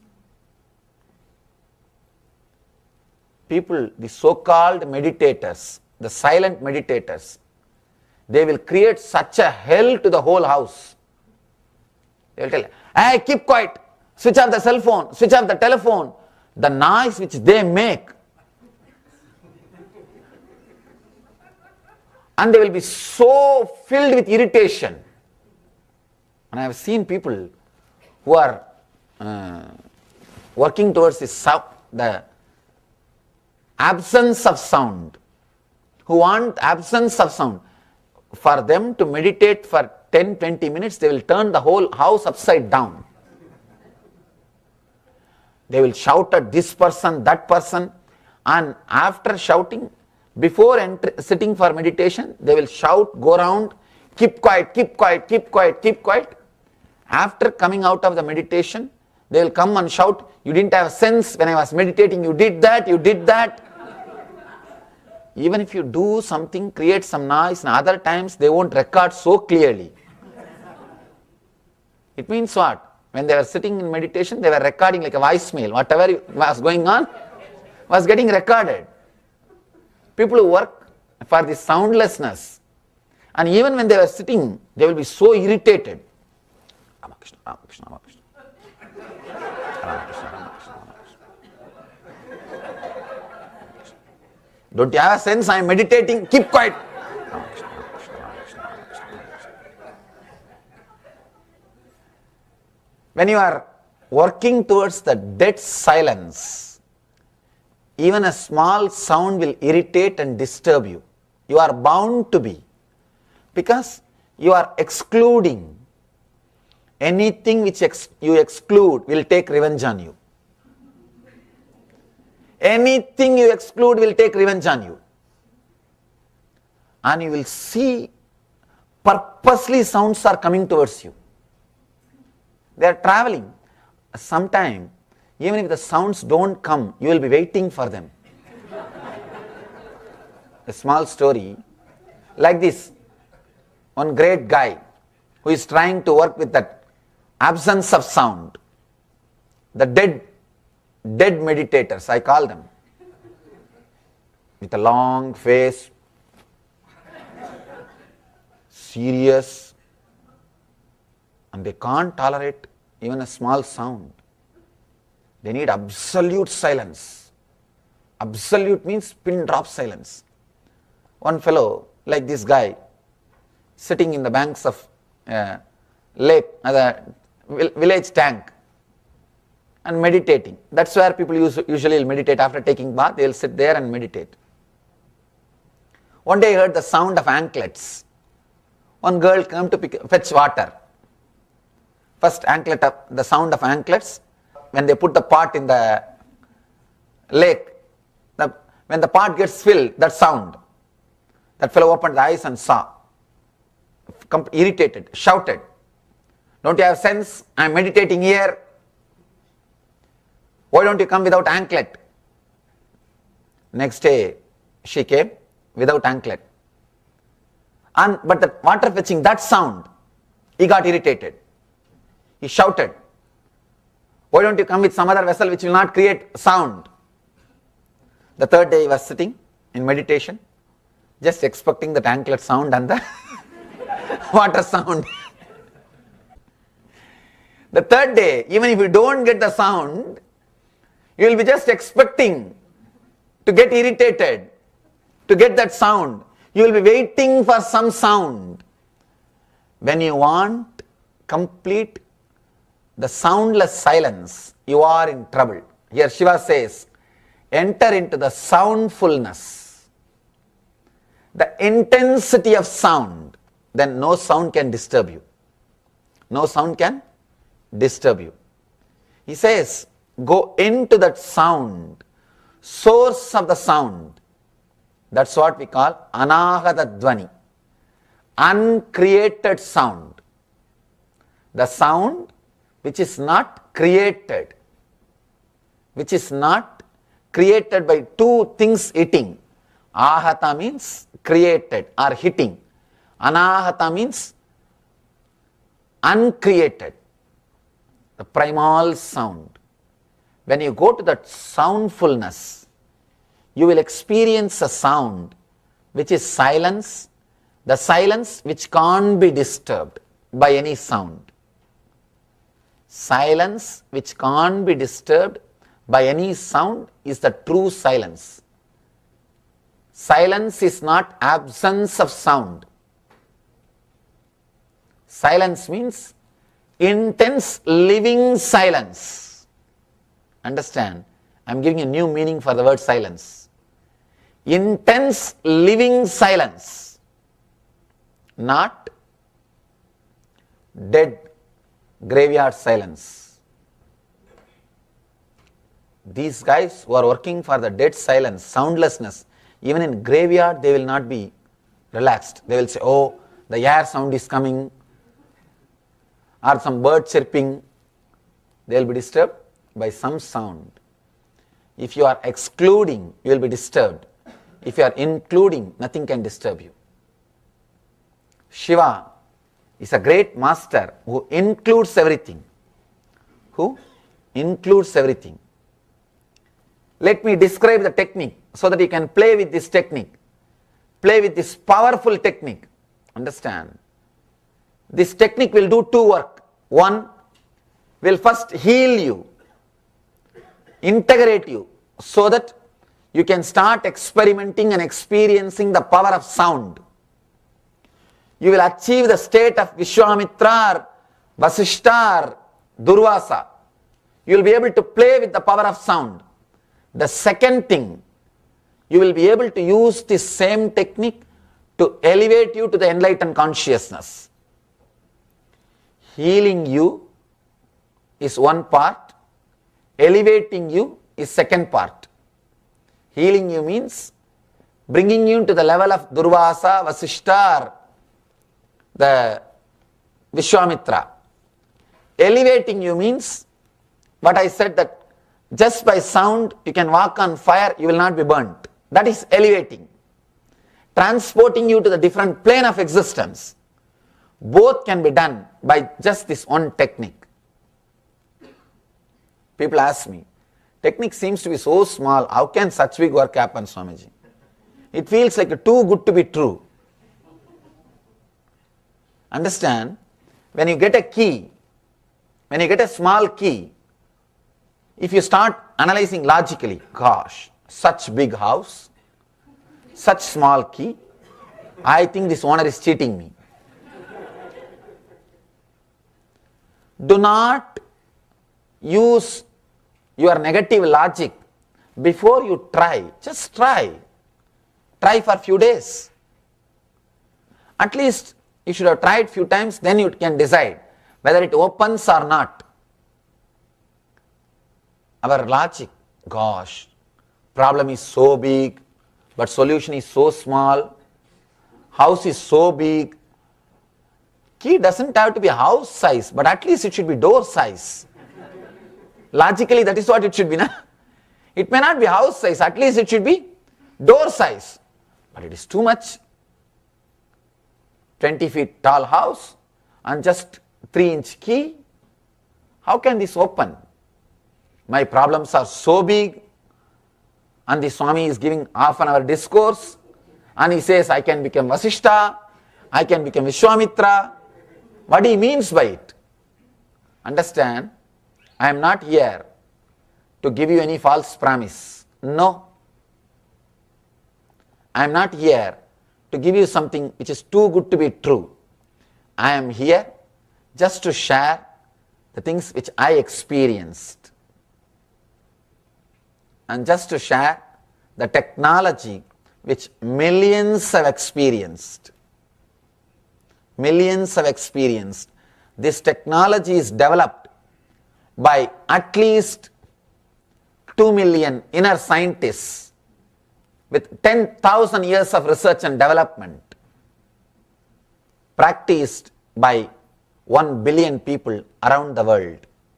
This is the essence of the Vedic tradition. Vedic tradition boasts at least 10 million inner scientists and 10 million inner science laboratories. In India, we have 1 crore temples and ashrams. 1 crore temples and ashrams where every day congregation happens. We don't believe in holiday religion. No. Every day congregation happens. 1 crore inner science laboratories and 10 million, same way, 1 crore inner scientists who are working with this technology, who are working with these mantras, with these great truths, and 1 billion people following this technology. Understand, I am expressing the experience of the great masters. All you need to do, just play with these techniques. You don't even have to be a serious meditator. Serious meditator is a guy who is depressed. No, really. All the so-called serious meditators, depressed fellows, they can't laugh. No, really. Just go to the serious meditators' places, they can't laugh. They can't laugh. They lose the nature. They become so serious and so arrogant. God, even God can't help them. Because they become arrogant in the name of God. They become serious in the name of simplicity. They will try seriously to be simple. They will try so seriously to be simple. The whole joy is lost. Being simple means being with all your mistakes. That's all. Nothing else. That's all. Just accept yourself. If you can't accept you, at least accept you can't accept you as you are. That's all. Either accept yourself with all your mistakes, or accept you can't accept you. At least that. Over. But they will try their best. No, first this, first that. And this step-by-step process creates all confusion. Here, Shiva gives you simple and straightforward techniques. That is why this book did not become popular. No, really. If Shiva gives you some complicated techniques, then people feel ego satisfaction. No, really. They feel their ego is satisfied. They feel they received something worthy. Simple things do not appeal to an intellectual mind. Simple things people don't feel connected to it. They become so complicated. Anything which is very complicated, they feel connected. I have seen, when I tell people, go around the hill 10 times in my native place, that going around the hill is a famous tradition. 16 kilometers, they will have to walk 10 miles. If I tell them, please go around that Arunachala hill, do the Girivalam for 10 times, they will leave so happily that they will go out and tell, Swamiji gave me big solution, all my problems disappeared, I am so happy I came and met him. If I tell them, please sit for 10 minutes and meditate every day, I think this Swami doesn't know much. This Swami doesn't know much about spirituality. It's okay, I think he is after all young person. He will not know too much about spirituality. I think, anyhow, whatever he knows, he told me. But I will go for second opinion. See, when you tell something which is straight, people feel, it's okay. I just came to see what he tells. I just came to check out. And they don't feel connected. And if you teach them, if you nicely blast them, actually you should beat them, then they are happy. They are quite happy. Yes, I paid $200, I got some material. I learned something. But here Shiva is straight away giving a simple technique. He says, chant the Omkara loudly with that same loud expression. Go into the source from where the sound is coming from your being. He is not telling you how to sit. He is not even telling you you should not lie down. You can even lie down. He is not putting any condition. He is not giving you anything else. He is not telling you you should not eat this, you should not eat that, you should not do that, you should not do this. Nothing. Actually, inside, unconsciously, everybody wants some do's and don'ts. Because you are trained to live with the do's and don'ts. Here, Shiva is not giving any do's and don'ts. No. He is just giving you the technique and he is telling, be authentic. That is where the problem starts. That is where the problem starts. It is too simple. If it is very complicated, you start feeling connected and you start practicing it. If it is too simple, because you don't feel any respect towards it, you don't practice it. That's why I always tell people, in our meditation camps, I make them do there itself. Once you do, then you know. Then you know the power of it. Then you know the power of this technique. Today, we will also, just for 10 minutes, we will try this technique and see the power of it. See, if I just give you the glimpse of this meditation, only one experience with this meditation, you will not stop doing it. You will never miss it. Giving one glimpse of this great technique is what we call initiation, diksha. Diksha means making the person experience at least once, so that he will continue. He will continue to experiment. See, if you experience once, that's enough. You will continue to experience. You will continue to practice. But till then, your intellect will be playing its own game. At least once I should show how the key opens. Then if I hand over the key, you know, yes, this key opens this house. Then you can be inside the house or outside the house. You will have confidence. This key opens. Even if once I don't show, you will not even have the confidence to use the key. So now, let us work on the key just for a few minutes. Let me explain the technique once more. You will create intense, deep sound of Omkara. Om.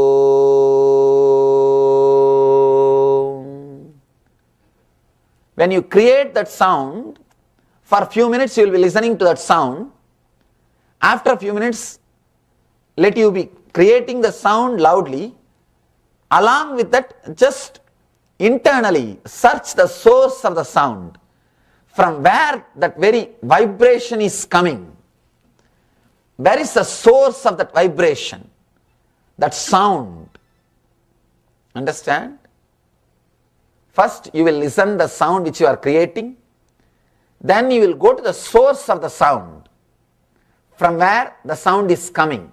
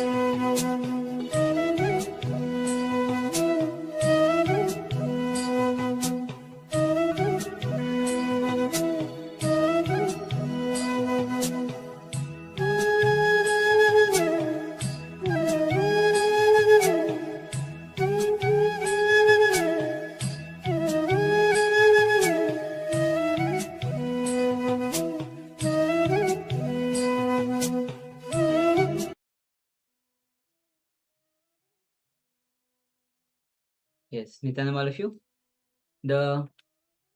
We just finished the Omkara meditation. So be in that receptive, that meditative space. The power to elevate your consciousness through the sound. With this, we'll be moving on to the power manifestation round. And as today we are doing the power of third eye solutions. So let's take a moment and we will be again going to the first round where you'll be penning down your question that you are seeking solution for. So look into your life. What is the most prominent question that you want to have the solution for? Pen that down. So this is the first step, and then you'll be closing your eyes and that question you'll be putting on your third eye. Understand the third eye is the seat of willpower.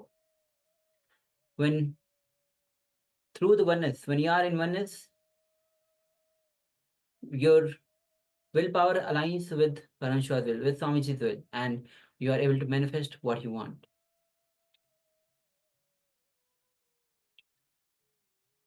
So go ahead, take a moment and pen down the questions for which you're looking for the solution for. Make sure that the question which you're burning with, you are actually, this question means for you. Pen down that question.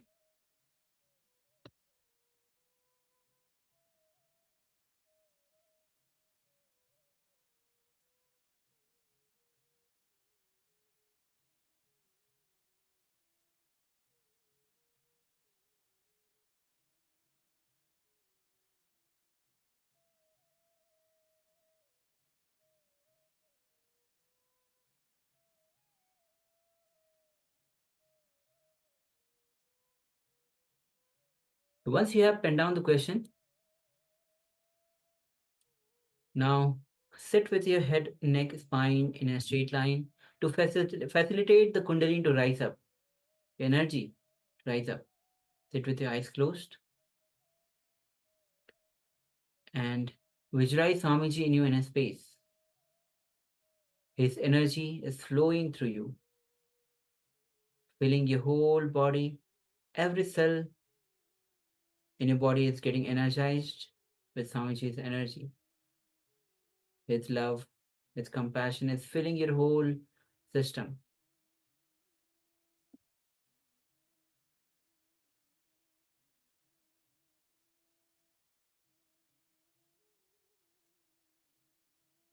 Start to unclutch from every single self-doubt that you have, any agitation that you have, any fear that you have. Unclutch from everything.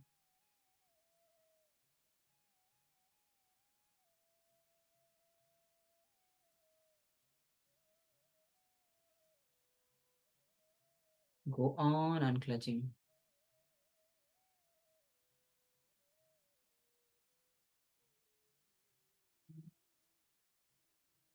Now, put your question that you have penned down in your third eye.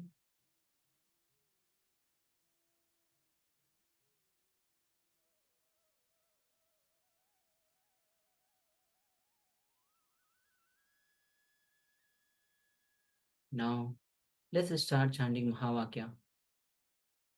Om Nityananda Paramashivoham.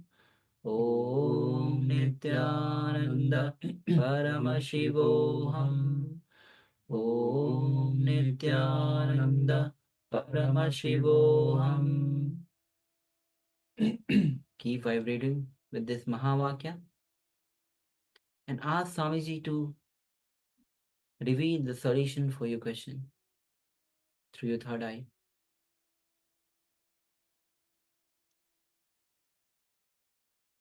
So now let's begin. Nityananda Paramashivoham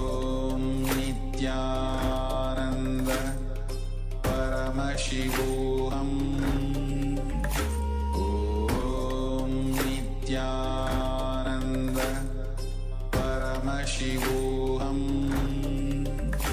Om Nityananda Paramashivoham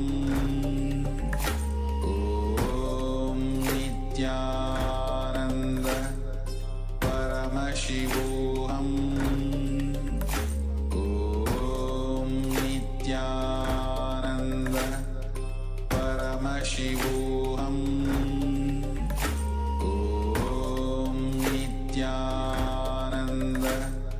Paramashivoham Om Nityananda Paramashivoham Om Nityananda Paramashivoham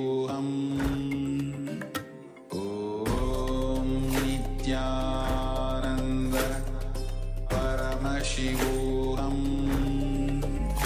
Om Nityananda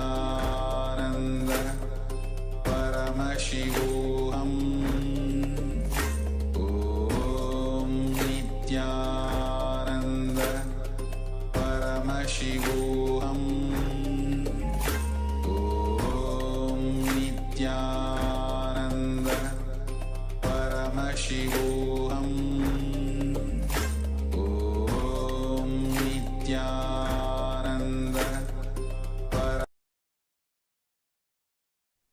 Yes, welcome back now. You can relax and take a moment and share with us your experience as part of this power manifestation. So this is once again the power of third eye solutions. So take a moment to share with us what was revealed to you, if that's okay. What was revealed to you in your third eye? What solution, what was the question that you put in your third eye, and what was the solution that was revealed to you in your third eye? Please take a moment to share with us. Also, would like to welcome again all the participants. We have Ma Trinityananda, Ma Nityanandam, Nityananda, Ma Ling Do Nityanandama. Nityananda. And also we have participants from LA. Nityanandam, all of you. So we have Ma Susan and Ma Lulu. Nityananda, good to have you Nityanandam. with us.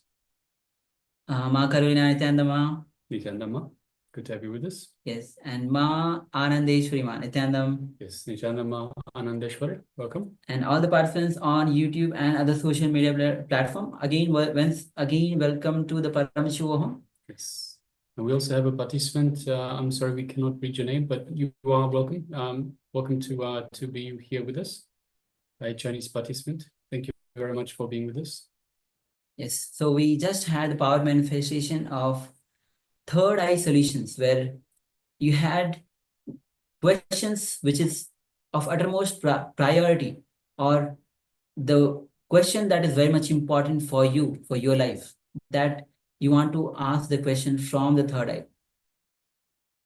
So let us know how you went through the power manifestation.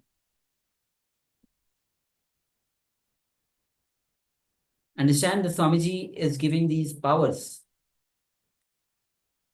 And through these powers, when you manifest these powers, it is not only you, it brings oneness to you.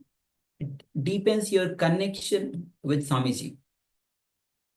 And the more and more you feel connected to Swamiji, you are able to manifest the powers more. And the more you are able to manifest the power, all the patterns that you are struggling with, whether it is your boredom, tiredness, fears, even worries, it just loses power over you. You break those patterns. Suddenly, you see these fears, worries that you have been struggling with through the power manifestation. It's not even there. So go on and on and on manifesting the powers.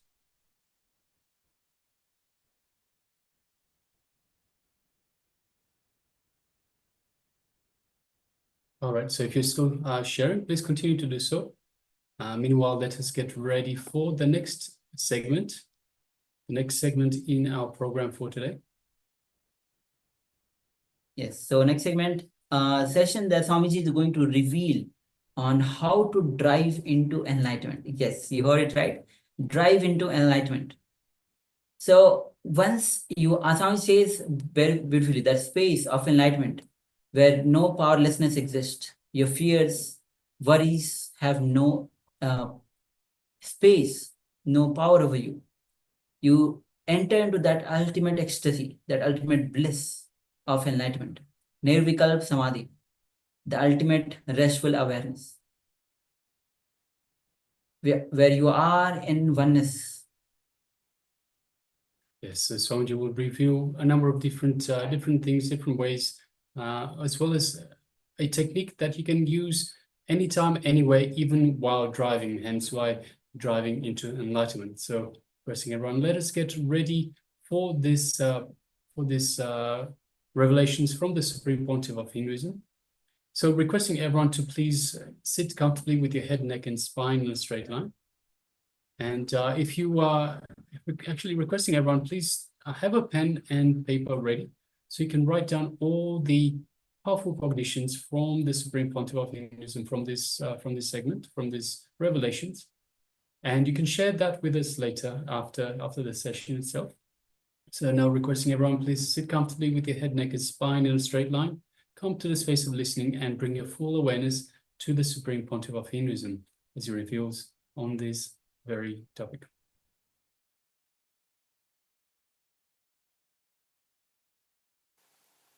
Today's subject is disengage from the I. It's one of the Shiva Sutra discourses. I'm commenting on the Shiva Sutras every day on one sutra. Let me give introduction about this book, just few words, and we'll enter into the book. We'll enter into the Shiva Sutras. It is a 5,000 years old book. It is the essence of inner science technology, the essence of the science of enlightenment. It is the essence of 5,000 years of research and development by more than 1 million inner scientists and more than 1 million inner science laboratories. In India, we have more than 1 million inner science laboratories, means temples and ashrams which are alive, which are maintained. More than 1 million temples which receives everyday worship. Please understand, I am not talking about the temple which are in the dilapidated condition. I am talking about the temples which receive everyday worship, which is used by people. More than 1 million inner science laboratories and more than 1 million full-time dedicated inner scientists. India has got at least 10 lakh Swamis who are dedicating their whole life to the research and development. I am not speaking about the Swamis who are living in the streets or who are not living in the monasteries. In that way, it goes to something like a crore, 10 million.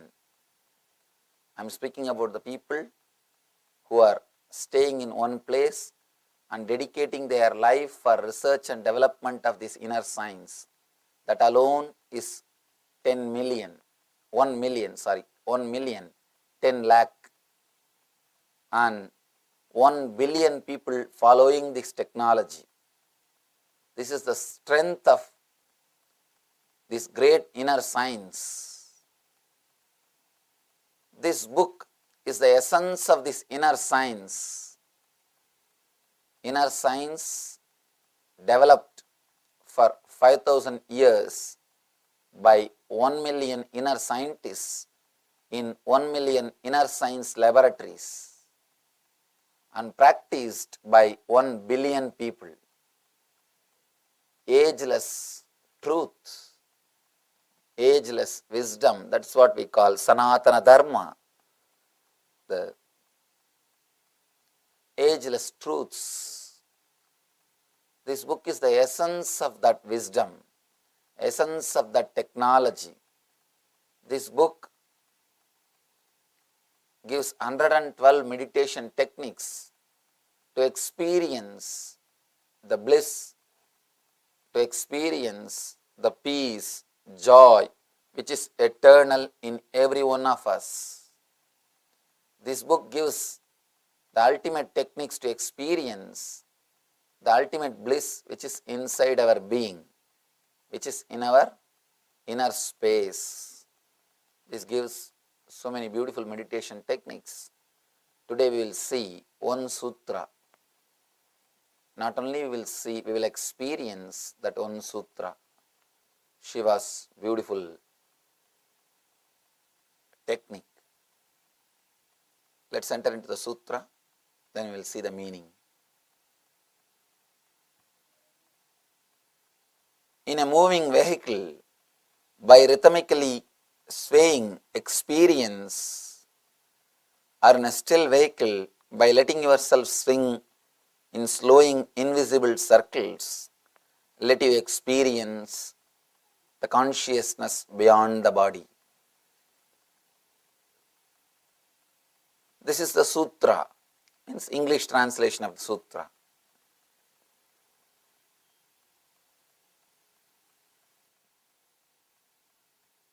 Before entering into the sutra, few things. You are not just your body as you always think or as you always believe. You are something much more than your body. Somehow, because you identified yourself, or you start believing that you identified yourself with the matter, means just a dead matter which you call as your body, you start thinking you are body. You start thinking you are just this body. You are not just the body, the stuff which is inside the body, not even flesh or bone. When I say the stuff, I don't mean the flesh or bone. I mean the being which is living inside the body. You are something more than what you think. Here, Shiva gives you the technique how to disengage from the I. All our suffering, all our pain, all our depression, everything is from that single root, what you think as I. All your ideas about pleasure, everything is just from that single root which you think as I. Here, Shiva teaches us how to disengage from that I. One big problem is, when you understand that your I is the problem, you try to antagonize with it. I have seen people start fighting with the I, but by fighting with I, you are not going to get rid of it. By fighting with I, you are not going to escape from it. You are going to only be continuously fighting with it.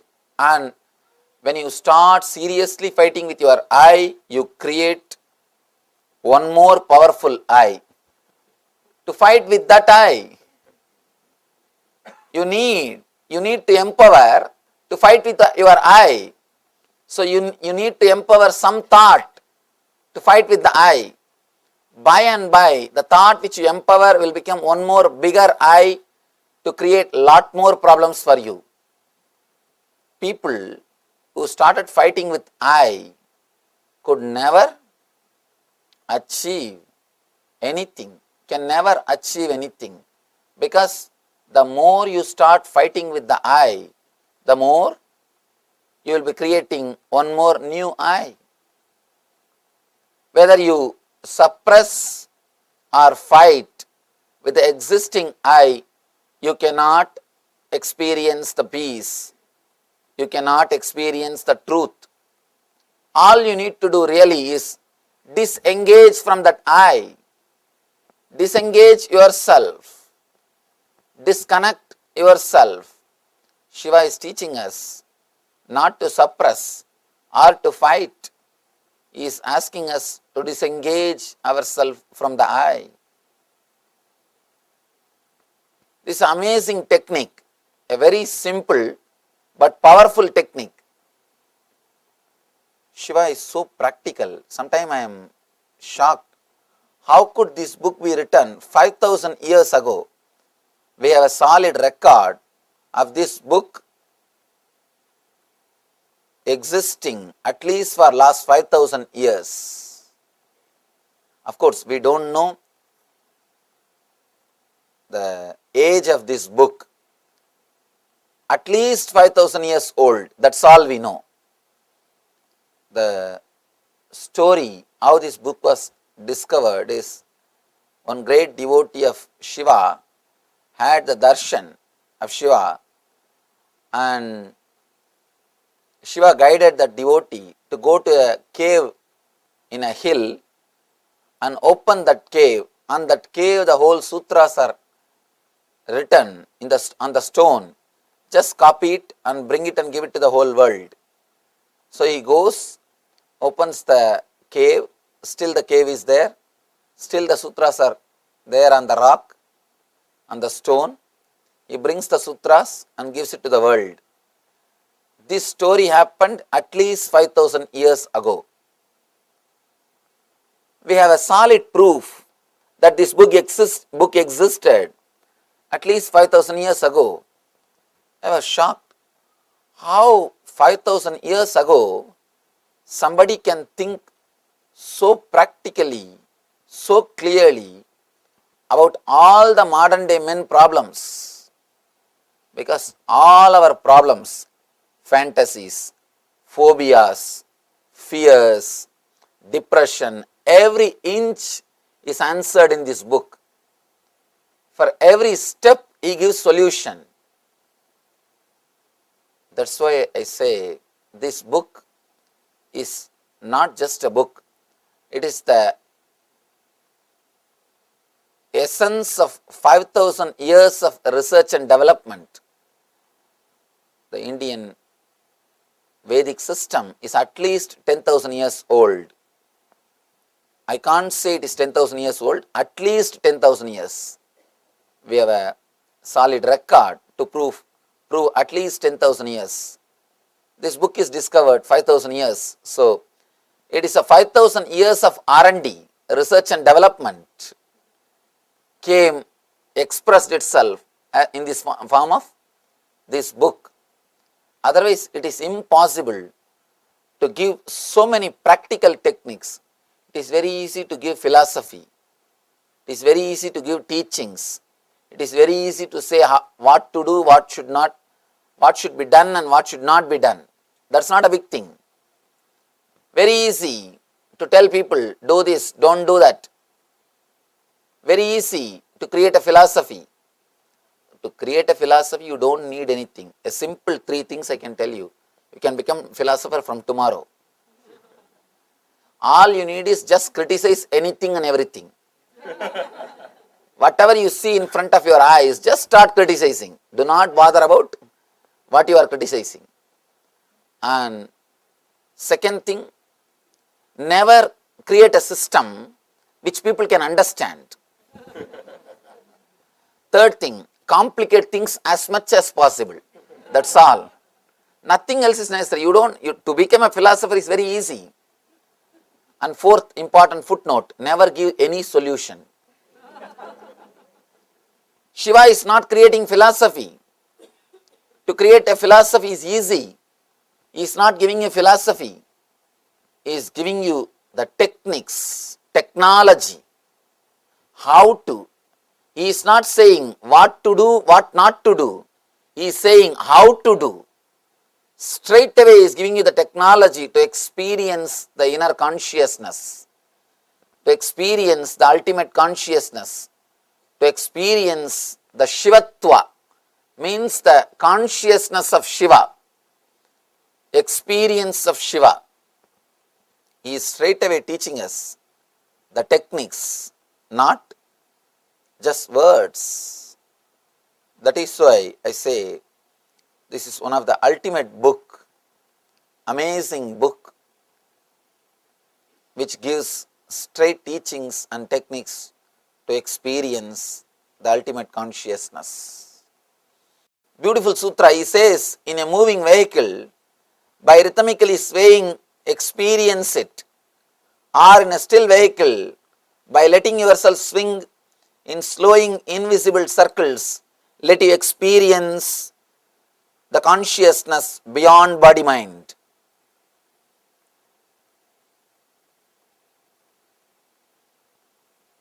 I think this technique would have been created when bullock cart was invented. Shiva is using all doors to enter into consciousness, all possible methods to give you the experience of ultimate. 5,000 years ago, we can't expect any other vehicle, only bullock cart would have existed. He is giving us the technique to enter into meditation, even using the time in which you are traveling. He knows after 5,000 years, people will come and ask, Swamiji, no time to meditate, we are too busy with our routine, we have too much of work, we have to do so many things, there is no time to meditate. He knows. That is why he gives a very clear solution. You don't have to spend separate time. At least 1 hour you spend in driving every day, at least 1 hour. In this country, at least 3-4 hours. I can say at minimum 1 hour you spend your time sitting in a moving vehicle, sitting in a car. Either you drive or you sit when somebody else drives. Mostly you drive in this country. At least 1 hour you spend sitting in a moving vehicle, 3-4 hours. I can say at minimum 1 hour you spend your time sitting in a moving vehicle, sitting in a car. Either you drive or you sit when somebody else drives. Mostly you drive in this country. At least 1 hour you spend sitting in a moving vehicle. Shiva gives you the technique to convert that 1 hour into meditation. You don't need to spend separate time. He is giving you the technique to make money and meditate. You can just drive and get enlightened. I can say it's a technique for driving into enlightenment, or driving towards enlightenment. He gives you such a wonderful technique to use the time in which you are driving. Actually, he gives technique to work on everything. The tomorrow's technique is how to use your pain towards enlightenment. Any of you have arthritis and cursing the disease, suffering with the disease, you can come tomorrow. That is a technique for you to use, and use that same pain and enter into enlightenment. Not only the technique heals the pain, it leads you to a next level of consciousness, the higher level of consciousness. Now Shiva is giving you the technique to use the time in which you are traveling, any vehicle, whether car or bus or flight, whenever your body is being carried, whenever your body is moving in some vehicle, you can use this technique to use that time for meditation or to enter into higher consciousness. Shiva has used all possible methods. Practically, in this 112 sutras, he covers all possible situations which can happen in human beings' lives. He has used all situations to enter into the experience of enlightenment. He gives us the technique, knack, how to use that time, how to use that moment to take a quantum jump into the consciousness. Now he is teaching us how to meditate in a moving vehicle. In moving vehicle, how your body is, how your consciousness is, how you can use the time to disengage from yourself, to disengage from the I, ego, and to move to the next level. I can say technique to drive you into enlightenment. When you are driving, you can drive into enlightenment.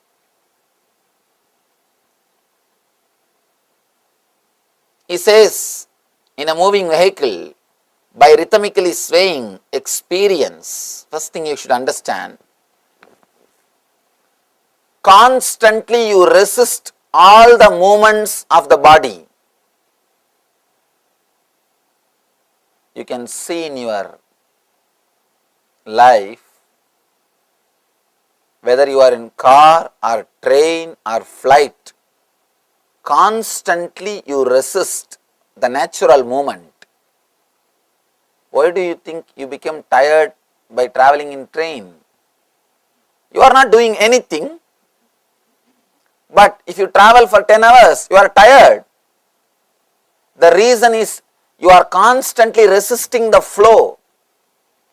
You are not allowing, you are not relaxing, you are constantly holding on. You can see in your life, even when you are driving, if the vehicle is taking this side turn, you always move the body this side to balance. To balance, you don't want to fall, you balance. But you don't understand one important thing. There is no need for you to hold your body 24 hours. Whenever you are driving, even if you are not driving, even if you are sitting in a vehicle, even if you are sitting in the car or train, constantly you are holding the body. Your body is never relaxed. You don't let go. You are holding.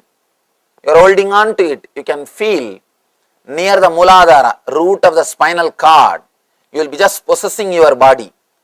That is the point from where you balance your body, or you try to balance your body.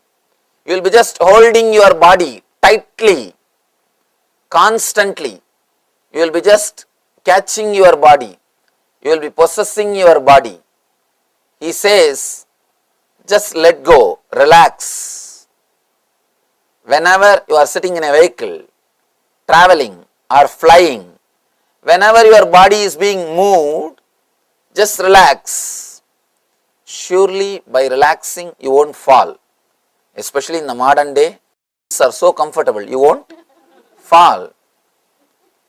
But by your very nature, you resist all the movements. See, when you are a child, you can see how the kids whirl. Kids whirl. They always cooperate all the movements of the body.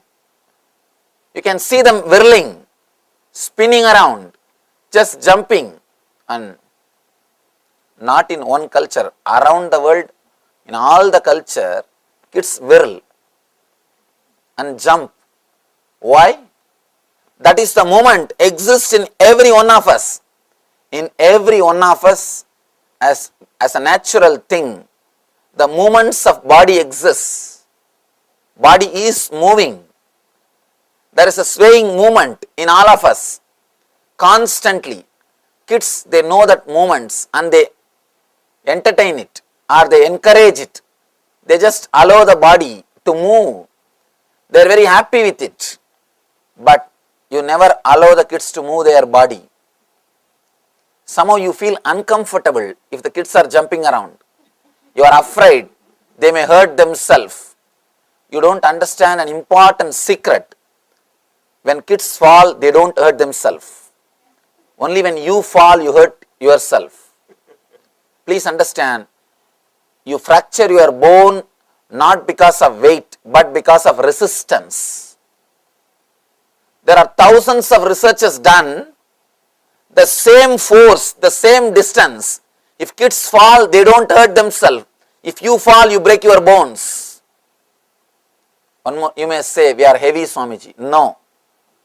They even calculated. See, for you, if you fall from 10 feet height, what impact is created on your body? To create the same impact on the kid's body, they may have to fall a few feet more. Even if they fall from that height, the injury is only 10%. There are so many researches done by the doctors, and moreover, when you drop the kids in the water, they automatically start swimming. Only after growing, you make them forget that they know swimming. When body movements are arrested by the so-called training, they forget they know swimming by their nature. Recent researchers show when kids are put in the water tub, immediately after birth, they start swimming. They are swimming. By your very nature, your body is liquid. It flows. It moves. By and by, when you teach the kids not to use their body too much, not to whirl, not to move, not to be active because you feel uncomfortable. To tell you honestly, it is a subtle jealousy. Somebody is so happy, you can't tolerate. Somebody is jumping in front of you, it is too much. We can't tolerate. Only when they also become dull like us, we feel comfortable. Now we feel, yes, now we have reproduced ourselves. When the kids are encouraging their body movements, they will be so alive, so active, so bubbling, overflowing. You can see one more thing. After the travel, you will always be tired. Kids will never be. I have seen people come to see me in India. They travel miles, hours, and especially Indian roads. Oh God, straight way to hell. Indian roads are such beautiful roads. And actually, Indian roads are created to create more and more bhakti and devotion in the people's hearts. Unless you have faith on the God, you can't travel on that roads. They are specially designed for that.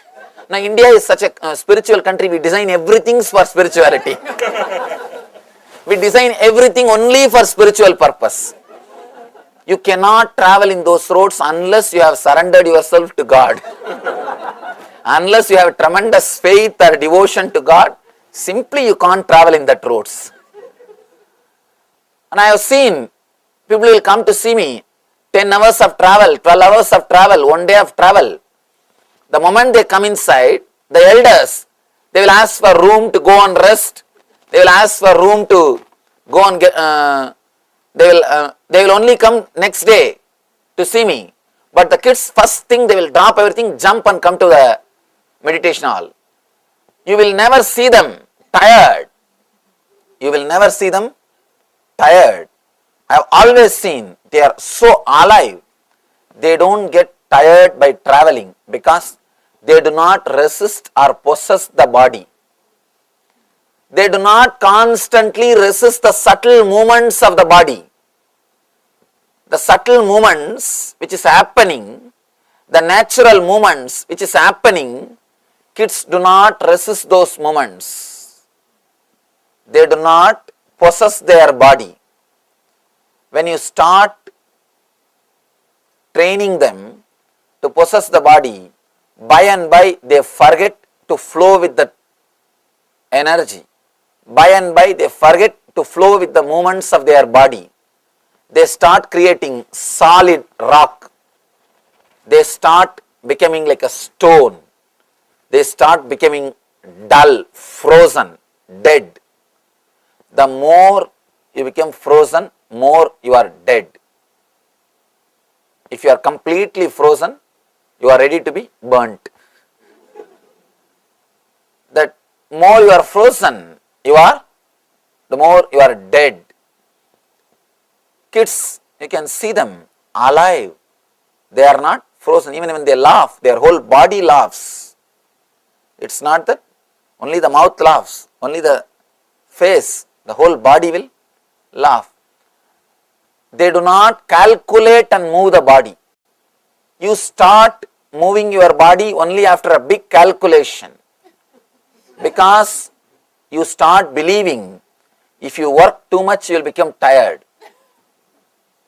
Hard work myth which is taught to you is also an important reason for your body becoming like a stone. An important thing, I always tell people, hard work is a pure myth. The idea of hard work is a pure myth. You are taught to sell yourself, especially these so-called developed countries. Constantly you have to sell yourself. You have to frighten your boss that the work which you are doing is too big, which cannot be done by anybody else. Next thing, first thing you have to frighten him, no, it cannot be done, forget about it. And then next you have to convince him, only you can do. Third thing, you also can do if you give your whole life and energy. Only if he is convinced for all these three, you can shave his head now. That's the reason we are constantly trained to sell ourselves. And one more thing, in the beginning, just to sell yourself, you create the idea of hard work. By and by, you start believing you are really working hard. And this idea gets into your body, and you do not move your body for anything else except when you get some solid result. One more important thing you miss. By and by, for every moment you start calculating, what will I get by this moment? What will I get by this moment? Before every moment, logically you start calculating. Why do you think people never come out and do some voluntary service? Because they start thinking that half an hour, me moving my body so many times, if I do it for some other reason, I'll get little money. Why do you think the voluntary service has become such a rare thing? Because people have started calculating.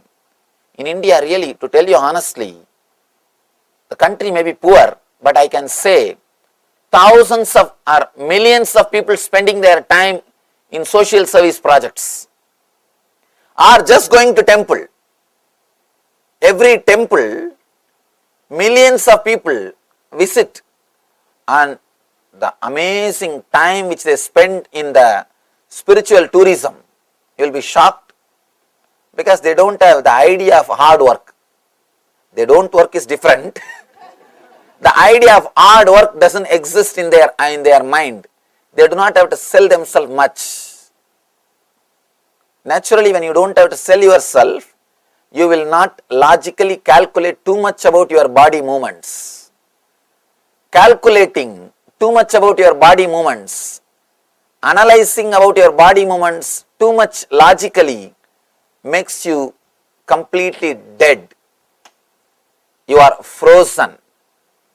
All these things are subtle but important things which makes yourself dull and dead.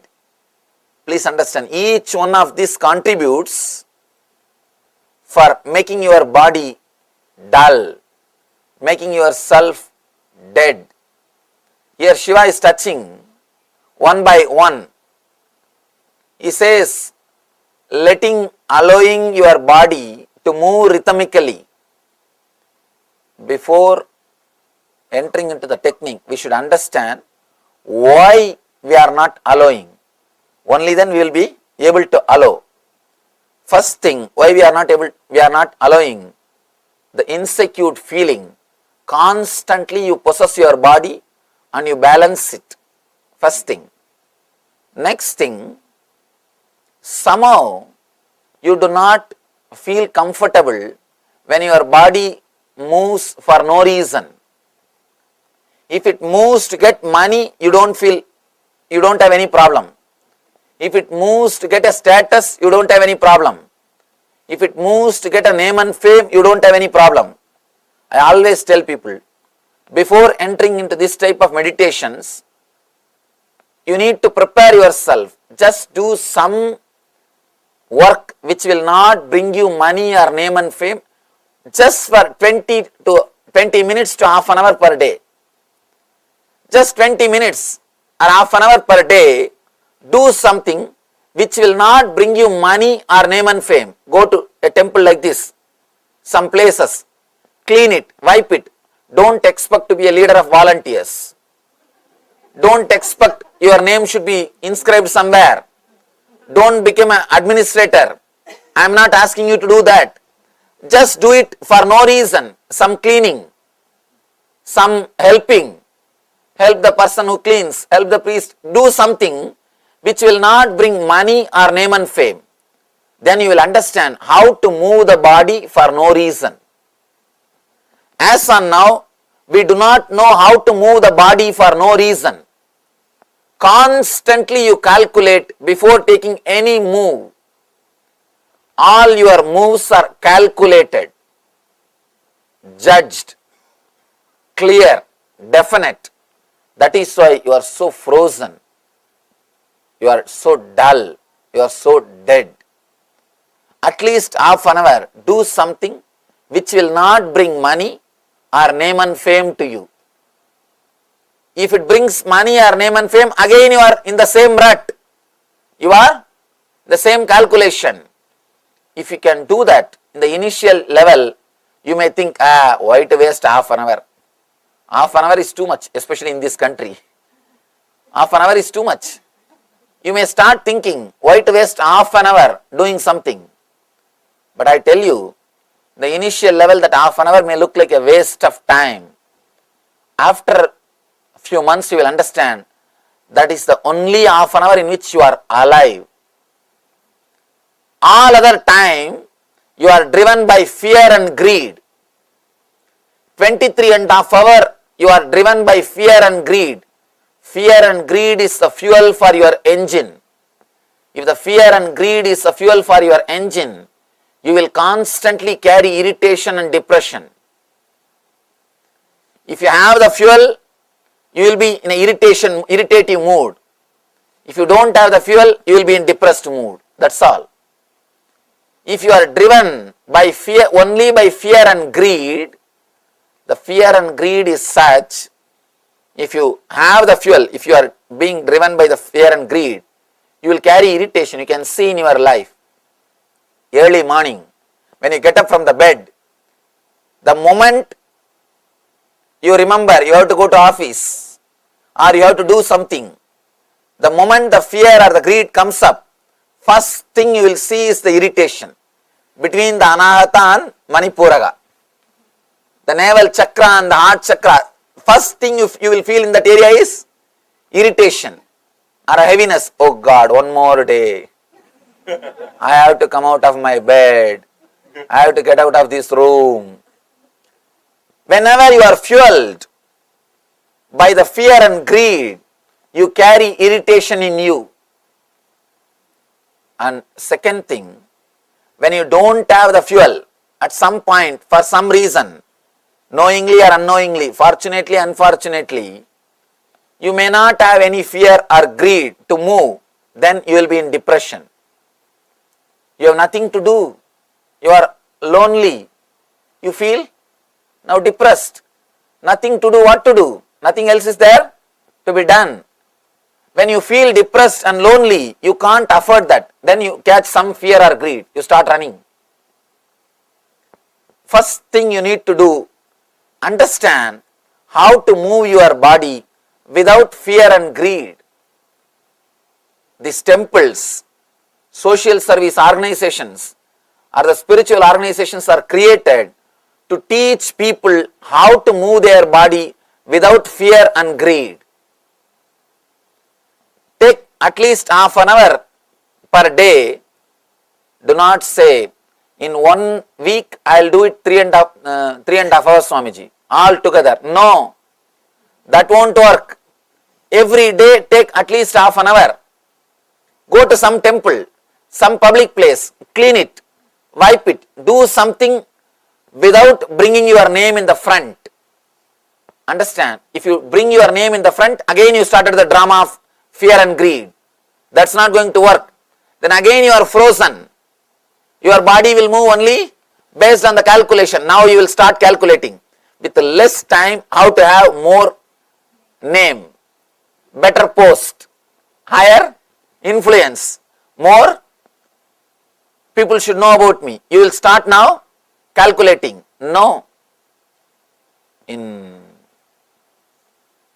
South India, there is a beautiful stories of 63 Shiva saints and 12 Vaishnava saints. If you read their stories, actually I was shocked when I read their stories. They have not done big ultimate practices or spiritual disciplines or meditations or anything. Very simple thing, plucking flower and making garland, cleaning the temple, sweeping the temple, washing the vessels for puja. I have not seen a single guy who built the temple became enlightened. Never, not a single king who built the temple became enlightened. No. All these people, the 63 saints or the 12 Vaishnava saints, they are all simple people. Not much big thing. They neither built the temple nor helped to construct. All they did is plucking flowers, making garland, cleaning the temple, simple things. But the beauty is they learnt the knack of how to move the body without fear or greed. It is the knack how to move the body, how your body can be kept alive without the fuel of fear and greed. As on now, you are kept alive just by fear or greed. Either by fear or by greed. That is why your body is completely frozen. You do not feel life flowing in you. You are not living by prana. You are living by bhaya or kama. Kama and the bhaya. Only these two are driving you, not the prana. Prana means the life force. In Sanskrit, the word prana means life force. Please understand, prana does not mean just the breath. The air which you are inhaling or exhaling is not prana. Prana means the life force in Sanskrit. As on now, your body is not driven by life force. It is driven by kama or bhaya, desire or greed, desire or fear, greed or fear. Only these two drives. That is why your movements are measured. You are frozen. You are constantly possessing and your movements are measured.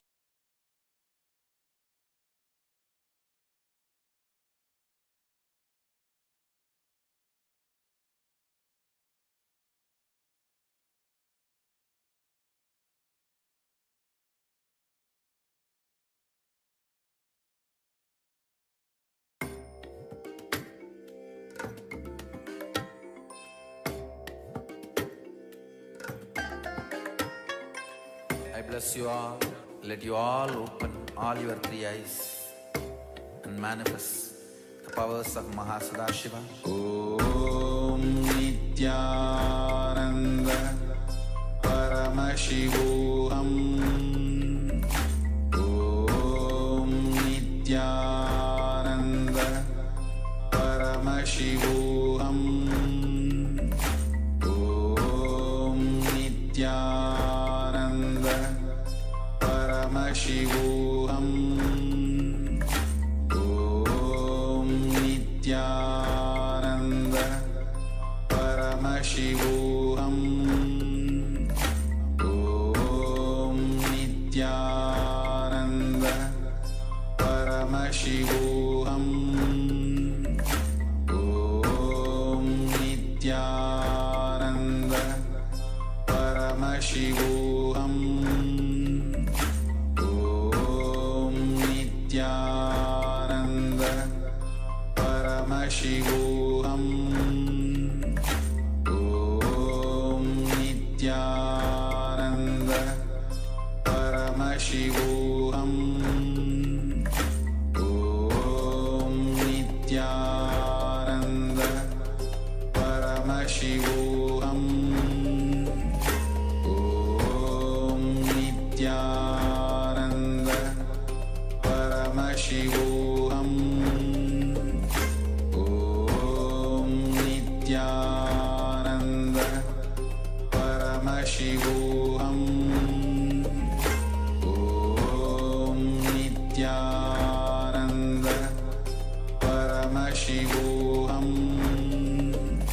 Om Nityananda Paramashivoham Om Nityananda Paramashivoham Om Nityananda Paramashivoham Om Nityananda Paramashivoham Om Nityananda Paramashivoham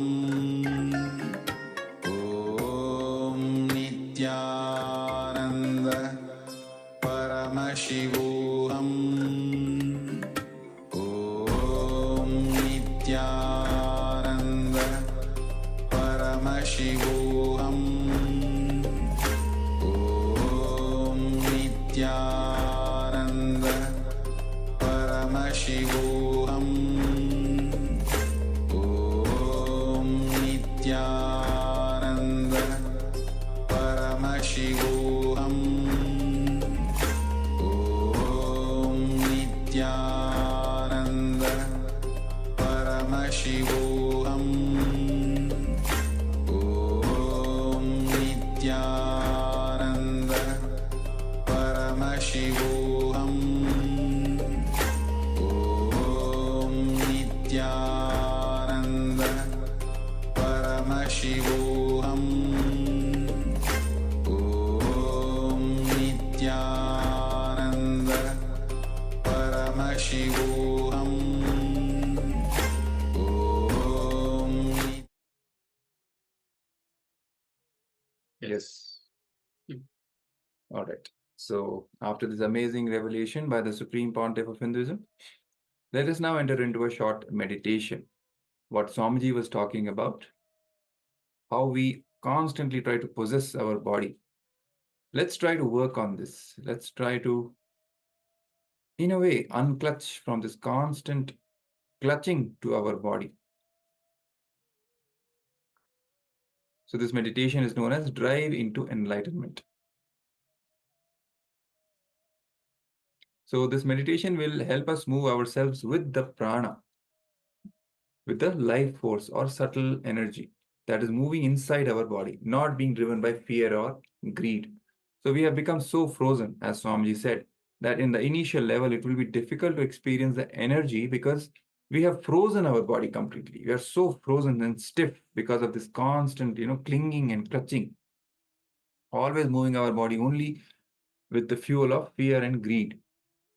So in the initial level, we will try to help our body and cooperate with our body by creating small invisible circles and small movements. All right. So let's enter into the first step now. Sit straight and close your eyes. Inhale and exhale as slowly as possible and as deeply as possible. Make sure there is no distraction. Keep your mobile phones on silent. Also, you may inform your family members that you'll be spending the next few minutes in this meditation, so not to disturb you. So once you're totally prepared, then just sit straight with your head, neck, and spine in a straight line. Close your eyes. Start inhaling and exhaling deeply and slowly, as deep as possible, as slow as possible.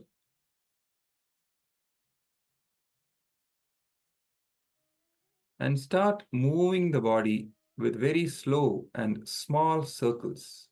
It's like small, tiny circles, swinging the body. Even if you visualize, that is enough. Even if you just visualize, your body moving in small circles, that's enough. That will itself drive it. Suddenly, you will see that our body is slowly moving and we are feeling really comfortable. And then be in that same state and allow the movement to happen. So let's do this step for a couple of minutes. Move your body in small circles, slowly. Kind of try to let it loose. You may even try to visualize these small circles initially, and suddenly you'll see your body actually starts moving this way. Try to feel comfortable in this. Relax into this movement. Allow this movement to happen freely. Let's continue.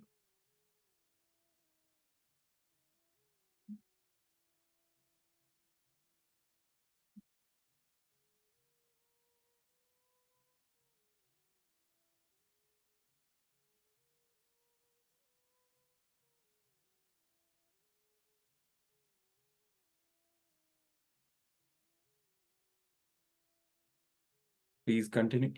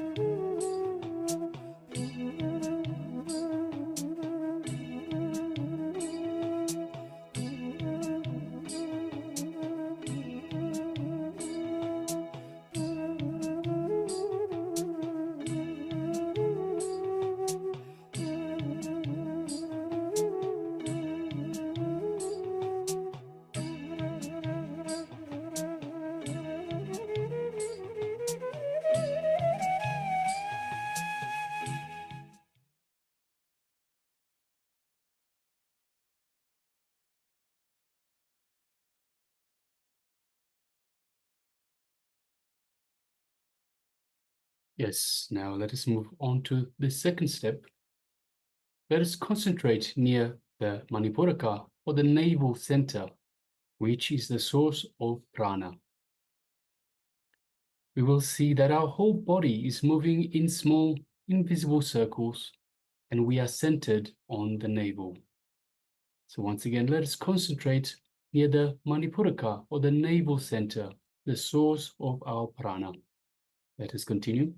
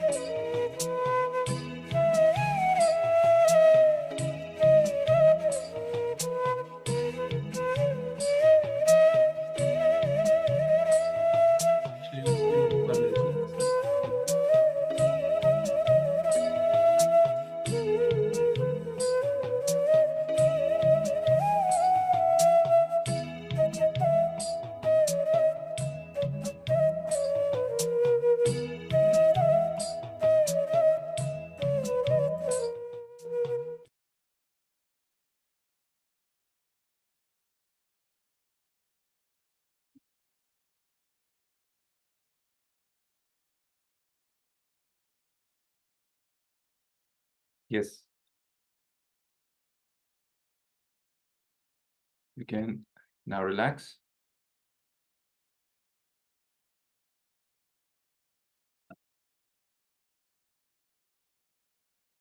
So whenever we are in a moving vehicle or in a flight or in a car, whenever we are not driving, we can try this technique and try to enter into the same shape of the vehicle.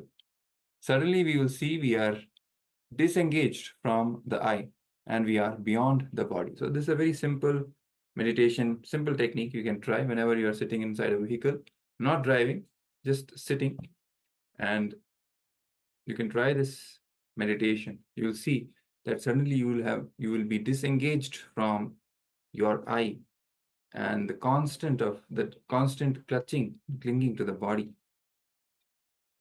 perceiving the body as the I and going beyond the body. So you can try this meditation. So with this, we'll now move to the power manifestation. Yes. So the power manifestation, once again, today is the power of third eye solution. So requesting participants, let us once again reach out to another person and ask them if they would like to have a solution, an answer from the third eye, from the cosmic archives, for a problem that they are having or question they are having. So requesting participants, let us reach out. So let's just take a moment, take a few moments, and let us reach out to someone and ask them if they're willing, first of all, if they're willing to take part in this power manifestation, and second of all, if ask them to give you a question or a solution that would like an answer to. And of course, if you can't reach out to anyone, so wherever you might be around the world, it might be very late hours. It's hard to reach out to anyone at this time. You can do it once again for yourself. So if you have another burning question, or perhaps the same question that you had before, maybe different aspects of it, or it hasn't, you haven't received the solution just yet, of course you can ask the same question again. So just take a few moments and have a question ready. And once you have the question, so either from yourself or from another person, a partner or a friend, write it down on a piece of paper. So gather your pens and your paper and write down on the piece of paper the burning question or the solution that you would like an answer to, or perhaps your friend, family member, partner would like the answer to. And let us get ready. And show us by way of thumbs up if you are ready to go. So once you're ready, once you have your question, give us a thumbs up and let us know that you're ready to go. And also requesting Ma Sarah, yes, KAILASA is ready. Requesting Ma Sarah, Ma Kshu Wei Ping, Ma Suganyana, and Ma Anupama, requesting please switch on your cameras, be available in the camera frame for this power manifestation. And also we have Ma Ganambananda and Ma Wei Wen Mei, that is are not on currently on camera. The camera is turned on, but they're not in the camera frame. So if you're nearby, requesting please make yourself available and be visible in the camera frame. Yes, thank you very much, Ma. All right. So once you have the question ready, let us once again sit comfortably with the head, neck, and spine in a straight line.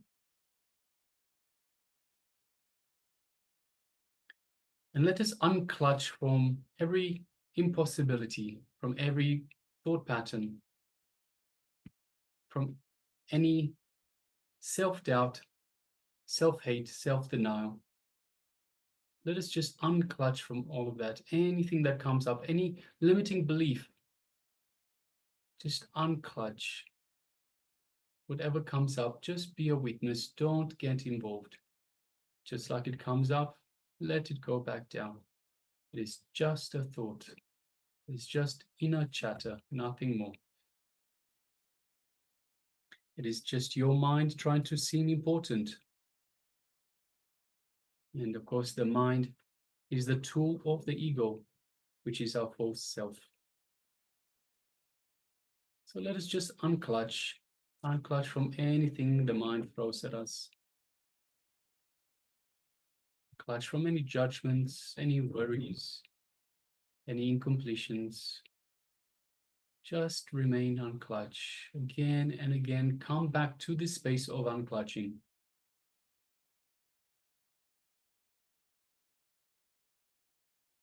And now let us move our attention to the Ananda Gandha, the region just below the heart center. And let us invoke Swamiji in our inner space. So the Ananda Gandha, our inner space, let us just invoke Swamiji in our inner space. And just simply by remembering Swamiji, by visualizing Swamiji in your inner space, invokes the Master. Swamiji is there present with us, just waiting to be acknowledged, waiting for us to connect to him. So Swamiji's love, his compassion, and his infinite wisdom, his infinite grace showering upon us.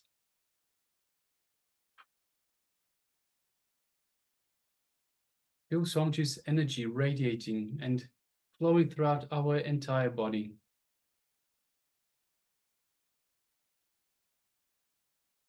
Just feel that warmth, that fuzzy feeling throughout our entire body.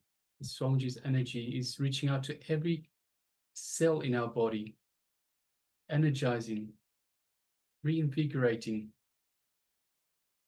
every cell feeling alive with this superconscious energy.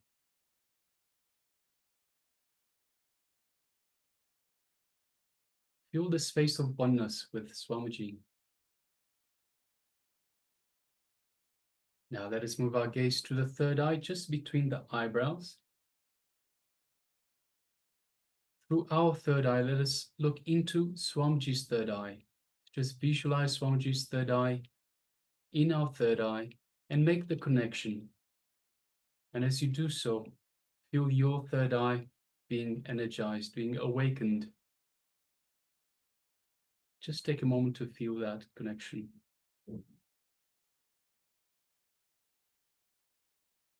Now, let us start chanting the Mahavakya. Om Nityananda Paramashivoham. Om Nityananda Paramashivoham. Om Nityananda Paramashivoham. Continue chanting the Mahavakya. And let us put our question in our third eye. And from this space of oneness with Swamiji, let us manifest this power of the third eye. Third eye solution. Let us begin.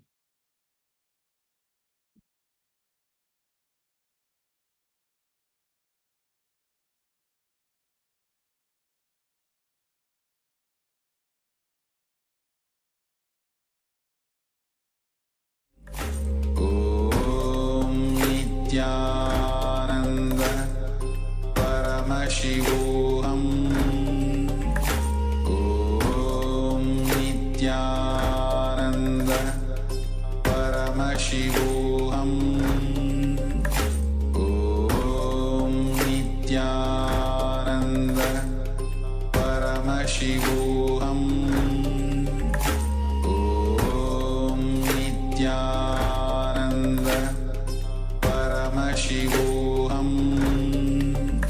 Om Nityananda Paramashivoham. Om Nityananda Paramashivoham. Om Nityananda Paramashivoham. Om Nityananda Paramashivoham. Om Nityananda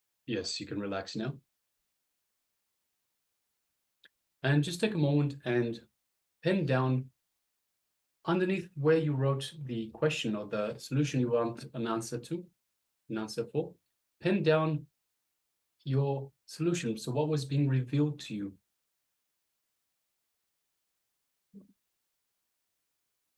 And also take a moment, so after you pen down, after you write down, take a moment and share with us your experience. Share with us your question, if it's not too personal, your question and the solution that was revealed to you in your third eye.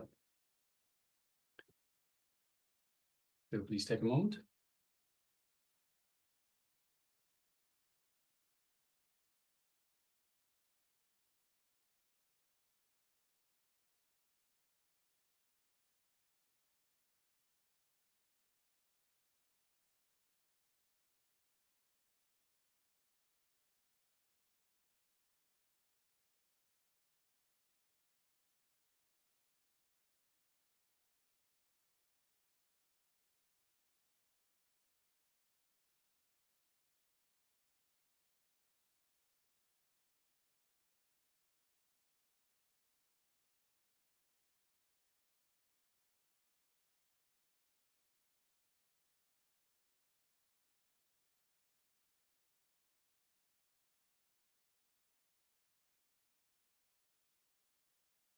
Yes, so requesting, we have a number of participants with the camera switched off. Ma Agama Priya, Ma Sarah, Ma Shu Wei Ping, Ma Sugunyana, and Ma Anupama, requesting please switch on your cameras and be available, be visible in the camera frame itself. Also Ma Wei Wen Mei, requesting if you could please be on camera. So once again, requesting participants to let us know what was revealed to them in their third eye. So this was the power of third eye solution, where we requested an answer from the cosmic archives, from a cosmic source, in terms of a question, a burning question, or a solution that we wanted an answer for. So requesting participants, if you've taken part in this power manifestation, let us know, and let us know your experience for this round of power manifestation.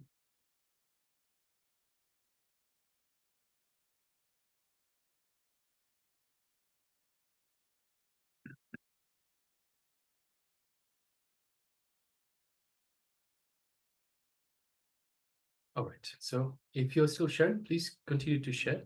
Meanwhile, let us get ready for the next segment in the program today,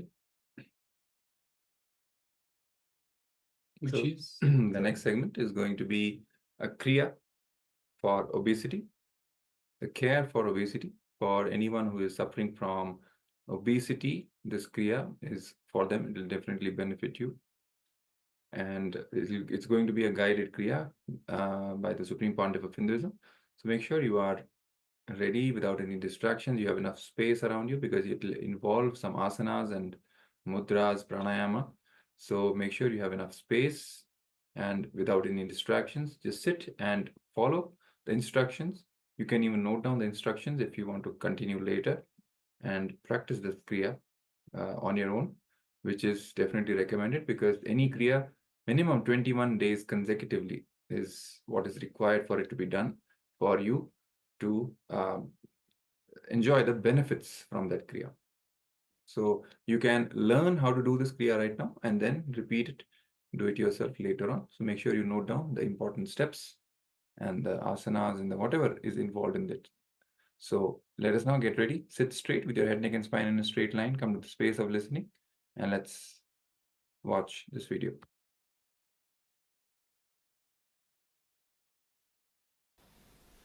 Let's enter into today's Kriya. As I said, if you are doing this Kriya, you have to drink at least 6 liters water per day, and you have to cool your eyes by putting little tissue paper soaked in rose water or water, like a cooling pad. First step, Bhadrasana. Bhadrasana is a simple posture. Even if you are obese, you can put your legs together, that is not a problem. Maybe you will be able to put like this in the difference, half a kilometer away. That is okay. Put the Bhadrasana. Only Bhadrasana can create certain tension on the cholesterol, fat accumulated on the below the belly, the hip. In Bhadrasana itself, move the knees at least 20 times. 1, 2, 3, 4, 5, 6, 7, 8, 9, 10, 11, 12, 13, 14, 15, 16, 17, 18, 19, 20. Now itself half muscles, fat will go away.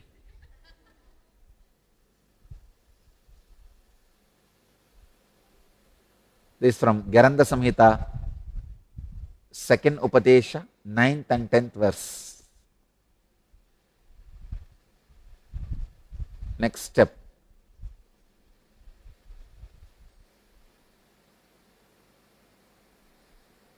Next step is Jalandhara Bandha. Please understand.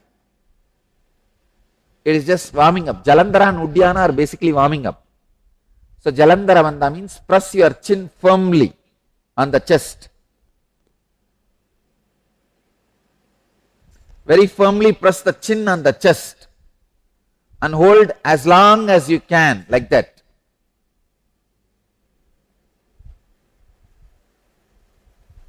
When you can't hold anymore, relax.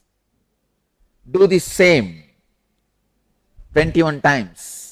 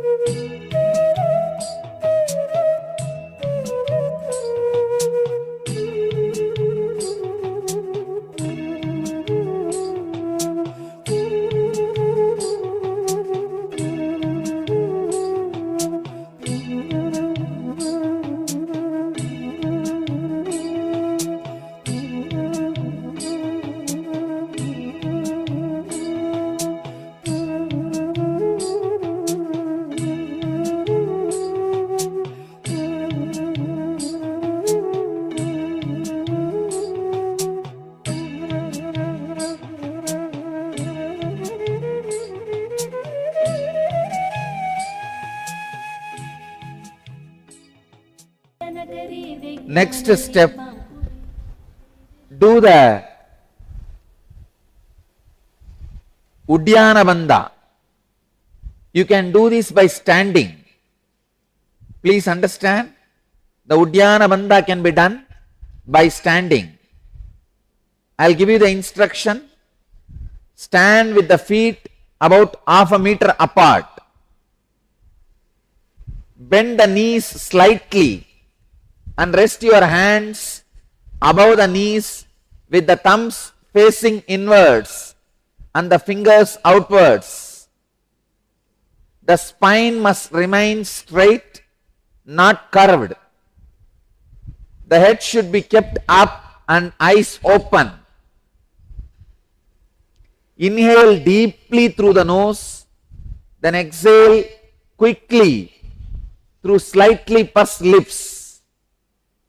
Do not be forceful.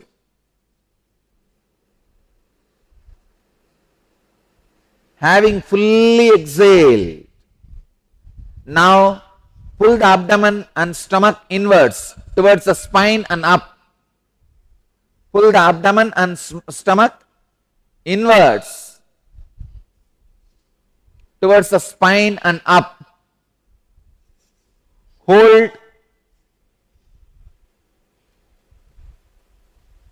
Hold the Uddiyana Bandha as long as you can.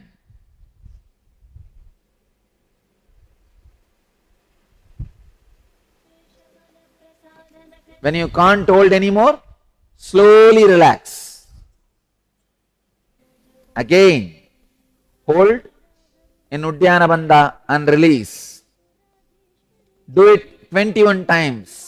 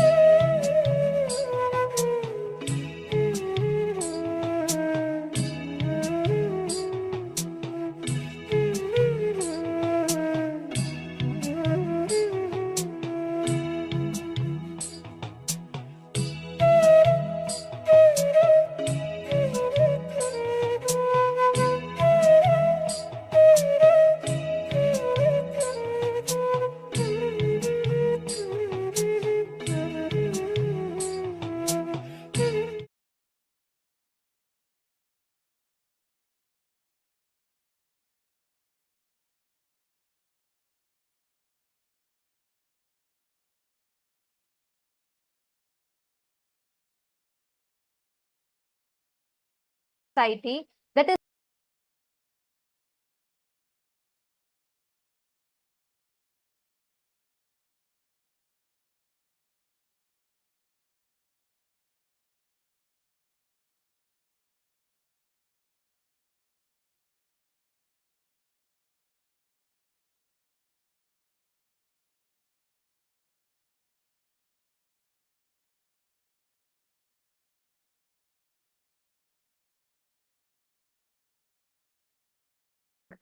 AI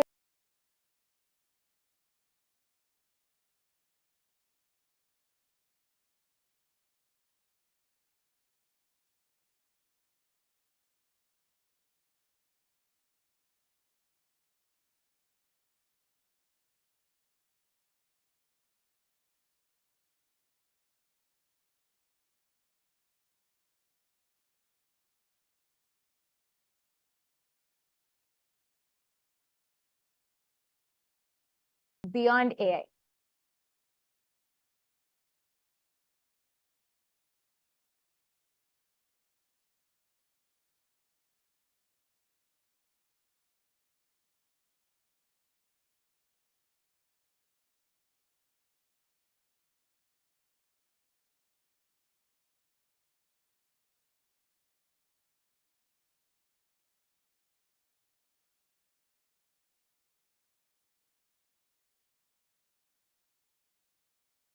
Routine. AI can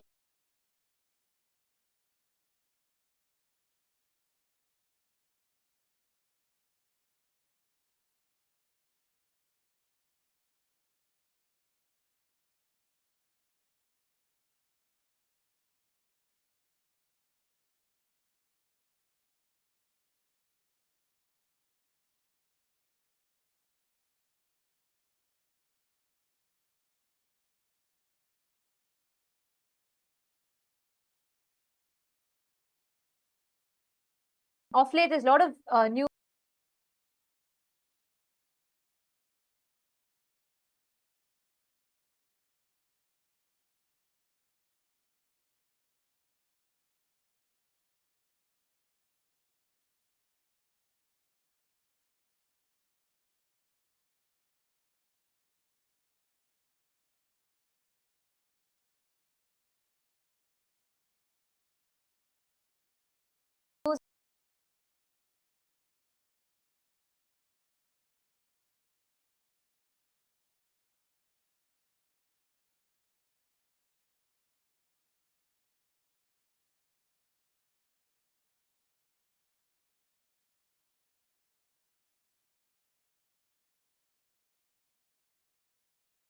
is bringing upon a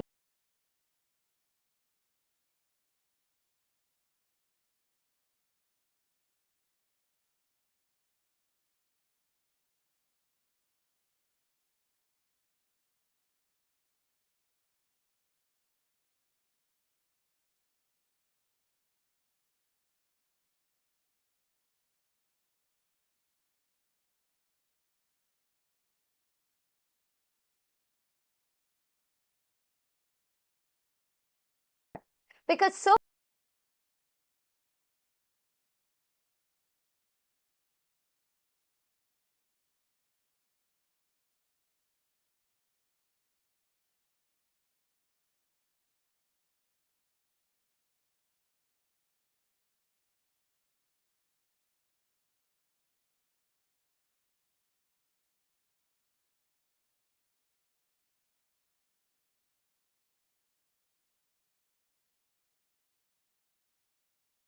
which would normally take a human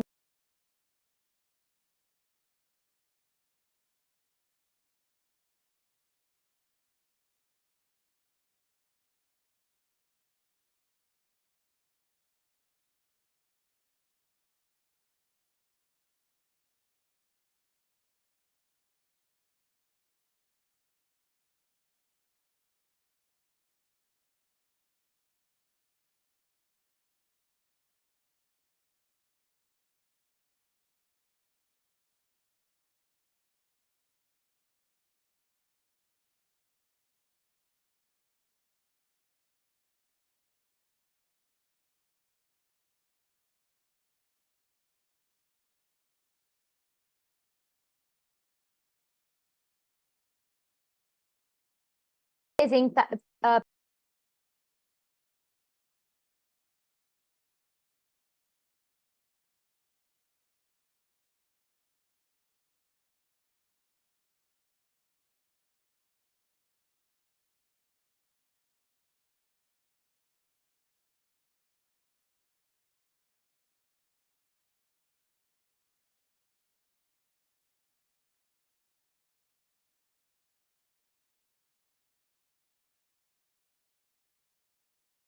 a lot of information.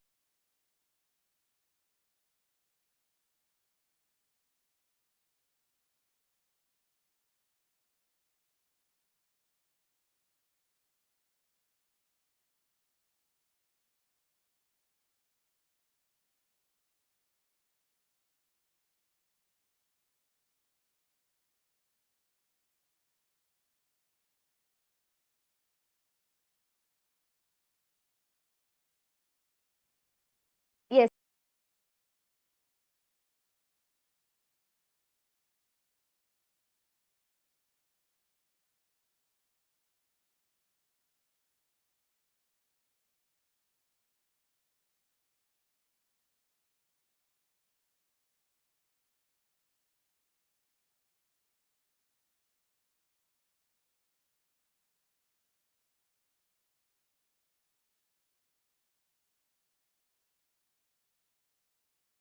Have Jeffrey Hinton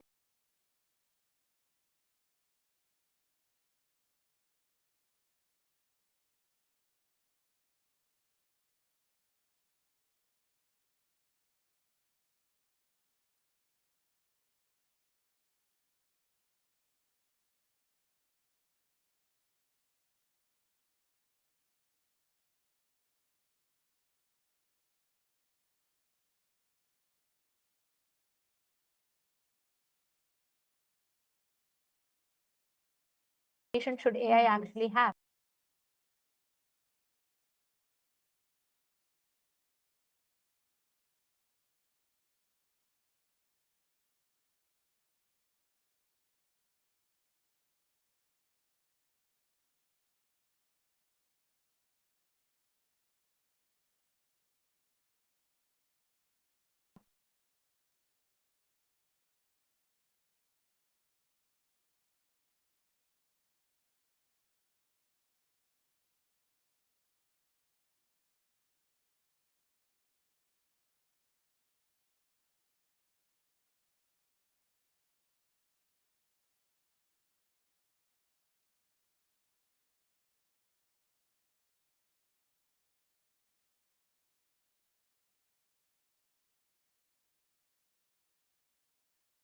Only adding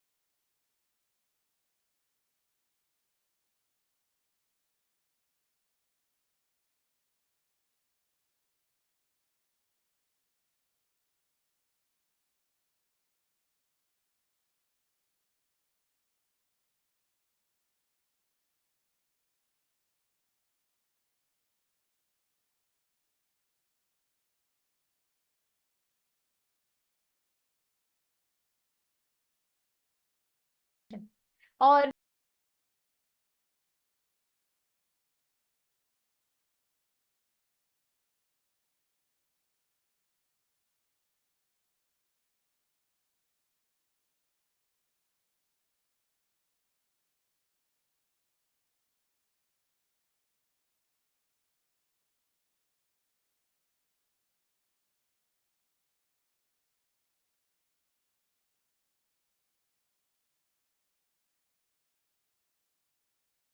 of the suicides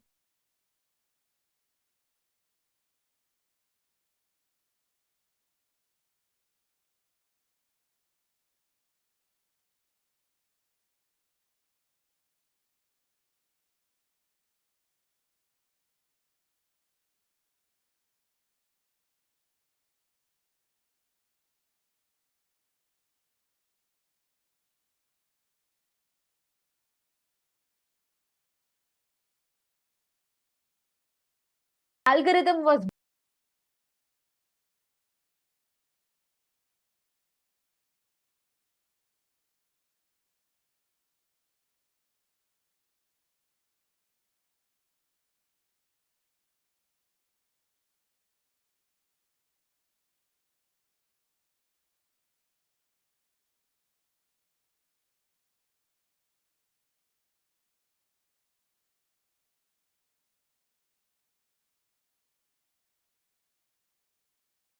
the child is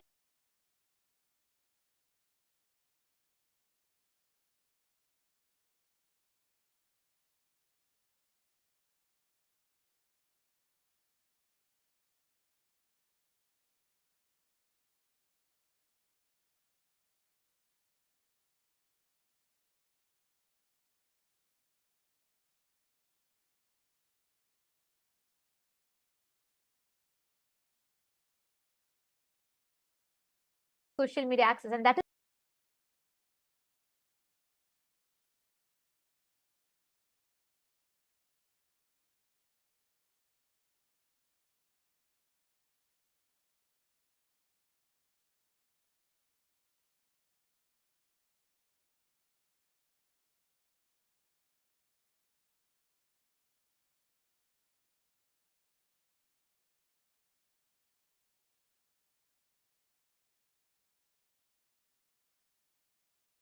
democratized because expert in coding just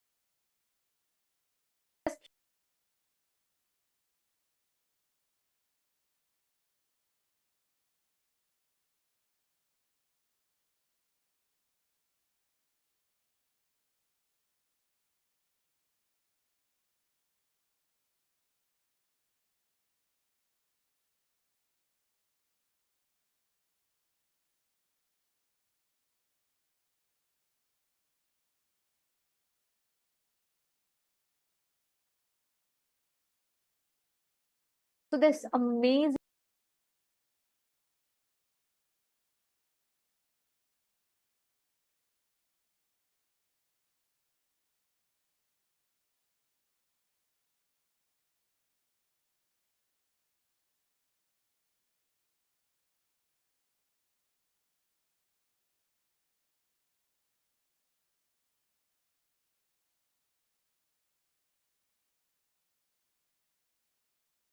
right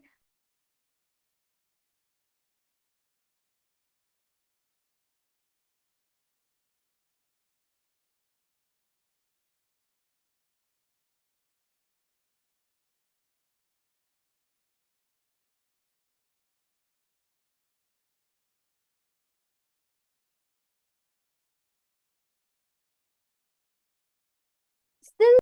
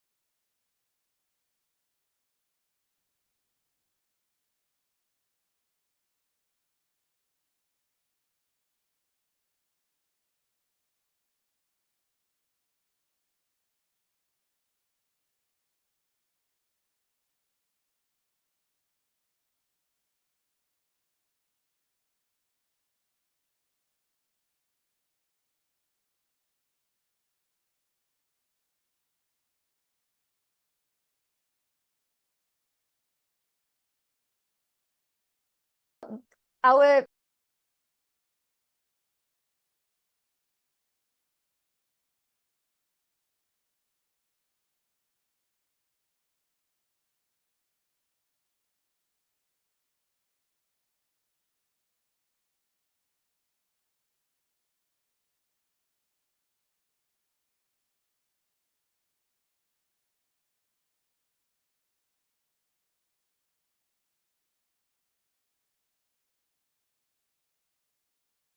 AI, and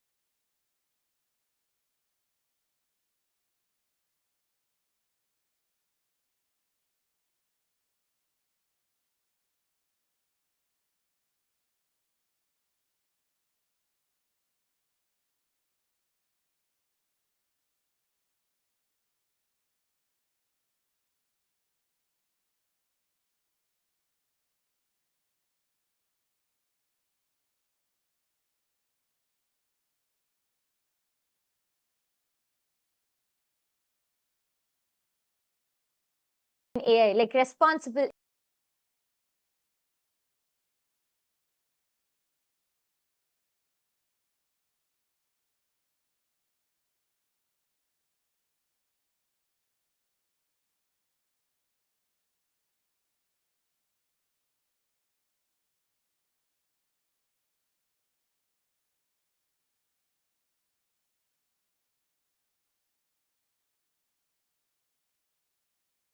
one thing in essence.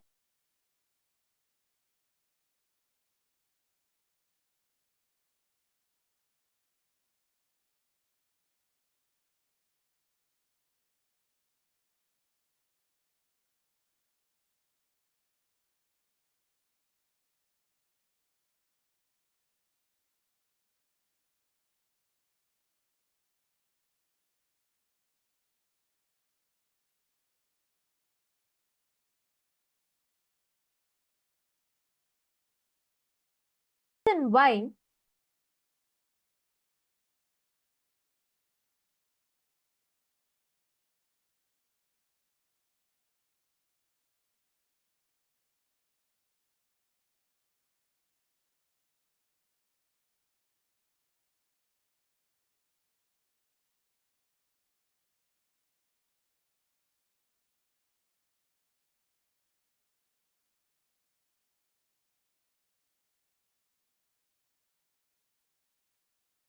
that component that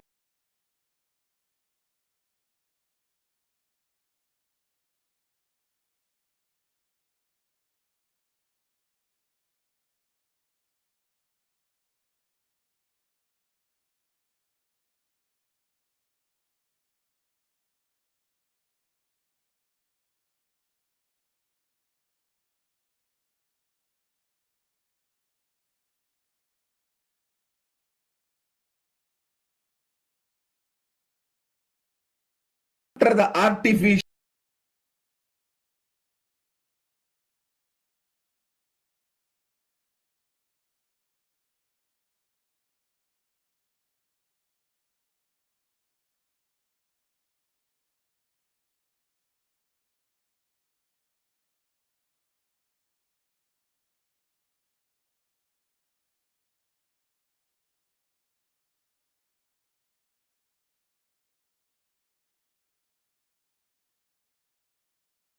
super intelligence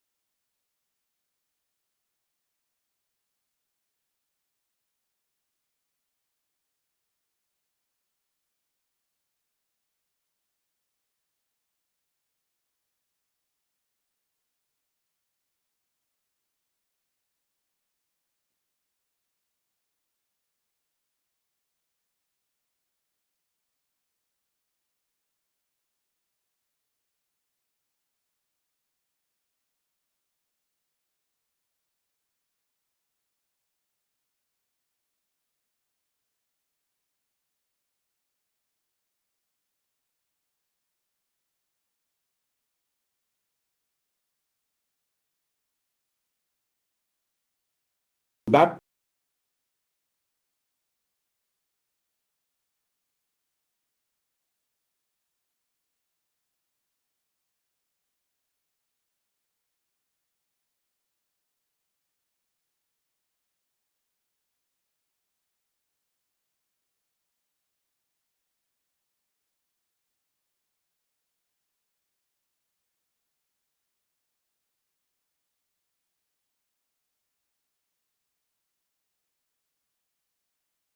my intelligence.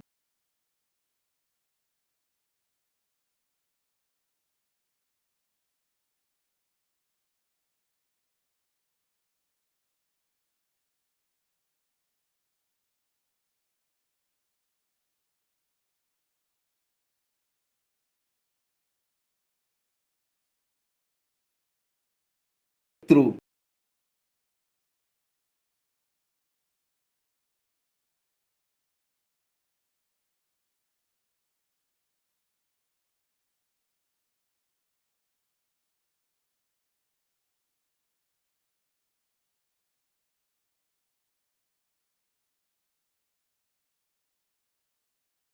intelligence.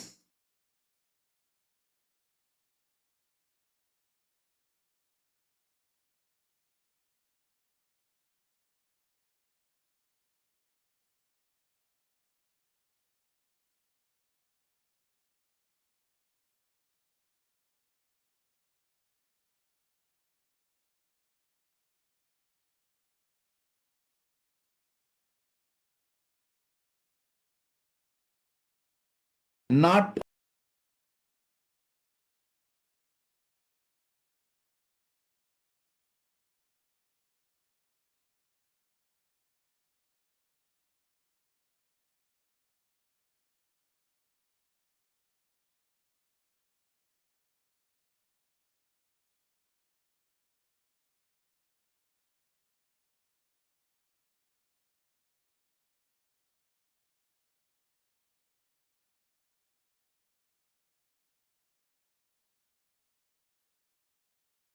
this time.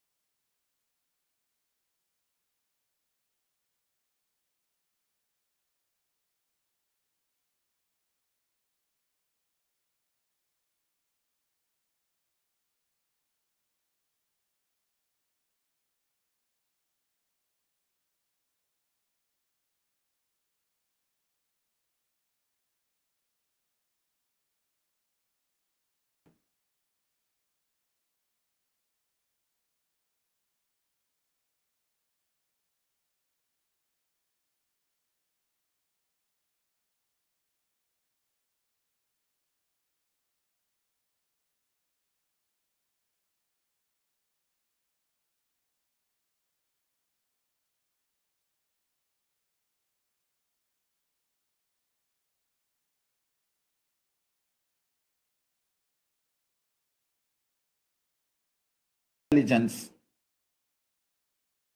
Implementation of AI.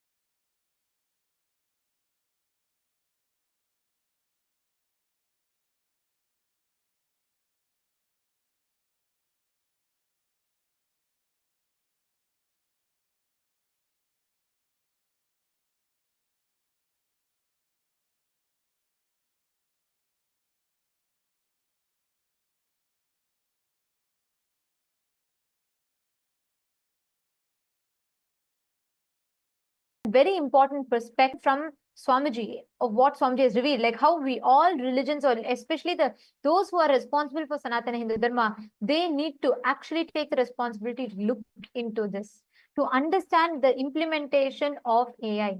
How can these AI tools be implemented? How can we study them? How can we use them? And can we make it successful with AI? Now, one thing that, can sure shot guarantee you that, no matter what, nothing is going to, let AI take over is by the fundamental functionality of it, which is with AI, you cannot have that AI does not have the super consciousness, the access to super consciousness that we as human beings can have, which fundamentally changes the very methodology or the understanding of how AI functions. And that's something that I'd like to share with all of you now. I'm going to share a few more of these truths that Swamiji has revealed so you can understand deeper about what, when we say super consciousness, when we say what AI can do, what exactly is it? What is it that AI can do which makes, which is okay to one level, and what is it that AI can never do, which is accessing the super consciousness, which only we can do. It's a very beautiful clip as Swamiji reveals this, and we're going to watch that clips now. The older people can set a beautiful example by your life, by you practicing superconscious lifestyle and teaching it to others, setting a role model. You have seen the days without TV, and you have seen the days without social media, and you are seeing the days without AI. Your experience in all these three revolutions, the industrial revolution, communication revolution, social media revolution, now the AI revolution, your expertise will be really a great asset for the next generation.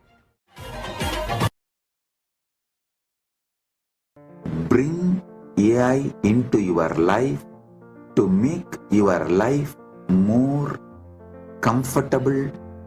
You can use AI in multiple levels. Don't miss using AI, whether in your education, in your work, in your productivity, in even building good relationships, keeping yourself always spiritually rejuvenated. Use Nithyananda AI. Not just my Kailasa-vasis, sannyasis, even the devotees and public. Use Nithyananda AI. Use Ask Nithyananda. And here's where Swamiji introduces, or here's where Swamiji has revealed the world's first spiritual AI. Like Swamiji said, use AI, because you don't need to, you're not submitting yourself to AI, but you are going to use AI to enhance, to make you, to enable you to access your super consciousness. What we are doing with AI is not that you're submitting yourself to AI, or not that AI is going to take over, but rather you're using AI to enhance your superconscious access, which is something that is unique, which Swamiji is contributing. Because here it is not about just being stuck with, trying to understand or trying to see what is best you can do with AI. It is about supporting, making your life, utilizing the expertise that has been democratized with AI to advance yourself. Like Swamiji said, you should delegate all the, the grunt job that you do, all the grunt work that you do to AI, all the jobs that AI can do, replace it with AI, so you as a human being can spend more time focusing on your consciousness. Focusing on that super conscious breakthrough, which only you can do, only an avatar can give you as an experience. To give this is why Swamiji has introduced the world's first spiritual AI, which even in the realm of spirituality is going to bring to you all that comfort, ease, all information, expertise, all the spiritual solutions that you want to know at your fingertips. All of you can visit the Ask Nithyananda AI. You can just go to nithyananda.ai and you will visit the world's first spiritual AI, which Swamiji had introduced much before the wave of AI began. Swamiji had introduced the Ask Nithyananda AI, which basically provides you with all the information, all the expertise, knowledge, solutions that you can use to enhance your spiritual journey, your practice, and you can use all of it in your daily life for you to start moving towards, start sailing towards that super conscious breakthrough. So without further delay, we request and encourage all of you to head to Ask Nithyananda, nithyananda.ai. So you too can benefit from this AI evolution, revolution, call it what you want. But AI with this, in this, you can write this way of AI with utilizing this for your own superconscious breakthrough, which is only possible through Ask Nithyananda AI. And most importantly, see, whether it is your career, your relationships, everything, you should, not just you can, you should use AI. Don't miss out AI. And at the same time, the component that only the component that only human being has, which is a super consciousness, can only be awakened by an avatar, by a living guru. So no matter how much you are into AI, or no matter how much AI takes over with AGI, ASI, or whatever that is, how much ever this evolution and revolution happens, that possibility of AI taking over the human race cannot happen ultimately, because this super consciousness is something that only we human beings have. So don't delay. It is time for you to start focusing on your super conscious breakthrough. Come attend the Paramashivoham. This is a unique 30-day course that Swamiji has designed, which works on awakening the super conscious component of you. We welcome every one of you to join Paramashivoham. You all can head to ecitizen.info/PSS. The link is projected for all of you on the screen. Please head to this link and you all can join us, ecitizen.info/PSS. And we welcome every one of you to join us for this very special 30-day program. It's completely free of cost. It's happening in places near you. It's happening in Los Angeles. It's happening in Kashi, it's happening in Salem, it's happening in Malaysia, it's happening in Bolivia and Ecuador. You can come to any of these locations and the nearest location next to you and join us for this unique 30-day program where you can learn expertise, not just with AI, all of these expertise. And in addition to that, ultimately, you can learn the superconscious alchemy, which only an avatar can give you. So don't miss. Please be here. The next season starts on the 1st of April. We welcome every one of you to join here with us for becoming part of this grand revival, for becoming part of this grand, experiencing, enjoying this profound gift that Swamiji is extending to the whole of humanity, and ride this AI wave with all the intelligence, knowledge, utilizing it to the best potential that you can actually utilize it. We welcome all of you to head to this link, ecitizen.info/PSS. Sign up and join us for the Paramashivoham. Experience, enjoy the enlightening, entraining, entertaining ecosystem that Swamiji is going to be providing for each of you to learn and build your expertise in your super consciousness. So we thank all of you for joining here with us today. And now let us all get ready to receive the darshan.